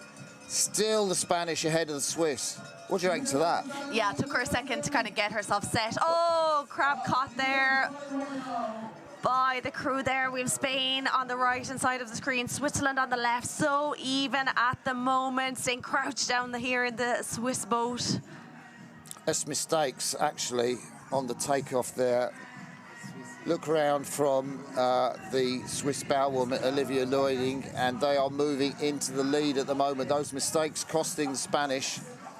And the Swiss moving well out to the left of the course. They're really going to have to correct. I think that opens the door to the Spanish. Yeah, Spain taking a much more direct route to that turning point, and actually with every stroke now we're just pushing away from the Swiss boat, which is going up and down through the little bit of a swell here. Let's see Spain approaching that turn, digging that right hand, short strokes with the left. They're getting around, bow is turned back towards the beach, and Spain are gone. Navigation was everything there. The Swiss just lost it in the middle. They had the lead, and that error they had to course correct, and now they're off to the left-hand side of the course, got to course correct, and that'll cost them a metre or two. So on the right of your screen, it is Spain. On the left of your screen is Switzerland. We're riding with the Spanish now. Yeah, Spain trying their best to stay relaxed, but Switzerland coming right back into this. Switzerland, again, they're big, tall athletes and using that power now up against the wind. Spain are focusing on that short, snappy stroke. Switzerland adding meters to themselves here by coming into the center. Sorry, Spain are now they're having to correct themselves.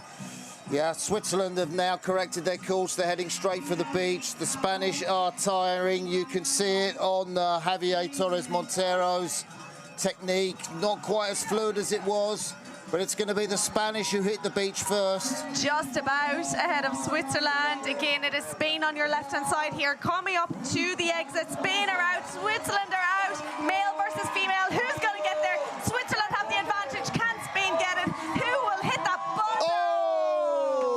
It was Javier Torres Montero. Oh, and that was one of the closest sprints finishes we've seen. I think it was Spain. Let's wait to see what the judges say. They both fell on the buzzer and they're both totally exhausted.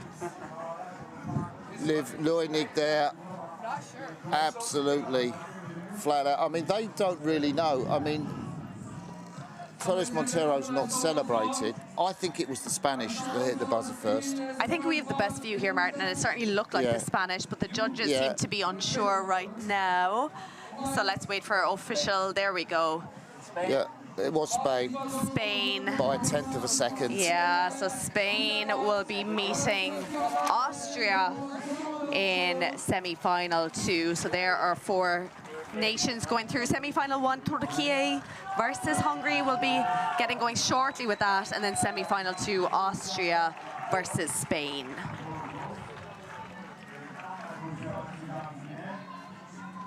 Well, that's what beach sprint's all about, isn't it? Diving for the buzzer. Male versus female, not much difference between them in sprint speed. Absolutely no difference. Spain actually hit the beach first there, but the Swiss runner there, that was Olivia Luinig of Switzerland. What a sprint from her up the beach. Unfortunate to miss out there, but yes, we're gearing up for the first of the semi-finals. Lovely to see Janka Demko walk over to her Turkish opponent, waiting on the start. Efnan Sezgin, the 18-year-old, has been sensational in this competition. There's Janka, the Hungarian stroke woman, her bowman waiting down in the boat, Marton Masossi. And Efnan Sezgin from Turkey, Alioz down in the boat.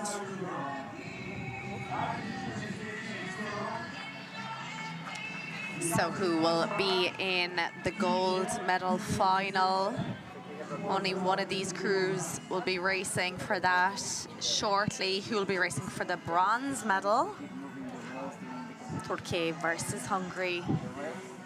A few minutes away from the start of this race. Well, you've got to imagine that Turkey are the absolute favourites for this race. I would agree. Throughout the whole competition, incredibly quick. Right the way through. Right from the very first time trial yesterday morning, which seems like 3 weeks ago. Yeah, it does, doesn't it? Incredibly quick time, and they've been just holding on to that speed and freshness in their legs right the way through to this semi-final.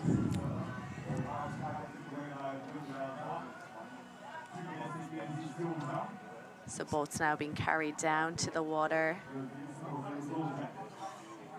little bit of a mix-up here between boats. Well, I think the Swiss boat is trying to get off the course, and the Hungarian boat is there in the water, and the boat from Turkey just getting placed carefully now on the left-hand side of the course. Athletes will sprint straight for their boat. Reminder, they have to run around the beach flags on the way back.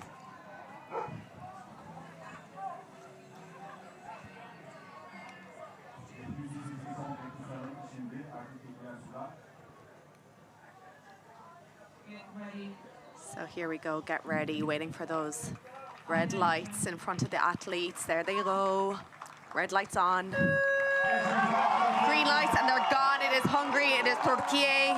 Hungary working hard down the beach. Great sprint from Yanka. I think she will get to the boat first, but it is actually Efan from Turkey who gets in the big push-off. Not much to choose between them. Little mistakes from the Turkey crew, but their straight line speed should carry them through to the far point. What's happened in the Hungary boat? She's off her seat. What a tragedy there for the Hungarian stroke woman, Yanka. Disaster there. She was stopped for about 3 or 4 strokes, so they're going to have to work very hard to get themselves back into contention for a place into finally. So unfortunate there. I think there's a little bit of panicking going on at the start now when they get to these later stages, and maybe just not as relaxed getting into the boat. She looks like she's struggling there again. Yeah, they just hit that middle finger buoy, and Yanka just caught her left-hand blade, and after that great sprint down to the beach, well, they've done well to be still in contention.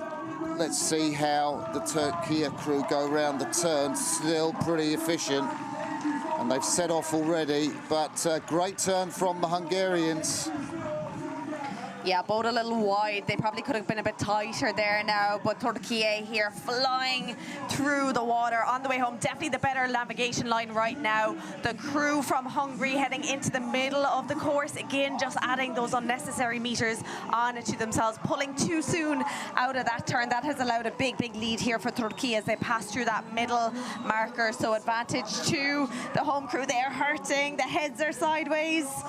Yeah, you can see how Efan's head there in the stroke seat. She's absolutely putting everything into it. Maybe she could conserve a little bit of energy for the final that I think she's going to be in. She will, I would say, all going well. They're going to come into a perfect placement on the beach. Hungary working hard. Looks like they're going to have a bronze medal race coming up, but it is all about Türkiye. Huge support here from the grandstands for the crew here. Türkiye just hitting that beach now. Let's see what the exit is like. Alios jumps out the boat, no problems for the Turkey youth sculler. Grits his teeth. Big shout out, he's in the final. Little jog back from his opponent. Martin from Hungary. Wasn't to be their race. It wasn't to be, but they have a bronze medal race coming up, and we're all about conserving that energy here. So that little jog, saving just a tiny little amount of energy. And now they get to recover for a few minutes while the semi-final number 2 happens, and this time it is going to be Austria versus Spain.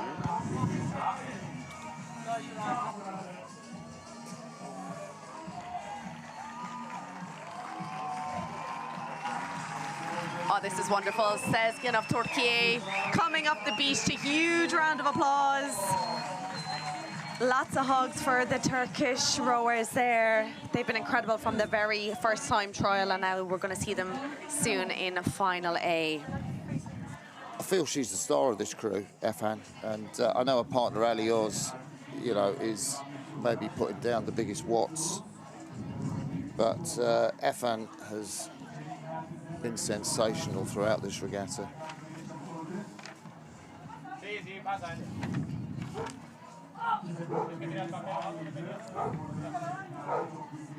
The Spanish coaches there just giving last few words of encouragement to Elia Horda Clements on the start line. On the left-hand side of the course, Javier Torres Montero waiting by the boat. And the tall Austrian Caroline Schweinwendiger, I think she'll nail the start this time. You know, she won't have that tipping over that cost her maybe half a metre on the start last time. And Nicolas Rodimeyer waiting by the boat.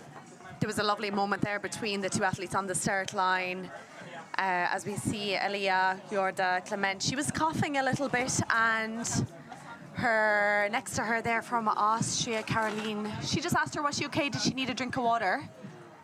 So that was a nice little moment between the two athletes on the start line.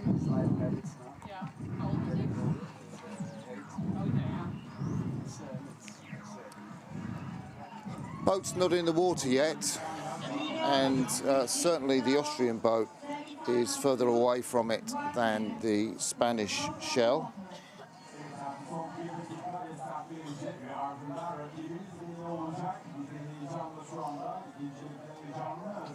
So the command has been given to put the boats in the water. The judges lining them up with the markers, making sure they're both even, that nobody's getting any little bit of an advantage.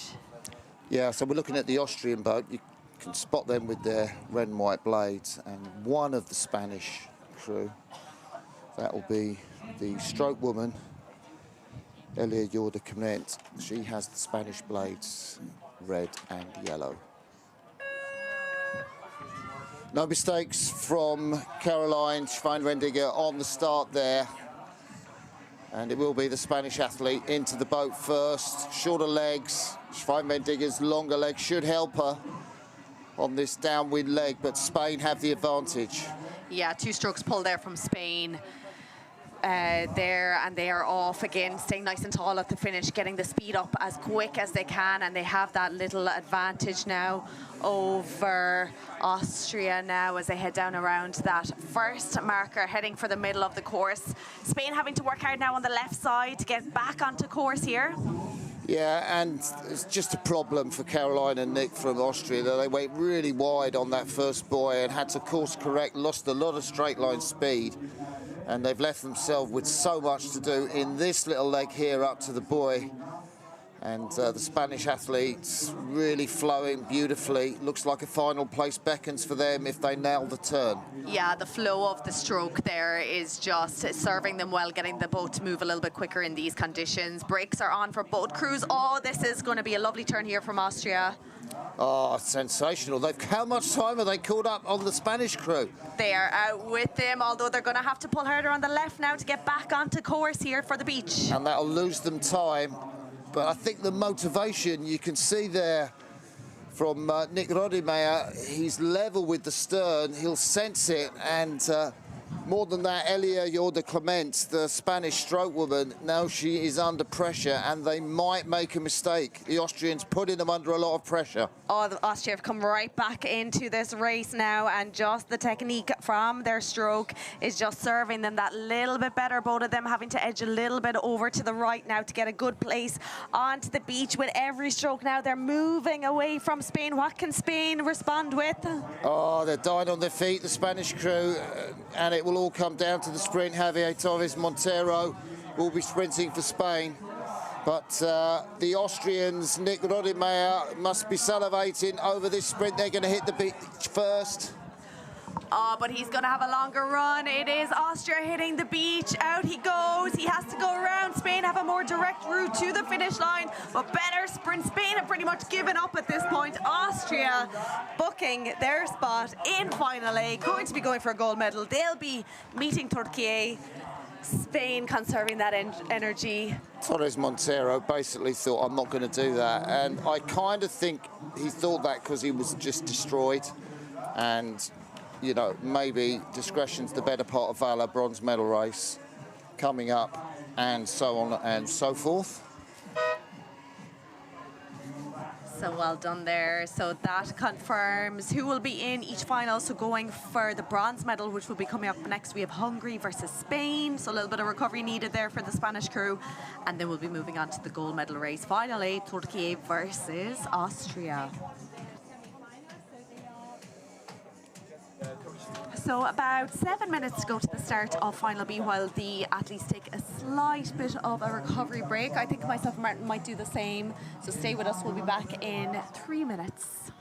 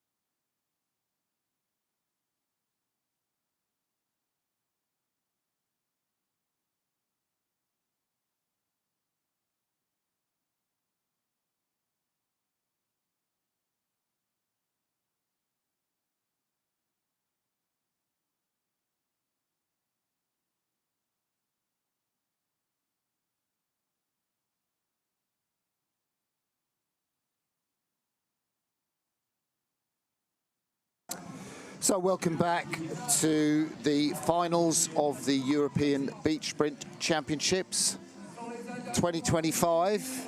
In case you didn't know, this is the bronze medal race between Spain and Hungary.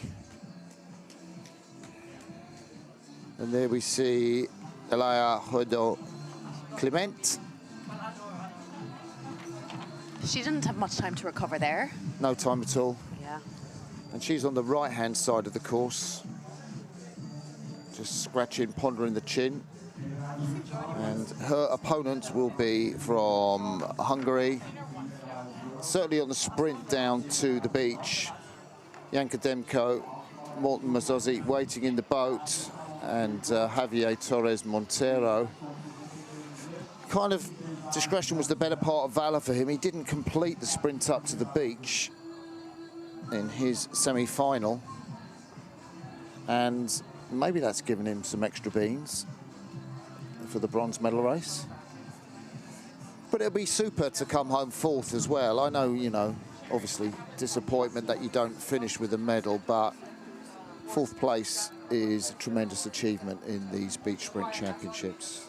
Absolutely, it certainly is, and I'm sure we'll see some of these athletes back in a few weeks' time for the World Championships, but right now it's all about the European Final B, Hungary versus Spain, race for the bronze medal. Still just over a minute to go. The command will be given and these boat handlers will lift the boats into the water and put them into position. Lovely to see the two Hungary athletes there just giving themselves the thumbs up to each other. You really have to work as a team here in, in a mixed double. I've noticed how we're doing that as well this weekend. We're getting there, Martin. Yeah, we're getting there, definitely. Perhaps not quite as synced as these young athletes in front of us. But definitely teamwork has been of the essence in this coastal mixed double under-19 final for the bronze medal race. Absolutely, and not just between the athletes, between the boat handlers as well. They have such an important job as well to... Do they get medals? They do not. Ugh. Not official ones anyway. No, maybe the Federation might give them something. Maybe. But they do perform an important role, don't they? Just getting the push right and... even holding the oars in the right position. You can see here now that this athlete from Spain will be jumping in the right side of the boat as we're looking at it. So she has a little bit of a longer run to do. Yeah, Javier Torres Montero there in that red boat. Just waiting patiently. He'll jump in when he hears the buzzer and these athletes start sprinting.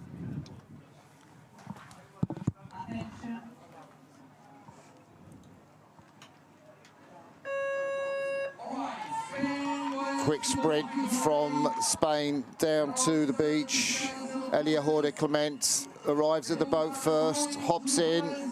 The push off, it's great. The Spanish are moving. The Spanish are moving, both just sitting on the water sideways slightly as they got that push off, but nice recovery there. Braid is up high using the shoulders. You can see the way the shoulders are lifting up towards the ears, using a bit of upper body.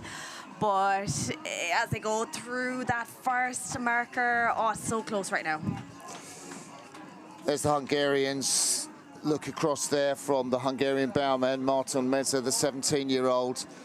And he will see that coming to this middle marker of the outward leg, they are up by more than the length. And I would say that's fatigue setting in for the Spanish. Yeah, and staying very close to that second marker, just missing it with their blades. We know they'll have a good turn and might be able to catch up a little bit of ground, but they're going to have to work very hard here to get themselves into position to take the bronze medal. Do you think the Hungarians have gone out too hard? Potentially. Let's see once they turn and see. Oh, they're gone way past it. They've gone way past it. Closer. Oh, my goodness. Spain are going to be round level with Hungary. Oh, let's see who can get their boat going here. So if Hungary have anything left, let's see how they pace their race, because Spain have caught everything up. Bows are level, maybe just a couple of meters to the Hungarian crew. Yeah, and the route back to the beach looking pretty straight for both crews right now. They're pretty even. They're looking across at each other here now. Oh my goodness, this is brilliant. Spain just maybe slightly starting to edge away here. Let's see them now with their big long lie backs, with the winds not as heavy a gust as we saw earlier. Hungary going towards the left. That'll give them a longer sprint into the beach and give Javier Torres Montero, the Spanish bowman there, the chance to do something. And the Hungarians now changing their course back in. They have the lead coming into the beach. They have paced it perfectly. Well done to Hungary. They're going to hit the beach in front. And it's just a perfect dismount that we want to see from Marton Mazzozzi. Takes his time out the boat, but it's enough time. He is going to be there ahead of his Spanish opponent. Javier is sprinting for all he's worth. Oh, he's missed it. Oh, did the Spanish buzzer hit the buzzer first? He thinks he has. Did Hungary go straight over the buzzer? I think he went over the buzzer, and he was going to hit the buzzer first. I think the Spanish athlete hit the buzzer, and he sprinted for all he's worth. And the Hungarian athlete cannot believe it. Marton Mazzozzi dove for the buzzer. They embrace. Spain get it. Yeah, they do get it. Oh my goodness, Spain. He looked over to us and, you know, we pointed to him. Yeah, we think you've won it. That is official. He didn't know. Missing the buzzer. You don't think that anyone's going to miss the buzzer. 5/100ths of a second, or well, less than 500, 5/10ths of a second, beg your pardon. But that was all on the dive for the buzzer. He had to dive for the buzzer, didn't he? The Austrian, Marton Mazzozzi, he knew he was under pressure, and the Spanish put them under pressure. Oh my goodness, that just goes to show it literally is not over until it's over. He got to the buzzer first there. Oh, but Spain got in. Unlucky for Hungary. They go home in 4th position. We'll see Spain on the podium later collecting their bronze. Oh my goodness. I was looking at that and I was like, what happens there? Like, has he missed the buzzer? And my brain took time to catch up with what I was seeing. The buzzer is part of the race as well. It is. There's so much in beach sprints that you know, the learning curve for me is absolutely massive. So many ticks to make sure that you get right on this beach sprint course, and the final one is make the dive for the buzzer good. Well, here we have the big one. This time it is finally of the Coastal Under-19 mixed doubles, the race for the gold medal. Yeah. There in the boat is the Austrian bowman, Nicholas Rodemeyer. He's waiting for his partner, Caroline Schweinwendiger. Tall legs. She's traditionally been less quick to the boat, but they've really pushed off quickly. Turkiye, the shout coming out for Efan Sezgin, who has been the star of this Turkish team. Ali Oz waiting in the boat for her. There's the start. We're off, and the Austrian athlete has got off to a flyer. Absolutely brilliant from Schweinwendiger. Amazing start by both. Oh, that is so even. I'm not sure who pulled the first stroke there, Martin. Yeah, I think Turkiye should have the quickest straight line speeds. Endurance, as ever, is going to be a factor in this final. But look how that Turkish athlete, Efan Sezgin, is stroking the boat off. She's got a metre lead over the Austrians, and everybody is biting their nails. Oh, and the teeth are gritted here in the Austrian boat. Caroline Schweinwendiger there working hard to keep the pace up here. They're going to have to rate quite high here. They're just trailing behind slightly to Turkiye, hitting the blades. Oh, slowing down that speed they had built up. Turkiye will have to move in for this boy, the turning boy, Caroline Schweinwendiger. You can see how much he's hurting. Nick Rodemeyer looks cool and calm, but it's Turkiye who go around the correct side of that buoy. Here they do, dig in the boat, and the Austrians, quick turn from them. Turkiye turn first, and the home favourites have a 1 length advantage. They absolutely do, for sure. Austria stayed a little bit tighter to the marker, but now they are heading over to the wrong side of the course. They're going to have to correct themselves. This is good for Turkey. They can look over and see that they have a better course here now. They are working hard. Look at the camera even is working so hard to try and keep up with them. It is Türkiye ahead of Austria as they approach that final marker. There's so much tension, so much excitement, so much joy in this arena as the crowd see Türkiye coming home to claim the gold medal in this under-19 mixed double sculls race. Austria, as you can see, far behind Türkiye, clear the last marker. It is just down to the dismount and the sprint for the line. Ali Oz, I'm sure he's going to make that little bit of technique going in the last moment, but Türkiye come up to the beach. Oh, they're working so hard to try and keep it themselves together here, but the local support, I'm sure, is going to get them over the line here. Here they come. Ali Oz makes his way. He looks over, the hands go into the air. This is the gold medal race. These are the European Championship champions from Türkiye. Oh my goodness, what a race. What a win for Türkiye. Great silver medal for Caroline and Nick from Austria. The gold medal, though, goes to Efan and Ali from Türkiye. Ali gets carried off there by the Türkiye team officials, and fantastic celebrations in the crowd. The noise here was sensational, the loudest that we've seen for any of the finals today so far.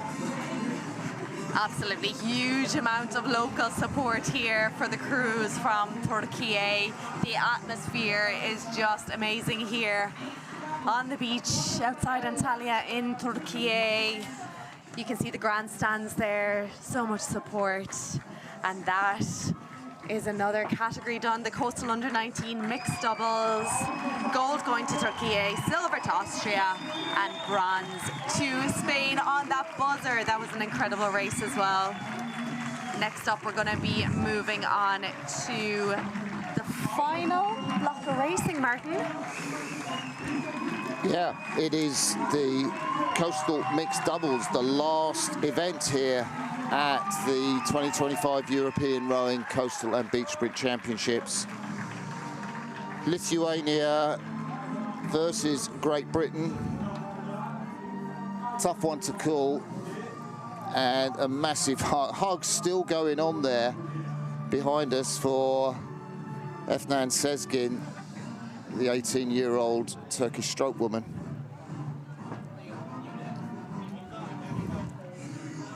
Meanwhile, Martina Kazukaite and Dominikas Yankionis are waiting to take on the might of Cam Buchan and Natasha Sealson from Great Britain. We continue right now, Lithuania. So just a bit of manoeuvring of boats off the beach. So we're on to a different boat manufacturer. This time it is Felipe's that we're going to see on the water. So we're just getting the field of play clear, getting the boats in position. So 1 minute to go, boats going in the water by the boat handlers.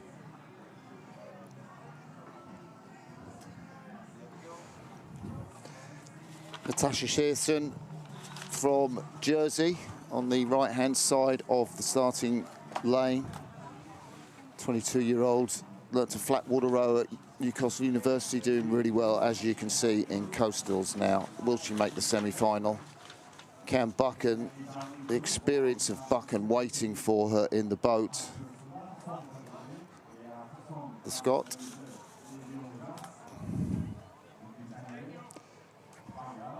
And the two Lithuanians, well, as ever, we've seen her on this sprint. Martina Kazukaite, 23 years of age, and the older Dominikas Yankionis. Off they go. Fire of a start here for Lithuania. So much energy, there's no fatigue in these athletes at all. And a great start by the Lithuanians. What happened with Great Britain there? Just a little bit slower into the entry by Searson. So they were just a bit slower getting off of the blocks, but we know they can come back into it with their big, long, powerful strokes. But look at the rate from Lithuania here. They're just powering through down the middle of the course. Top quality rowing from Lithuania because they're doing it and they're doing it smoothly. Cam Bucket is really rowing long, trying to push that back end. There he is. And the British left with a lot to do as they come around this left-hand turn. Lithuania still ahead of them. Cam Bucket is somehow dragging his crew back into the race. He is indeed just pushing hard with the legs, leaning back at the finish. GoPro on the bow of the boat. They are coming right back into it as they approach the turn. It is slight advantage here to Lithuania. Let's see who gets around fast. Yeah, Lithuania backing. Natasha Searson pulling her blade to the side, leaving Cam Button to do all the work. But I think Lithuania going around quicker. Great turn from the Lithuanians. Game on for Martina and Dominicus. They still lead on the downward leg. Now, have they put too much into that sprint out? Because their rating was high. They were really surging. And Dominicus, he looks round there, the Lithuanian bowman, just to see, are they going to be clear of that mid-buoy? Yeah, Great Britain here. I feel like this way home now is going to suit them. Those big, long liebacks here, they're coming right back into it, surging up alongside Lithuania here now. This is going to be much closer than what we thought, I think, Martin. Yeah, Cam and Natasha nearly back level, not quite yet. Lithuania still with the advantage, but here's where the pacing absolutely pays. Both crews clear of that last marker, and there's Dominicus from Lithuania. He's going to have to really go some on this sprint. They have the advantage at the moment, and Cam and Natasha ploughing for the beach. Dominicus is going to be out first. Yeah, better placement here from Lithuania onto the beach as they reach it. Good exit there from Lithuania. Cam Buchan is out for Great Britain. He is doing all he can to get up that beach. This is going to be closer than we thought, but Lithuania firing up to that buzzer, booking a spot into the semi-final. That is an elimination for Great Britain. It is. Cam Buchan definitely had the faster sprint, as you said, but it was Lithuania who went through. And I think that kind of hesitation at the start probably cost Great Britain a place in the semi-finals. Absolutely, yeah, they had the power there on the way back to get themselves right back into it. They had a good turn, but as did Lithuania, unlucky there to be eliminated. But that is a place for Lithuania into semi-final one, and who will be joining them? Well, up next in the second quarter final, it is Spain versus Portugal. Yeah, Patricia Batista, hands on hips, well, as is her sprinting opponent, Nadia Felipe. And Spain and Portugal getting ready to go. Adrian Miramont is waiting down in the boat for the Spanish team, and Alfonso Duarte Costa, Tokyo Olympian. So amazing experience in this Portuguese boat. And Manuel from World Rowing, who is Portuguese, is close to us in the commentary box, and not quite biting his nails, but big race for the Portuguese team. Came here with high hopes. Boat's not in the water yet.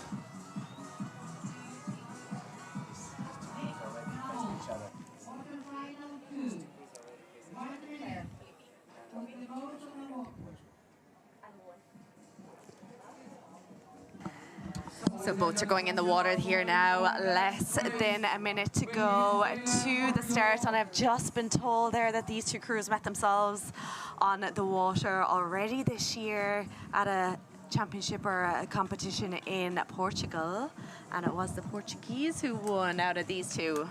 I picked the Portuguese to win. I picked Duarte Costa, really. I mean, he's coached by his crewmate from Tokyo, Pedro Fraga. Fraga has been sculling in the Olympics since back in 2012.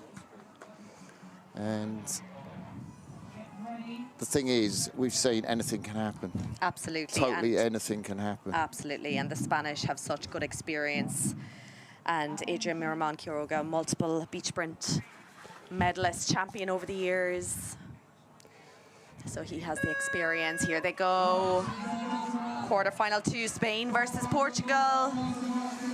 And it's Nadia really jumping into the boat, I think, before her Portuguese rival, but both crews off together. Great start from both crews. Fantastic sprint from the women down to the beach. The Portuguese, to me, look more powerful. Absolutely, they are flying off the blocks. Look at the big lie back, the strong finish here from Portugal. Slight advantage to Spain. Now Spain look a little bit more relaxed in their approach. Portugal are firing through the water though. Yeah, it's that back end finishes. They're really pushing the last part of the stroke, and it's really giving them an advantage. But Spain, well, how have they managed to manufacture that lead of, what, half a metre? There's the Portuguese coming through in the middle of the race. Power strokes. Look at the lie back here from Portugal, and they are just propelling the boat through the water. They are going to get to the turn, I think, just ahead of Spain. Let's see who starts to dig. It is Portugal. They are putting the brakes on, pulling hard with the left there around. Oh yes, Portugal just put themselves into the lead. Definitely a better turn from Portugal. I saw Patricia in the stroke seat look round before Alfonso in the Portuguese boat, but what a sensational turn. Really gives them the advantage and leaves the Spanish, Adrian and Nadia, with so much to do on this homeward leg. That straight line speed we spoke about of Alfonso Duarte Costa up there in the bows. Oh, just a little hiccup there. Has that opened the door to the Spanish? Well, the Spanish are certainly accelerating over on the far side. They've added some meters to themselves, moving away from the course. They're gone quite wide, but they are certainly accelerating now. Still advantage to Portugal. A bit of a straighter line into the beach. Can Adrian find something in his legs here to put that push on and get himself up the beach? They are hurting here. He's pulling for everything, Adrian, and Nadia too from Spain, but it's going to be Alfonso Duarte Costa and his partner Patricia Batista who will rise into the beach first, and Alfonso looking round there. Plenty of time for him to sprint off. Here he comes, round the flag, full gas, looks round, big smile on his face, and the Olympian, job done for him. What was all the fuss about? He could have pretty much jogged. So Portugal, is it 2-0 between Portugal and Spain now? It certainly is. Not yes. that we're counting. Who's counting? Oh, Who's no. counting? So yes, that is semi-final 1 sorted. Portugal will be meeting Lithuania in that first semi-final, and then in semi-final 2, we're going to soon find out, because next up we have quarter-final 3, and this time it is the turn of Italy versus Austria. So Lithuania and Portugal giving themselves great chance of leaving here with 3rd place or better, bronze medal. Paul Ruttmann there of Austria, lining up on the start line. He's going to be making the run down. Don't think endurance will be a problem for Ruttmann. I mean, he's a fantastic triathlete. Started rowing, went to try, came back into beach rowing, or rowing, flat water rowing, now gone to beach rowing. Tabea Minchmeyer, she's so strong. They've seen Lobnig win, their tails will be up, but the Olympic champion Federico Cesarini awaits Federico Ceccarino, who is stood here on the start in the left-hand lane. There he is, Ceccarino. Doing a little dance as well. All the Italians have been doing a little wiggle of the hips all day. Yes, and of course we saw Tabea. She's down in the water waiting for Paul Ruttmann. She won the women's solo last year at the European Championships. This year she's in the mixed double boat. She's going to be getting ready to jump into the bow seat. Boat's going into the water. That's the Austrians with the red and white blades. Closest to us, there it is. On the far side is the Italian shell. Federico Cesarini, the Tokyo Olympic champion, won that gold medal by just 0.14 ahead of the French team. Name forever written gloriously in the annals of Italian sport. But now this is a new chapter for Cesarini and her partner Ceccarino. Can they get into the medal races, the semi-finals?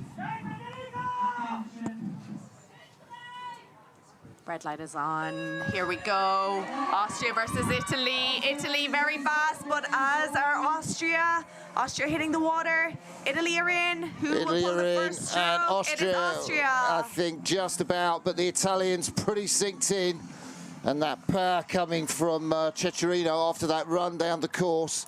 I like their steering as well. I think the navigation's spot on for the Italians. The Austrians a little bit further over towards the right-hand side. Yeah, Austria went wide. They're going to have to pull hard on the left now to come wide. But look at Italy here. They're just going straight down the course. They're going to have to work very hard to get to the correct side of that middle marker. They are currently leading, but are they going to miss that middle marker? Oh my goodness, they slowed down. Oh, that was really something we don't want to see. Oh, the seat is gone. Oh, no, the Italians have lost it, and the Austrians can't believe their luck. Italy were leading. Paul Ruttmann and Tabea Minchmeier, it's so difficult to put those seats back on. Italy have got going, you can see them there. But Austria, well, they've gone way past the turn. Italy, if they turn quickly, need to do so to put themselves in with a chance. And they have done it. Yes. Italy have come back within a length. Austria back up to speed nice and quickly, but Italy are right there with them. Can Italy find something in the tank here now? They are going for it. They're both heading off course. Italy going way, way off course, heading down. They're going to, once again, have to work hard on the left-hand side here to get themselves back to the beach. And we've said it before, if you're going to steer, your straight line speed will be slowed down, and Austria have that advantage. Still within 3/4 of a boat length to Austria on this side of the course. The Italians fading, I think. Italians potentially fading. Yeah, Austria are looking across. They know they have the advantage here. Final marker coming up for both crews. Italy doing all they can to get back into it, but they're going to hit their blades again. That's going to slow them. Oh, no, it's advantage Austria. And you couldn't have predicted that. And really, the navigation was the destroyer of Italian hopes there. Minchmeier is going to run up really untroubled. Tabea Minchmeier. Dismount there. The Olympic champion tries to make it Federica Cesarini, but she can't get in front of Minchmeier from Austria. Massive tension which the Austrians have overcome, and she looks back to her partner, Paul Ruttmann. Handshake, Federica Cesarini, ruse the day. They just went off so fast, and really it was all about straight line speed, and then somewhere in someone's head it was like, oh my God, we got to do a left-hand turn here. Absolutely, it was that mishap with the seat on the way out for Italy there. You know, they stopped dead there for a few strokes, and that really cost them there at the end. So Austria booking their place into semi-final 2. That means we're on to the final quarter-final within the mixed double sculls. And next up, we're going to have Germany versus Netherlands. So Sophie Leopold, as we've seen during these races, will lead off. 26-year-old German stroke woman.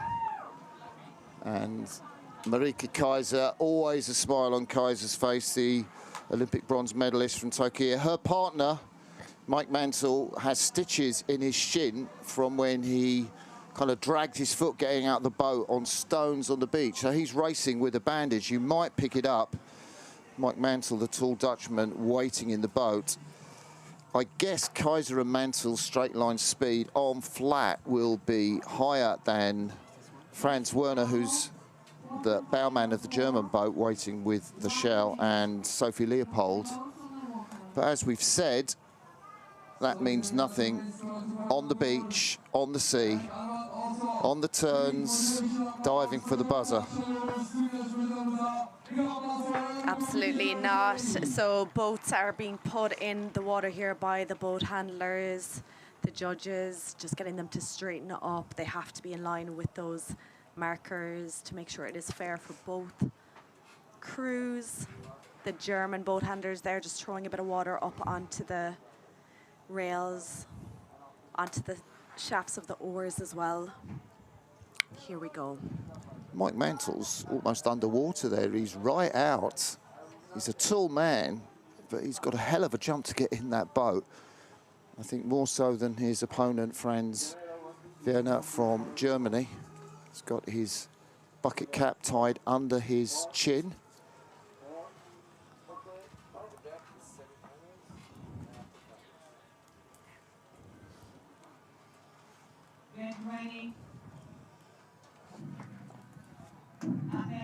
Heartbeat is on, attention is called, red light is on. Here we go, Germany versus Netherlands. Great reaction time. Quicker off the blocks for Germany, I would say. Yeah, Marika Kaiser not the most natural sprinter, and it's Germany hopping into the boat first. Marika Kaiser settles herself, but Germany go off. Advantage to them, but those long strokes of the Netherlands, that should see them dominate in this straight line speed. Navigation is going to be crucial. There's the bucket hat. You can spot him, Franz Werner there. That lead, absolutely vital for the Germans ahead of a crew like the Netherlands. Absolutely, yeah, it's important to get out off the blocks there nice and quick. We're looking at the Netherlands closest to us here on the drone shot. Those big long strokes, as you mentioned. Good navigation there. Germany staying right up on top of that middle marker, getting caught up slightly, but they're trying to keep that speed up with every stroke now. Strong at the back end, propelling the boat. Marika just lost the blades a little bit. They went wide on that boat, and that gave advantage to the German crew coming up to the turn. It's going to be so difficult for the Netherlands to get back on Germany. Mike Mansell, that bandage on his leg, makes the turn. They've gone past it too far, and it looks like Germany have just got to come back to win this race. Yeah, where Netherlands, they went way past that marker there. Now Germany have taken a big advantage now, and now is their time to drive on the power and start to open up the gap, because Netherlands are going to want to come back at them and are going to be putting up the rate, putting up the pressure. But Germany making sure they're right on course. They have perfect navigation, a perfect line back to the beach here now. Yeah, technique's great from the Germans, and really the Dutch kind of messed up a little bit with that crab and then went past the turn. That was the last chance they had to get back in the race, and Germany aren't going to open the door for the crew from the Netherlands. Looking round for the finish, Franz Werner got about 50 metres to the beach. Yes, indeed. Germany looking very solid now. Great navigation by them. It's going to be Franz Werner will be making the exit and run up the beach. They have a lovely advantage here, so let's see if he conserves that little bit of energy. He has stopped rowing. He's turning himself out. He goes, has a look over, sees that Netherlands are still on the water. Taking his time, trying to keep as much energy in reserve. Netherlands trying their best, but it is Germany booking their spot in semi-final 2. They will be meeting Austria. Well, Mansell, you can see the bandage on his leg. He's had stitches in that this morning. Done so well to be here competing. So there we have it, results. Not the quarterfinal performance that he would have wanted. And they will take away the quarterfinal finish, though. So next up, we're moving straight into the semi-finals of the mixed double sculls. Semi-final 1 is going to be a race between Lithuania and Portugal. And in semi-final 2 after that, we will have Austria and Germany. So which of these crews will be making their way into final A, racing for that gold medal? Yeah. They're still waiting for them to get on to the start. Well, actually, now they're there, and you can see the graphic. So on the far side of the course, it is the Portuguese athlete, Patricia Batista. Hands on hips, as is her opponent in the sprint, Martina Kazlikaite, 23 years of age, versus 33 years of age in this sprint to the line. And waiting for Kazlikaite in the boat is Dominikas Yankionis, 32 years of age, putting the average age of the crew up, obviously. And Alfonso Duarte Costa from Portugal. He is in the bows and will be completing the race with a sprint to the finish that he hopes will be victorious and take them into the final.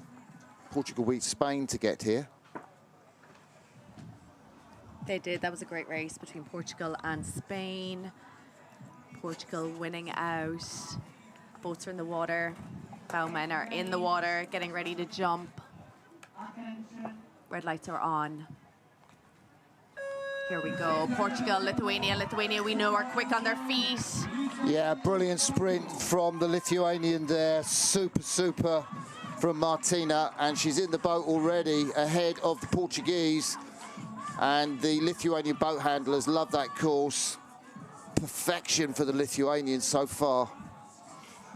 Yes, perfect run down the beach, perfect entry. Had a couple of strokes pulled before Portugal. Great navigation here, truly trusting their boat handlers here. Lithuania are keeping that stroke up. You can see Patricia in the stroke there, just moving the head to the side here for Portugal, trying to get back into this race. They are coming back a little bit, the Portuguese.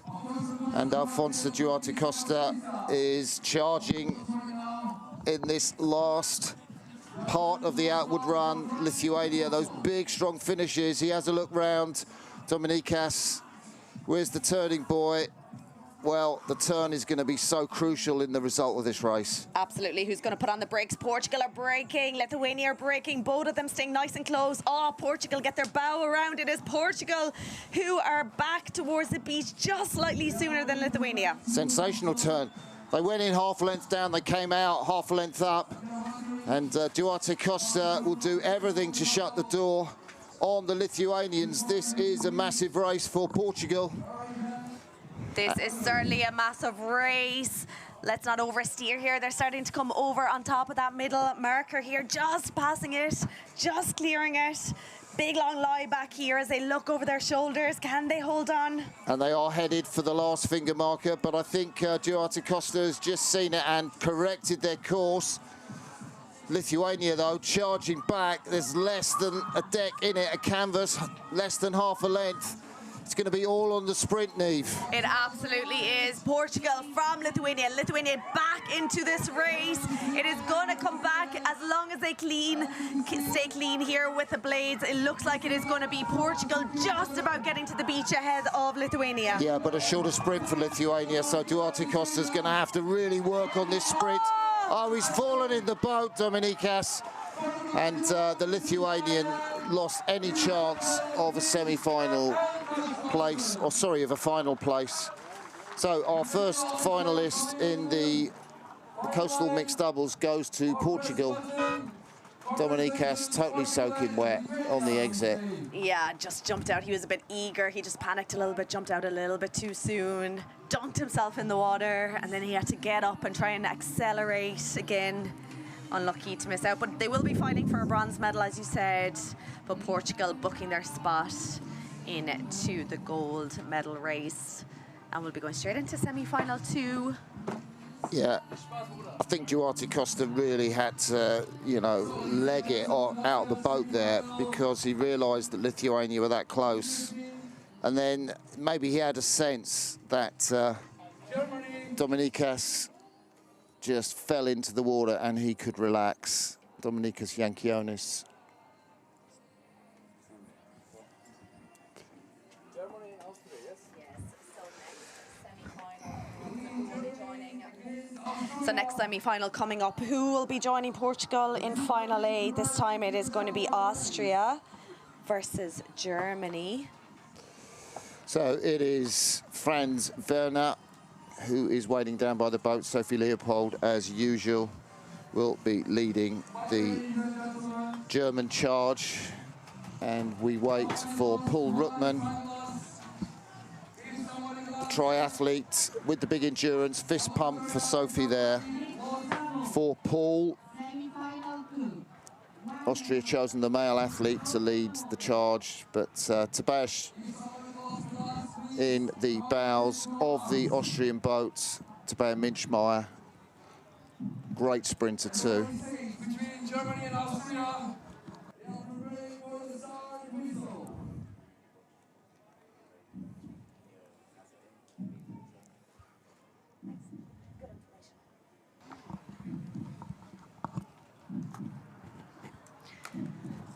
Heartbeat is going.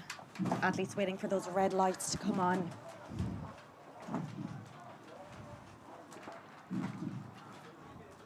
Tabia there below, getting ready to jump in. She has a unique style of jumping into her boat. Red lights are on. Let's go. I just saw Rootman had used a lot of water on his legs to cool himself down there for the sprint.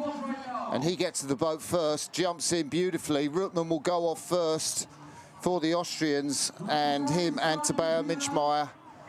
Advantage to them at the moment, but the Germans, we've seen them so strong on the straight line speed. Incredibly strong, yes, and we've seen both crews strong on the turns as well. Germany pulling hard there on their left oars. Good navigation skills there. They just have advantage. Just the style of rowing here is suiting the conditions here. Still a little bit windy, so they have about 3/4 of a length opened up now over Austria. Well, he's such a strong athlete in the bows of that boat, the German. And he just hit that middle marker and just got caught up slightly moving through that middle marker, but they're getting the speed back up now as they head towards the turn. Franz Werner with the bucket hat coming towards the turn. If Austria are going to have a chance, and he's looking round there, or Tabea Minchmeyer's looking round. Can they get around quicker? They'll need to get around quicker. Look at the speed that the Germans are turning with. But Austria have come out with an advantage. How did they do that? I think Germany took an age to turn. Must have felt like that in the boat. Their bows are in front because their straight line speed is quicker. Absolutely, yeah. Austria just flew around, just started putting on the brakes that little bit sooner. They stayed tighter to that turning buoy, but they were slower getting going, and Germany just accelerated out of that slower turn, so they had their speed up that little bit quicker. Quite even now as they head down. Definitely advantage to Germany though, but Austria going for a bit of a slower stroke, focusing on power. Yeah, I wouldn't want to be close to Minchmeyer in the sprint. And no doubt that's what Franz Werner is thinking as he ploughs in towards the beach. There's his back. 50 metres to go for the Germans to beach their boat. Yeah, he's staying up tall at the finish, focusing on that leg drive, shorter strokes. They're starting to edge away. It is Germany now with a big, big advantage over Austria, who just aren't getting the same. In fact, I just think they made a call on this. Yeah, the Austrians have basically decided they will go for the bronze medal race. And Franz Werner there jogging up to the finish. Hits the buzzer, pumps his fist. A final for Germany. Yeah, and then Austria just making that call to ease off slightly because they're going to have a race very, very soon. They'll be fighting for that bronze medal, so just Tabea, they're walking over and hitting that buzzer. But yes, there are our medal finalists. It's going to be in final A, fighting for the gold medal. Portugal versus Germany. Bronze medal in final B, that will be up against Lithuania and Austria. So a little bit of recovery time now for these athletes, and then we'll be straight into final B. Yeah, so discretion definitely the better part of valor for the Austrian team there. They realised how important the medal race might be, and they just didn't have the straight line speed of the Germans, even though that was a fantastic turn at the top for the Austrians. But the power of the German crew out of that turn just took them back from that half-length deficit within about 4 or 5 strokes. Yeah, absolutely. So we actually have about 9 minutes to go to the start of final B, while the athletes take a little bit of a recovery break. Myself and Martin will take a recovery break too, I think, will we, Martin? Absolutely. Yeah, so stay tuned. We'll be back with you in a few minutes. Bronze medal up for grabs in final B of the mixed double sculls, and then we'll be going for the gold medal race, final A between Portugal and Germany.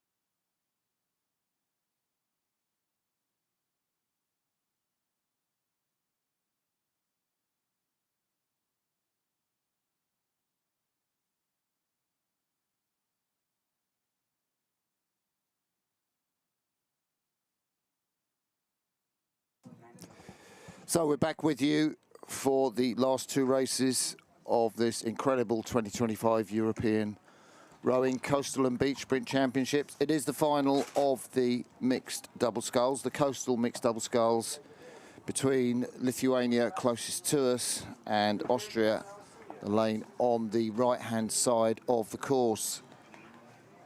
There you see Jankionis, the name of the Lithuanian bowman, waiting in the boat for his partner Martina Kazlauskaite, who is up here ready to sprint down to the boat. Dominikas will have to sprint back.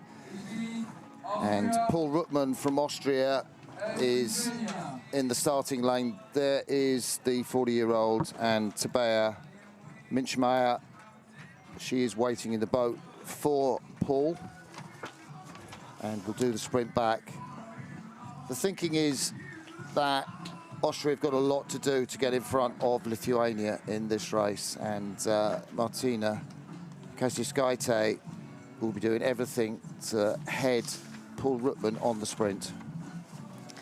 She certainly will, and we know Lithuania are quick off the blocks with their sprint on the beach. She has her eyes closed, looking up to the sky, getting herself into the zone here. Bronze medal up for grabs. She's going to have to go hard here on the beach sprint. But she certainly has it from what we've seen, but are her legs as fresh as they were earlier? Probably not. But we have 1 minute to go here, so boat handlers lifting those boats into the water, as you can see on your screen. There's the Austrian blades, red and white. That's the boat on the right-hand side of the course. And the drone is just pulling out, not quite getting the Lithuanian boat in shot on the left-hand side of the course. So the sprint down to the boats. If you're joining us, welcome. Great sport you've picked to watch. Beach sprint in the Olympic program for Los Angeles in 2028, in the Youth Olympic Games in Dakar, Senegal in 2026. Growing massively, and you can see why.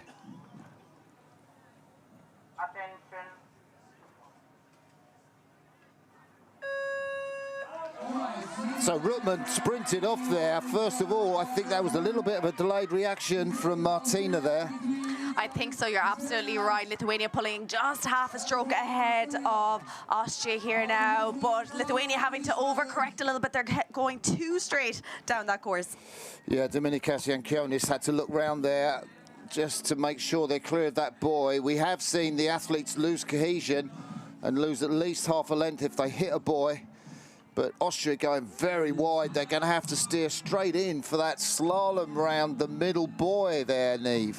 They absolutely are. On our screen, you can see Lithuania over on the far side, much higher rate. They are just snapping it through the water. They get their bow past that middle marker ahead of Austria here, who are on the right-hand side of the screen as we look down on the drone shots. At the moment, Lithuania, their stroking style, that a higher rate is suiting, but a little bit more relaxed here from Austria. Nice, easy, fluid. I don't know where the Austrians have found that. Ruttmann looking for the buoy. A little bit late on the turn. I think they could have held it earlier, and Lithuania getting around quicker, and they will go out with their bows in front, no doubt about that. Austria had the lead, but maybe a little bit too easy into that turn. Yes, absolutely. And now they're going to have to pull hard on their left because they are heading straight into the middle of the course. They've looked over their shoulders, yes, and they're starting to correct here now, adding meters to themselves. Lithuania are going to be seeing this, and they're going to start to put on the pressure. They're looking really relaxed, even though they're rating much higher here. It is certainly advantage to Lithuania now. Yeah, and the Austrians have just got to hope that that loose, fluid, relaxed style of them is going to carry their bows back. I'm not sure they've got the energy to sprint anymore. They've been racing 3 times in about half an hour. Endurance is absolutely key to this race. Lithuania with the advantage. Yes, they're coming up to that final marker now. Lithuania on the right-hand side. Here they come. Navigation perfect as they come back into the beach. Here, Austria powering on, sitting tall at the finish, just focusing on that leg drive. But Lithuania is certainly going to be reaching that beach first. Jankionis will have a job to do on the sprint. He looks round the Lithuanian bowman, but they have the bronze medal as a prize. They beach first, and Tabea Minchmeyer's got an awful lot to do. She's out the boat, and sprinting for everything rapidly. She stumbles. She still comes in. That's a massive sprint from Minchmeyer, but the bronze medal goes to Lithuania. Dominykas Jankionis holds his hand up, embraces Minchmeyer. That was a fantastic race between the two of them. And Martina Keselkaite, of course, waiting by the boat. We'll go and get a fist pump from Dominykas Jankionis. Bronze medalist decided last race of the day, race 108, would you believe? Can't believe we've had all those races, but we have. We certainly have. So here's our start list for final A. Gold medal up for grabs.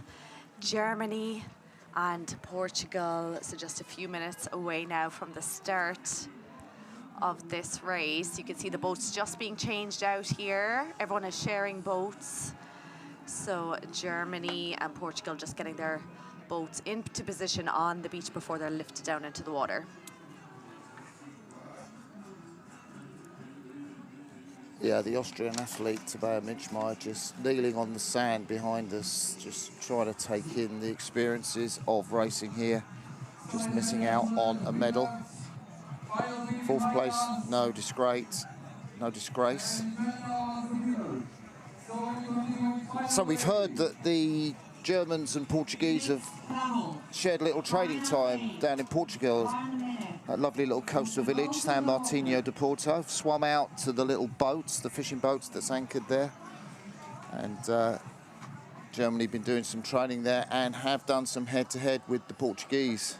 Yes, as the sport progresses throughout the years, we're noticing that a lot of nations are spending a lot of time with each other, setting up competitions and just getting more racing experience, because that's what you need in the sport, is that back-to-back racing experience. Here we go, Germany and Portugal, big hugs at the start line. Well, they do know each other really well because they've raced each other. Sophie Leopold giving a hug to the Portuguese stroke woman, Patricia Batista. Patricia, the older of the two Portuguese crew. Her male partner, Alfonso Duarte Costa, just 29, the Tokyo Olympian.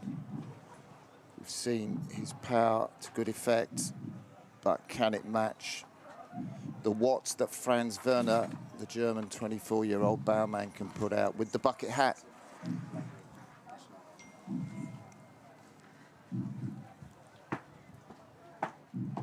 Get ready.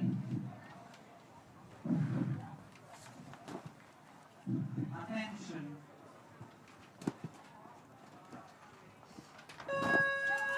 Great start from both athletes. Who's your money on? Money at the moment on the sprint. It is Portugal going to get to the water just ahead of Germany, just making a little bit of a splash. Germany in faster though, nice little bunny hop into the boat. Germany pull a stroke, but Portugal much cleaner. Yeah, Duarte Costa and his partner really powering off the beach. Patricia stroking that boat to perfection. Little mishap there, but going tight on that first finger buoy, slaloming round to the left now. Germany, I think, have a lot of work to do, but I think their power will see them in front, and the turn's going to be crucial, as we've said so many races before. Advantage to Germany.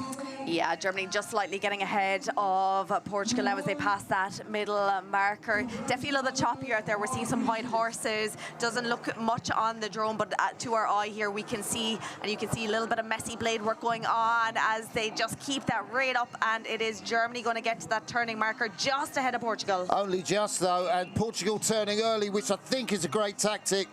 And Patricia digging her blades in, and Alfonso pulling round. Portugal's going to start off first. Portugal up to speed ahead of Germany. Can they keep this speed going? They need to keep the rate up. They need to keep the blades in the water here, but they're just going slightly off course coming into the center. They're starting to correct themselves though. They are starting to correct themselves. Oh, the power of Germany that we've seen put them in front of every single opponent.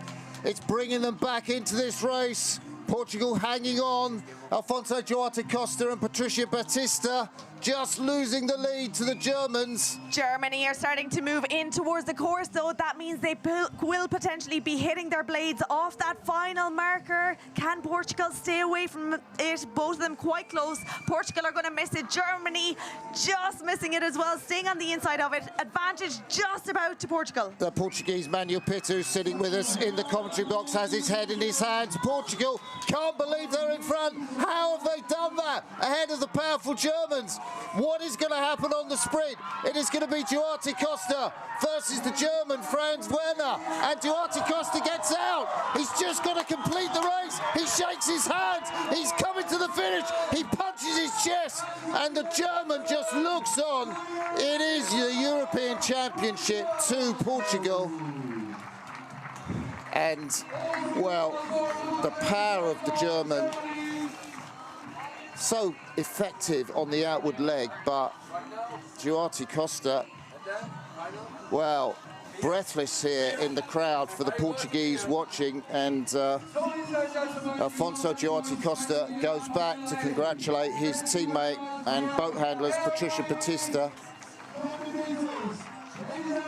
The German Franz Werner sits down in front of us, exhausted. 3 races in practically half an hour. What a schedule for these coastal beach sprints. I think that's his partner sitting down, trying to console him. I think he's sobbing. Certainly his was that gold medal. And he's inconsolable at the moment, the German. But he'll have plenty of time to recover before the medal ceremonies. Sophie Leopold wandering up the beach. But absolutely all about the champions there. Portugal, what a race. Got themselves right back into that. And they're just the powerful fast strokes on the way home. Got them crowned coastal mixed double European champions. So that is it. That is the end of racing. 4 days of racing, 2 days of endurance races, 2 days of beach sprints. It's not over yet. We still have the victory ceremony to come. Martin, what was your experience like at your first Coastal and Beach Sprints Championships? Oh, it's incredible. I thought I knew the sport. I literally knew nothing about it. It is amazing. There are so many factors to take into account, so many things for the athletes, the crowds, the officials to worry about, to be concerned about, and the doubt, the jeopardy is amazing. This is a fantastic sport for the Olympic program. Can't wait to see it in Los Angeles. And of course, we'll see it before then next year, the Youth Olympics as well. So I'm sure lots of these athletes will be hoping for a place there. And of course, we have the World Championships, the World Rowing Beach Sprint Finals. They'll be taking place just 3 weeks' time on this exact beach in Antalya, Turkey. Well, what a great 4 days of racing. Franz Werner sat down just a metre away from us. Is gaining his composure back with Sophie Leopold, his beach sprint partner. And I guess his partner in real life puts his arm around her, little kiss, there we go, smiles back on his face. Lovely to see. And we are going to give you the medal ceremonies shortly, but until then, it is goodbye from me, Martin Cross, and from Niamh Hayes. See you at the medal ceremonies.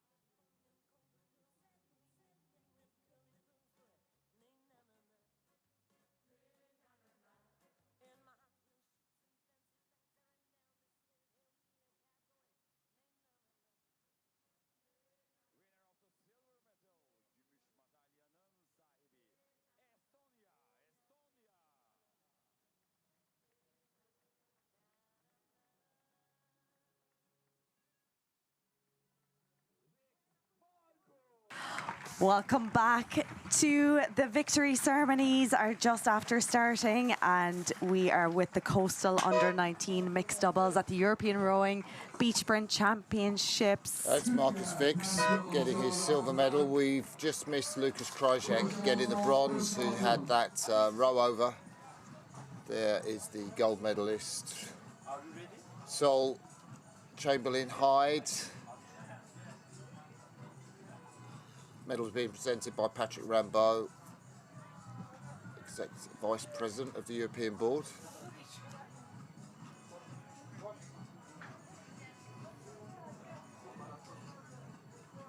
Nice little handshake there. As they get their little turtles, these turtles, they swim, well, not these ones, actual ones, swim in the waters here, just off Antalya. And yes, here are the medalists of the Coastal Under-19 men's solo. Great racing here. I think we need to give a shout out to Marcus Fix though from Estonia. He had some great racing. Oh, he was a star for me of the championships. And there have been a few stars, but Marcus Fix defeating the fancied German in the first knockout round of 16. And great competitor there, the Czech competitor, Lucas Krajek, as we hear the national anthem of Great Britain.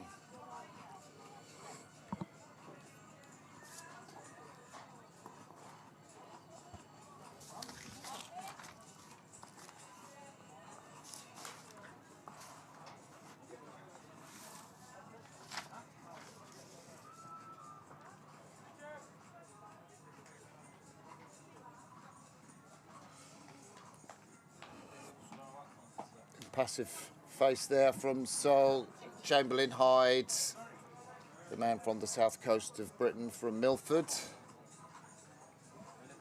Great moments though for these athletes. They found a Union flag which they didn't have yesterday, and well done to World Rowing for allowing Sol to drape that round his shoulders. And congratulations to everybody who competed in the Under-19 men's solo coastal. These three athletes were top of the pile, but it may all be different come the World Championships in 3 weeks' time. Yes, indeed. I'm sure we're going to see some of these back here in a few weeks' time, and maybe even some of them next year at the Youth Olympics as beach sprints starts to make its way into the Olympic system. Lots of photographs being taken here. Sol Chamberlain Hyde looking a little bit happier now. Yeah, they haven't gone for the hoist, but they must have seen that that's what the men's solo guys do.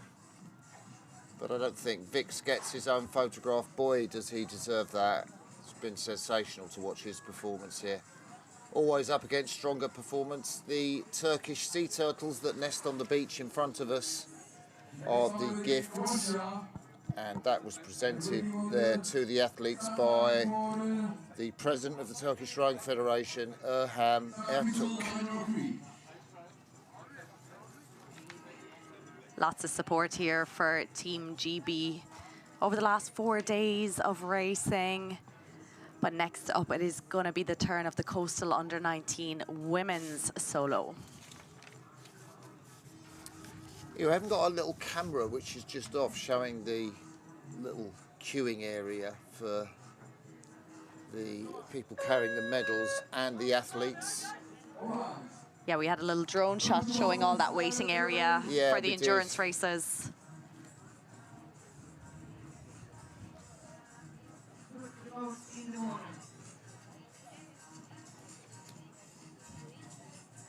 Yeah, so our next medal ceremony will be the women's event. Big entry field for that. And we had 2 time trials to sort out these competitors into the knockout round of 16. And then the quarterfinals, there they are. The silver medalist, Alexandra Grigorieva, 15-year-old, on the left of your picture, and on the right, I think that is the Austrian Marlene Kirscher. Yes, indeed.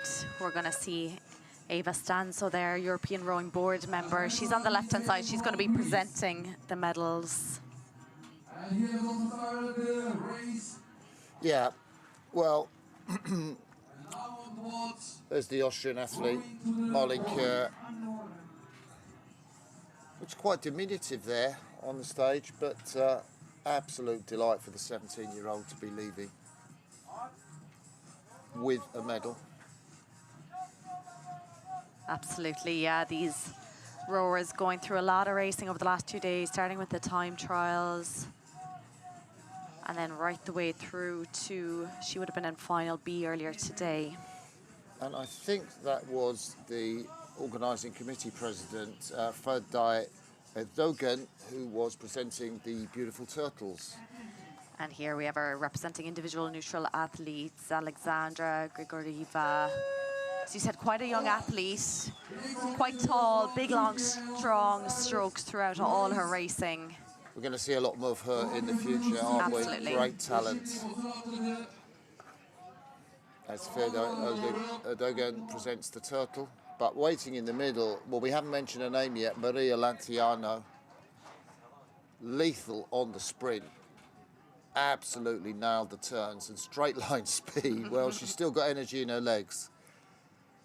The Italian gold medalist.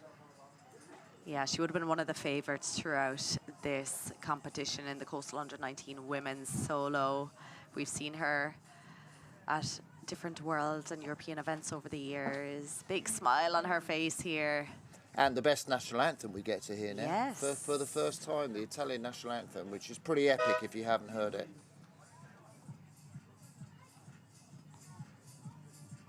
Roches.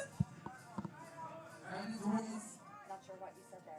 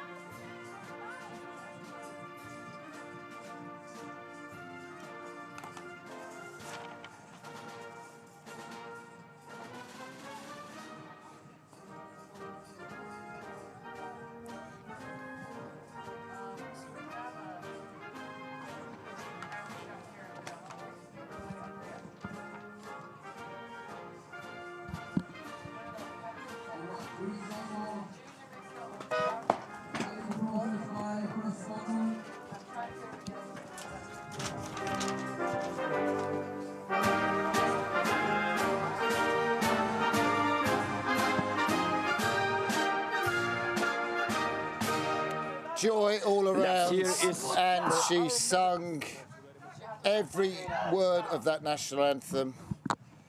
Tremendous from Maria Lanciano. And they found the Italian tricolour.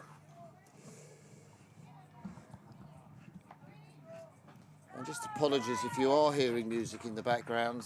There is still an event, the Balkan Championships, going on the beach where we are based and doing commentary for these medal ceremonies. And that is what you can hear. And we do apologise if that's overriding your enjoyment of the national hymns.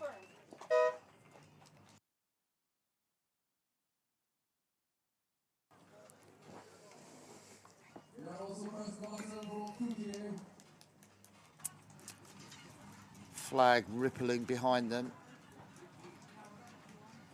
Photographers going for their shots. And she was great when she finished. She pointed to her name, just like the footballers do. She did. And she got the jump, she got the fist pump, she got the smile. She's got everything, this young woman. Total star. Yeah, it's a little bit of a performance here, which is all part of it. They want to make these beach sprint athletes into the stars, I think. Oh, it looks like coach here coming in for the photograph. So yeah, 2 victory ceremonies done. Coastal men under-19 men's solo and the Coastal under-19 women's solo. So we're going to see which victory ceremony will be next. It could be the coastal men solo, but we will wait and see. I think it depends if all those athletes are there. The athletes from Turkey in the under-19 mixed double sculls were actually racing in the Balkan Championships regatta, which is happening in front of us, and they may have arrived late to the medal ceremony. Therefore, lots of things still going on the beach in front of us, as I'm sure you're aware of in the background, but the medal ceremony, it is for the coastal men. Yes, indeed. The coastal men's solo up next. Some great racing.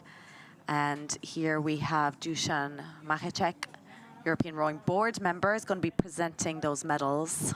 Yeah, and the Deputy Director General of Sports Services from the Ministry of Youth and Sport, Ali Sosunoglu, is there to present the beautiful turtles that do nest on the beach in front of us, but be assured they've all gone now out to sea. They have indeed. So here we have bronze medalist Mathis Notelet from France. He had some great races. Yeah, massive success in French championships, but the man from Joinville-le-Point absolutely nailed the racing here. That bronze medal race made that medal his own, and you can see the delight. Big competition for the coastal men.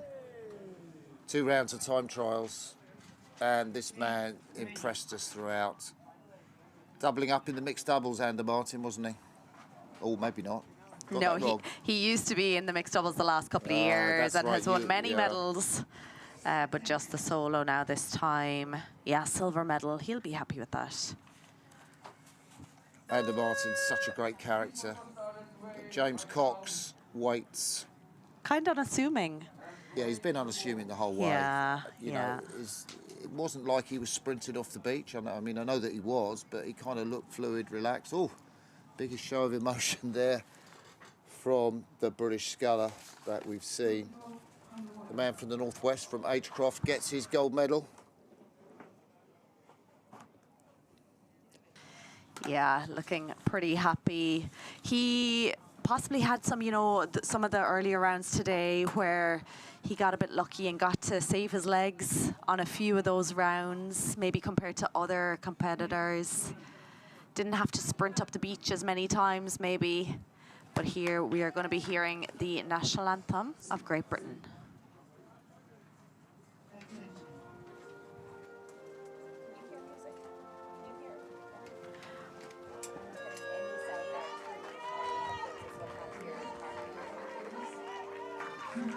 Yeah, that feels loud enough.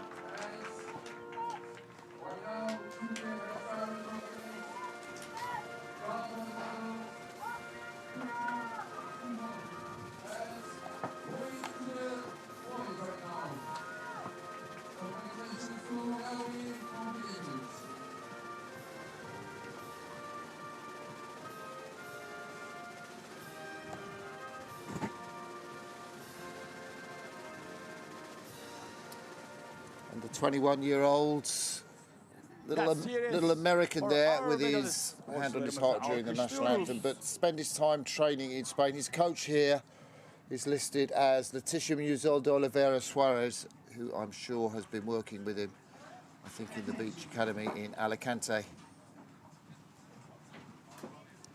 So lovely picture here. The medalists of the men's solo. We're definitely going to see a few of these back in 3 weeks' time at the World Rowing Beach Sprint Finals. But who will be up on the podium? We'll just have to wait and see. Pas de tricolore pour les Français. Just 2 flags on display there. But I guess the most important one for James Cox, and he's lost the sea turtle now. Not a late. But I'm sure he'll pick that up. Andy Martin displaying the Spanish flag proudly, the silver medalist. So as these athletes get their photographs taken, we're going to be moving on to the next victory ceremony shortly. This time it is going to be the coastal women's solo. There was some surprises in this, but probably not the winner. that was probably pretty set Yeah. throughout. Yeah. Magdalena Lobnig has looked imperious throughout this competition, and I guess she will wait to test her mettle in the World Championships on this course. What is it, 2 or 3 weeks? 3 weeks. 3 weeks' time. Yeah, I think the surprise, maybe not the surprise, because she's been just improving year on year. Laura Mackenzie of Great Britain, she'll be up shortly to claim the silver medal. I remember seeing her, she was new to beach sprints back in probably about 2022, the home internationals over in Scotland, and I saw her racing, and to see her now on the European stage collecting a silver medal, pretty impressive, putting in a lot of work. And then we have Spain as well. Yeah, the Spanish athlete Teresa Diaz Moreno from Sevilla, down there in the south of Spain. She will be getting her medal first. And this time we have Neville Tanzer, European Rowing Board member. He will be presenting the medals. And it is the Turkish Rowing Federation Secretary General Uga Kili who will be presenting the sea turtles. So there we have third place. Bronze medalist, looking pretty happy with herself, Teresa Diaz Moreno. A name we see year on year in beach sprint rowing. Quite a bit of height difference there between these athletes. Well, there's Laura Mackenzie, big smile from the Scot, as we would expect. First medal at this level for her.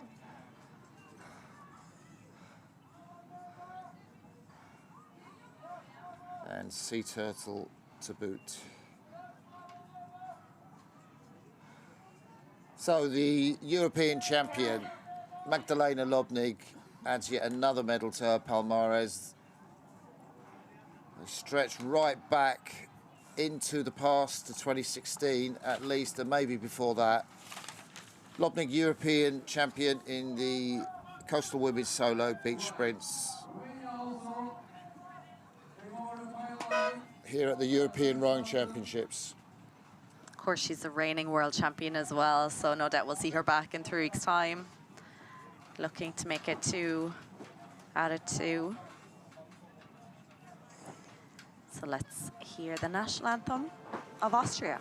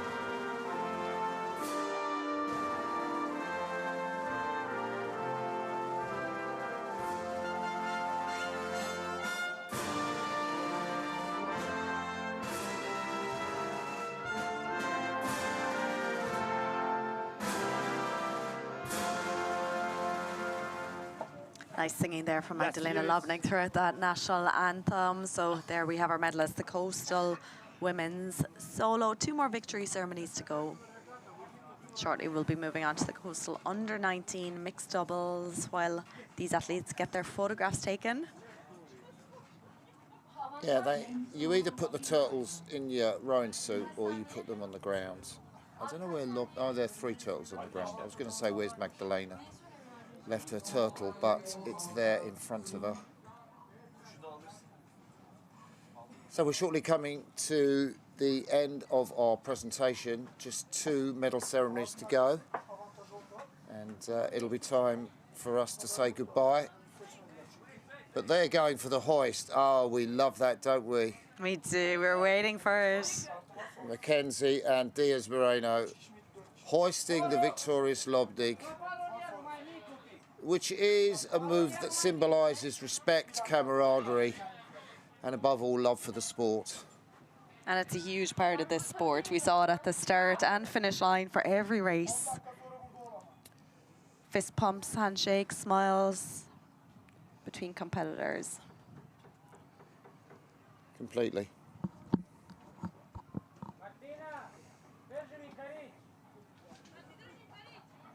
Magdalena Lobnig knows how to do all the poses.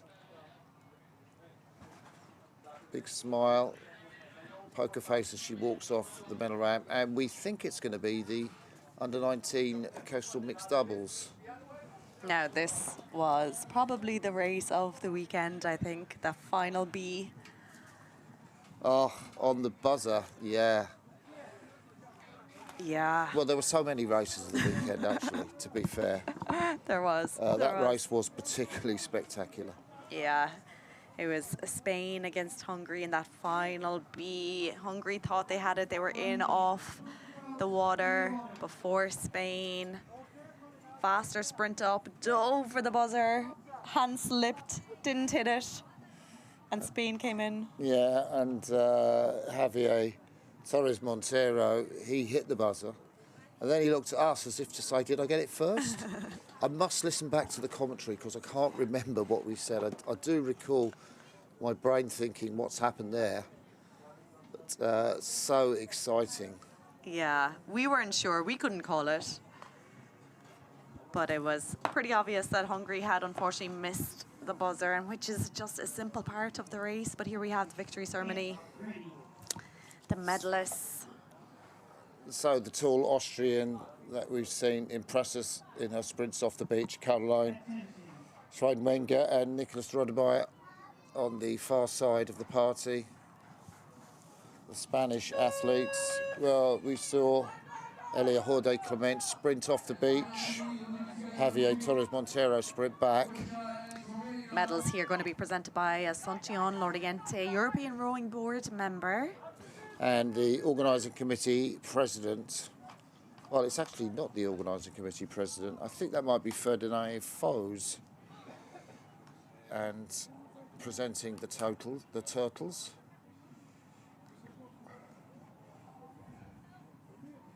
And so, yes, here we have third place, bronze medalists.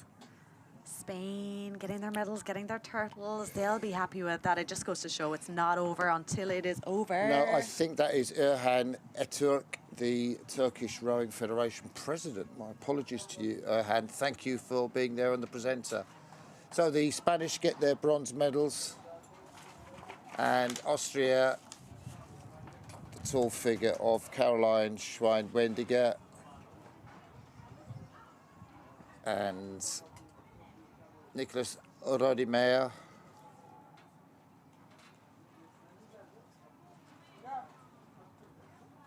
And they really were up against probably the favourites right from the start. Turkey clocking that super fast time in the time trials. I think the song is telling, I'm sure that's not the national hymn of Turkey, but it says Turkey a lot, doesn't it? It certainly does, yeah. There was So huge there they support are, for them. the crew from Turkey, the star of the championships perhaps, Efnan Sezgin.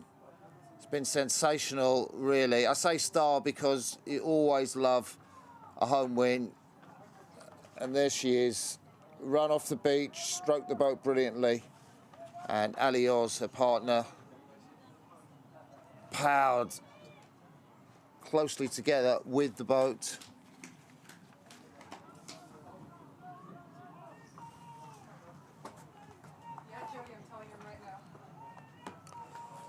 And hugs for the crew from Turkey, which is even more effective. Little lad there. I'm sure that is Ethan's son. So let's hear it for the national anthem of Turkey.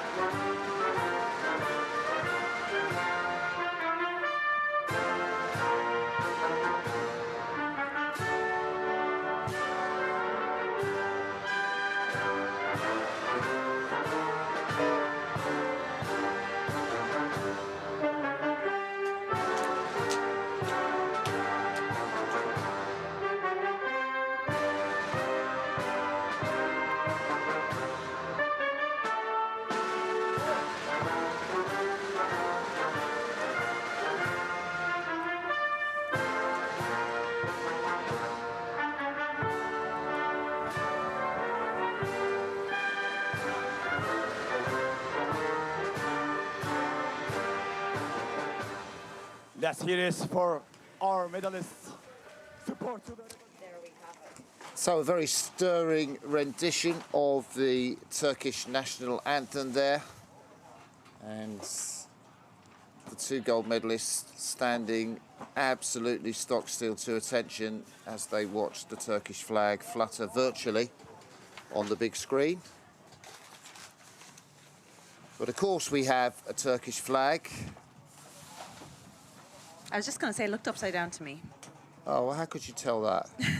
Because the Well, well moon done. They is have on turned it round. on the left. Well spotted. Yeah, so just one more victory ceremony to go as these athletes taking the glory of winning these medals at the European Championships. Next up, we're going to have the coastal mixed double.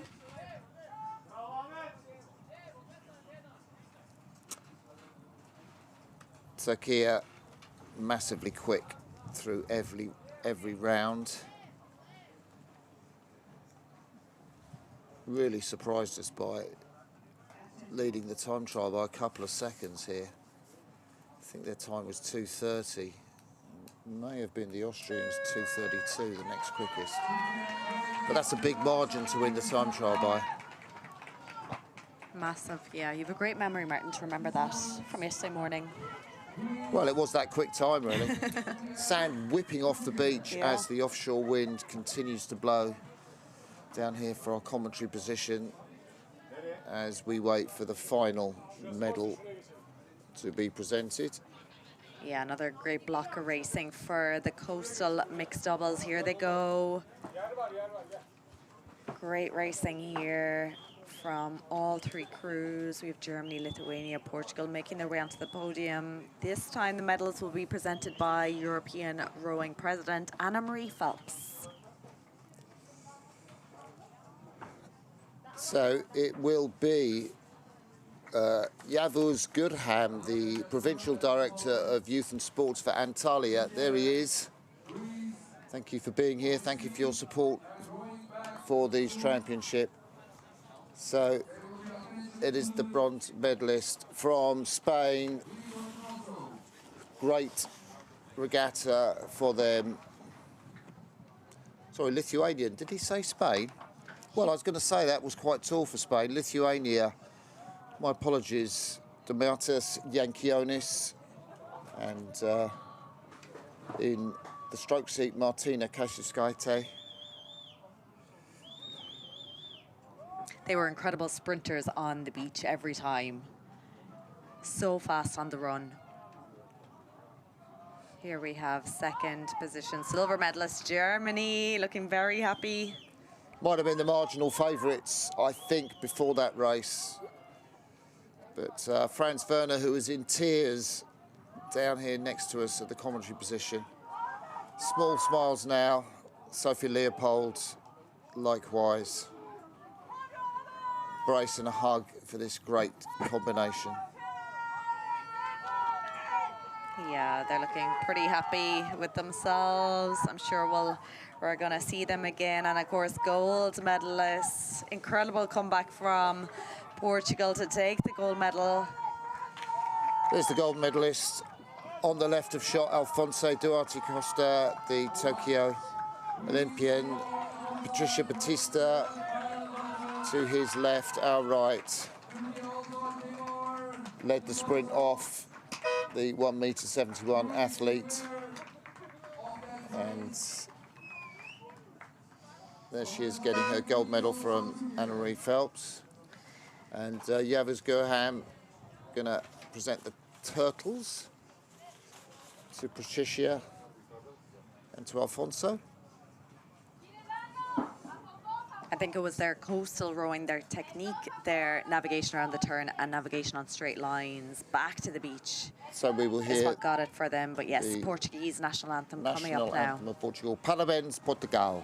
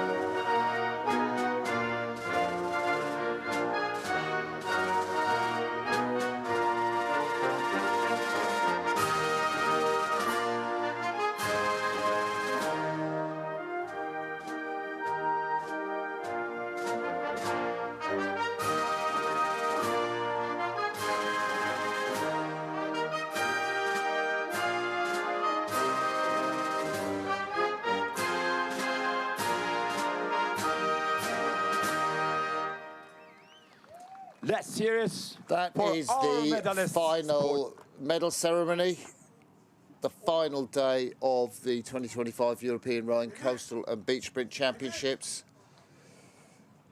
It is nearly time for us to say goodbye. Thank you for your company throughout the 4 days of this championships. It's been exceptional, exciting and invigorating. It absolutely has. What a great 4 days of racing. Of course, we'll have the World Rowing Beach Sprint Finals coming up just in 3 weeks' time, so make sure you stay tuned for that. But from me, Niamh Hayes. And from me, Martin Cross, it's goodbye for now. We'll see you again for the Worlds in 3 weeks' time.